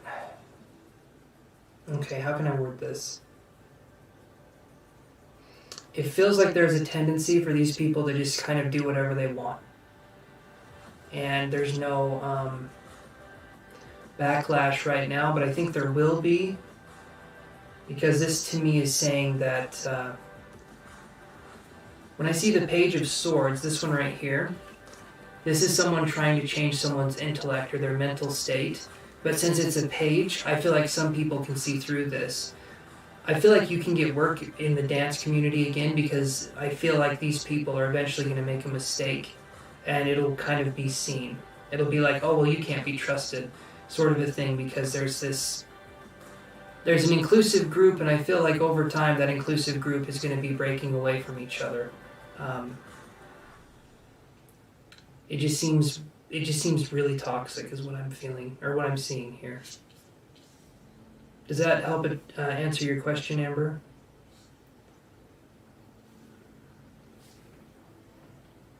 I don't know if it's necessarily Christina, the one you're working with, but it does feel like at least Bradley, it feels like Bradley and Chris could have a hand in this, if that makes sense. Right. Bradley and Chris stole my creative ideas and took credit. Okay, so that makes sense. That makes a lot of sense. I feel like eventually that'll catch up to them.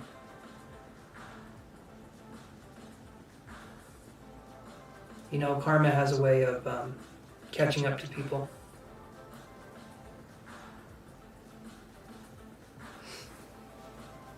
And if they stole your ideas, it must mean you've got some pretty good ideas. So that's one positive way to think about it. Hi, Fruity Bear.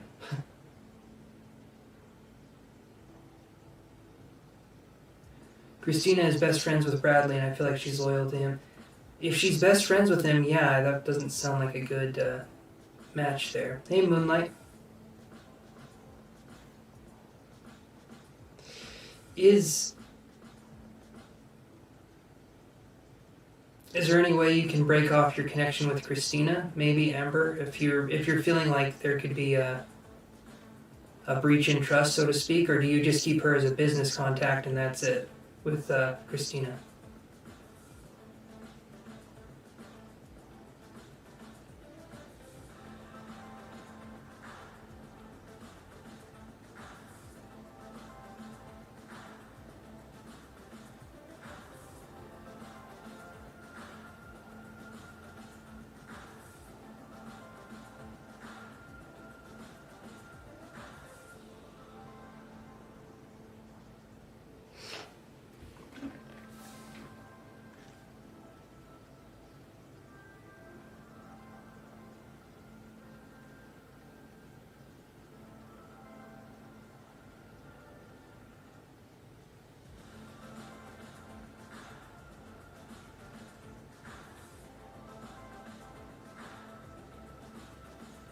She has never been nice to me. I work with her in another dance company that has been really great. Okay, good. So there is one dance company. I'm sorry you have to work with these people still.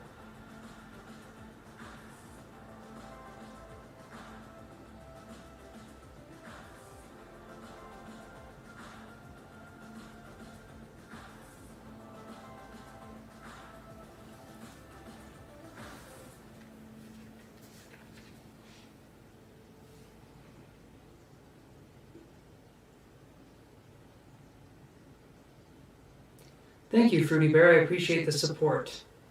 Yeah, I'm live again on Friday, and you're more than welcome to watch me work and to be part of the community. Yeah. And Friday, 8 p.m. is when I start. Monday, Wednesday, and Friday at 8 p.m. Mountain Standard Time is when I start doing my streams. So you can catch me there. And thank you for honoring this, where it says stream is ending, no more questions. I can't tell you how many people have just come on here and they apparently can't read. So I appreciate you being patient. The last gig we did was for a major TV show, and she lied about contacting me. I'm worried this will continue and stop me from being involved in this company.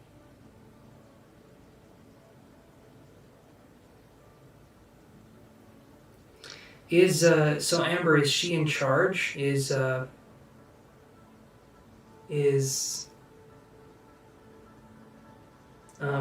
is she in charge of this other dance company? Is there anyone you can talk to that's higher up than her? Because I'm gonna be honest with you, it sounds like that would happen again. I don't see why it wouldn't. Thank you, Fruity Bear. I appreciate that. It can be. It can be a bit much sometimes. But I appreciate the support, I really do.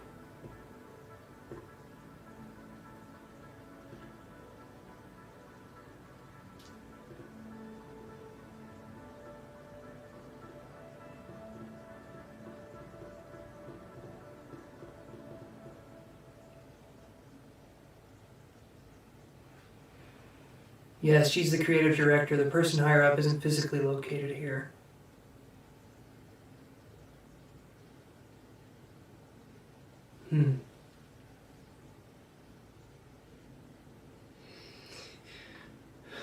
Amber, it sounds to me like it's a pretty either direction. It sounds like that's a pretty shitty situation. I know you love dancing, and I know that's something you're passionate about, but if it's with people like this, it makes me wonder if it seems like just hard. Other people feel the same way I do, but she's our boss. Well, do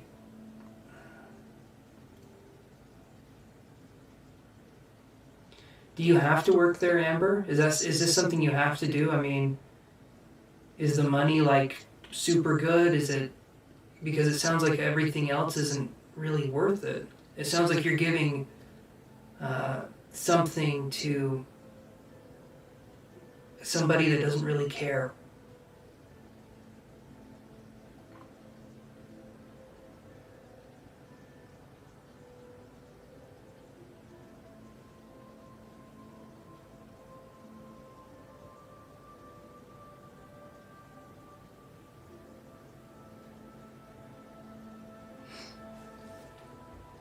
I just feel like it would be, I mean, it just feels like you deserve better than this, you know?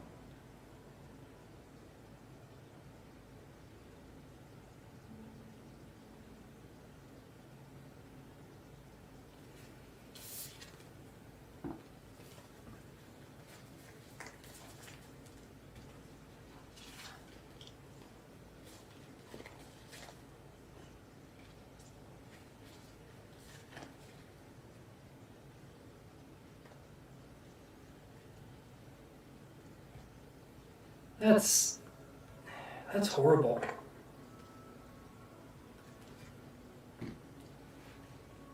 I didn't know the whole industry was toxic that way. I'm sorry, Amber, it's something that has opportunities for you, but I guess you have to think of it in ways of like, is it worth it? I mean, you get to travel the world, but it's like if you're under someone else's thumb like that, and if there is connections from the one horrible dance company to this dance company,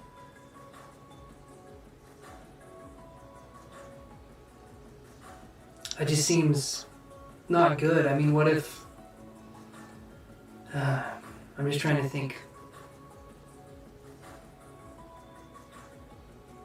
Because honestly, and I know you're not asking this, but if it was me, I would have said, hell no, and gotten out. But I'm not you, and you have a passion for dancing. You have a passionate soul in this field, and so it's, yeah.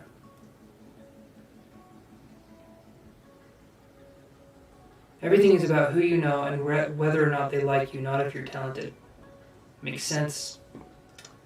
That definitely makes sense. So you kind of have to kiss people's asses to get to the top. That makes sense.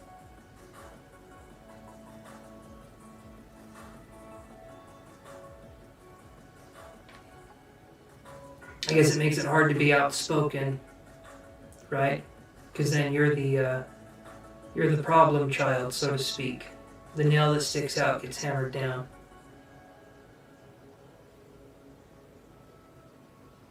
Hmm.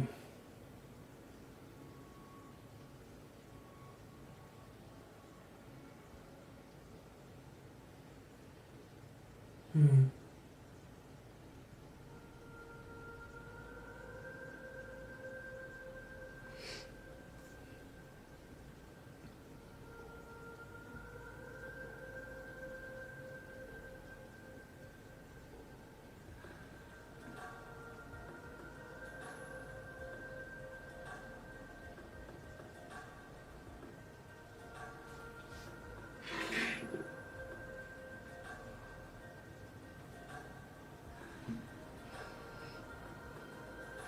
I am really...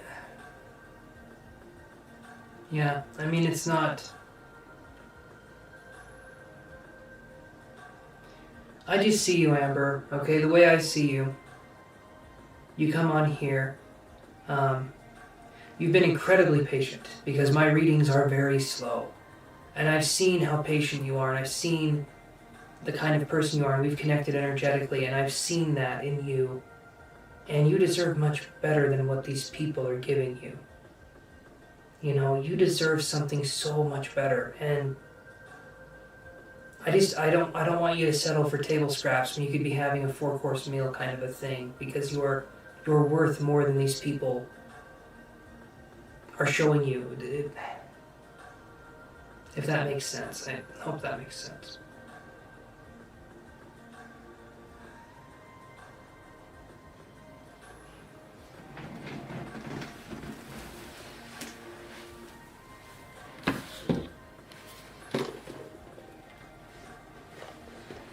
Just going to be putting these away here.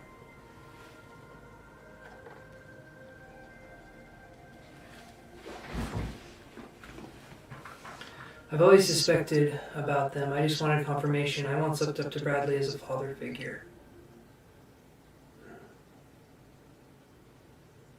I'm sorry that happened, Amber.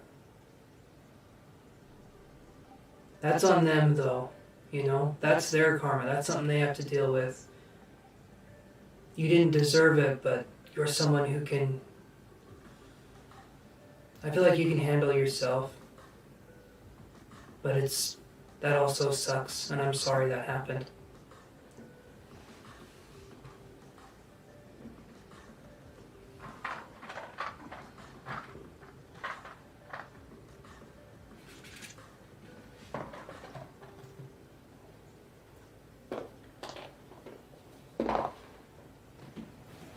Just putting my cards away here, but we can talk for a little bit longer here.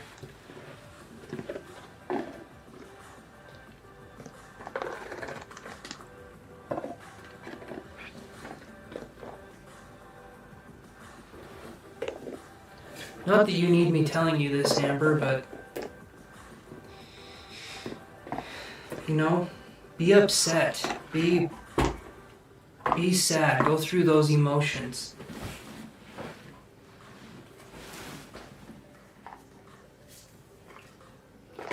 Flow through it like a dancer, right? At least you have that. At least you have that ability to feel and to actually be part of the world instead of having these people that only care about filling their own pockets and stealing ideas from other people that are clearly more talented than them.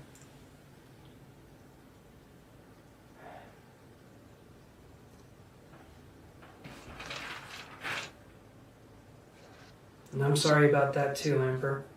That whole thing, that's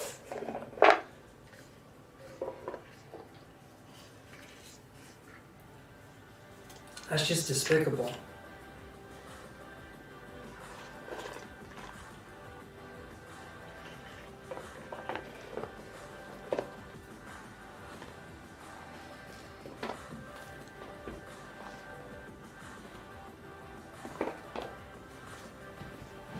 Hold on one second here.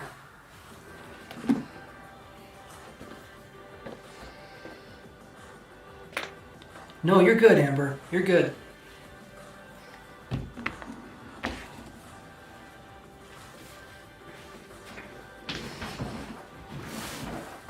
Let it out, you know, talk about it, because I'm going to say this, okay? Good people, they don't vent, usually. They suffer, then they kind of explode later on. So if you need to vent. I'm here to listen, and I'm here to help where I can, right? And I'm sorry this is something that has happened with you, because that's not fair, that's not right. Would you be okay, Amber? I'm going to have this be kind of our last little thing here. Would you be okay to do a little bit of energy work with me for a second?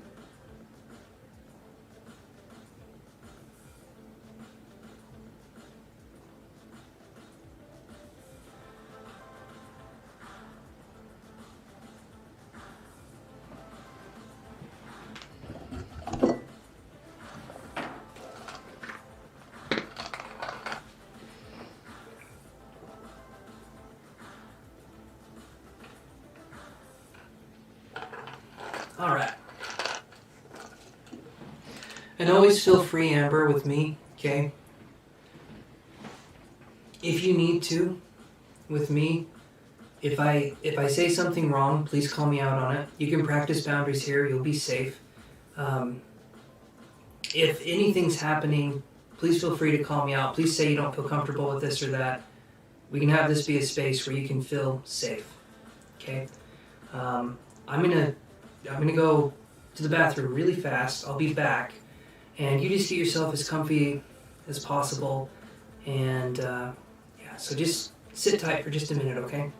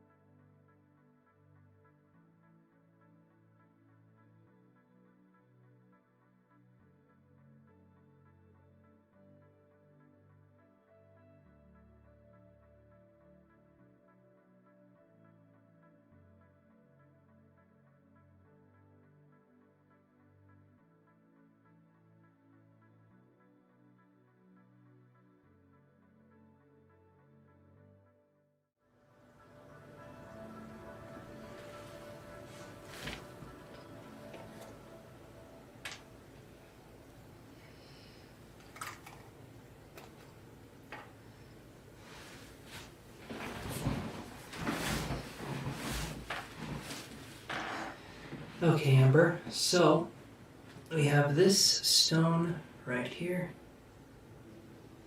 This is moldavite. Alright, so we're just going to be focusing on allowing the energy to kind of come in, do its thing, and then see what we can do. So that anger, that feeling that you have with all of this that happened with this dance company, with kind of everything, I want you to hold that, right?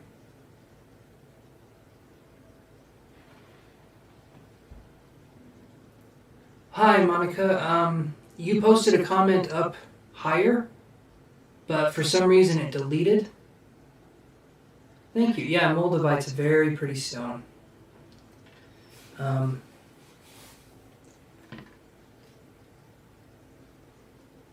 you can post your comment again though if you want to.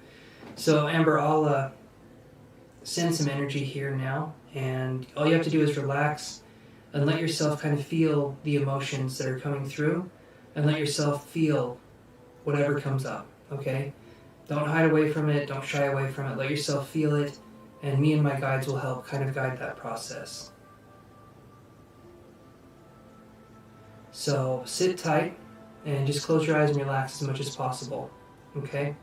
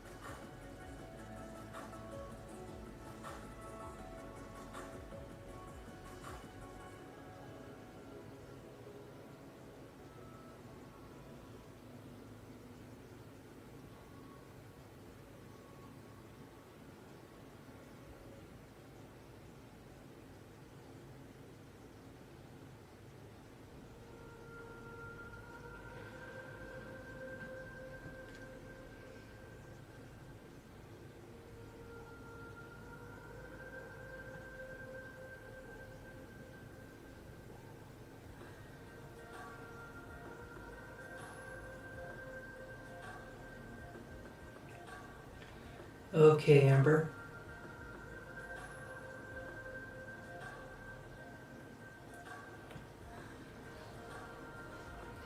So we connected there energetically, and I'm still feeling a little bit of a connection here as we speak. What did you feel on your end, Amber?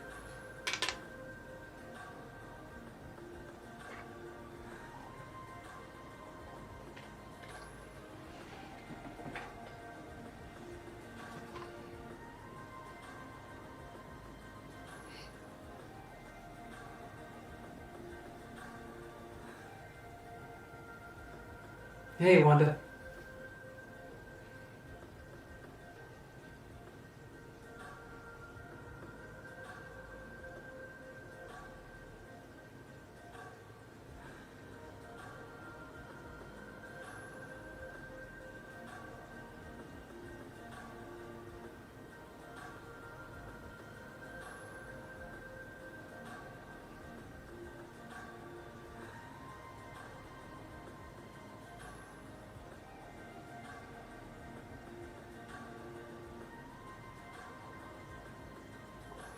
Good.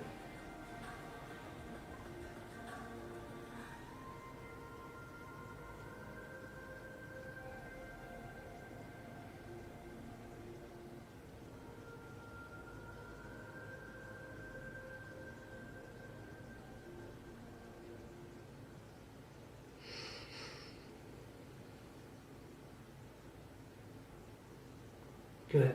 Good, Amber. Perfect.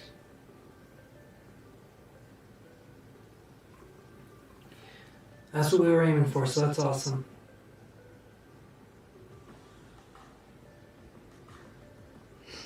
So hopefully, Amber, that kind of helps. A little parting gift, right? And I'll be back on again. Obviously, you know, Friday, 8 p.m. Mountain Standard Time. But I want you to have a good night, Amber. Okay? And everyone else watching this, you guys have a good night. And I will see you guys on Friday at 8 p.m., okay? So I will say toodles for now, and yeah, I'll see you guys a little later on. Take care, Amber, everybody else. You're very welcome, Amber. Very, very welcome. Have a good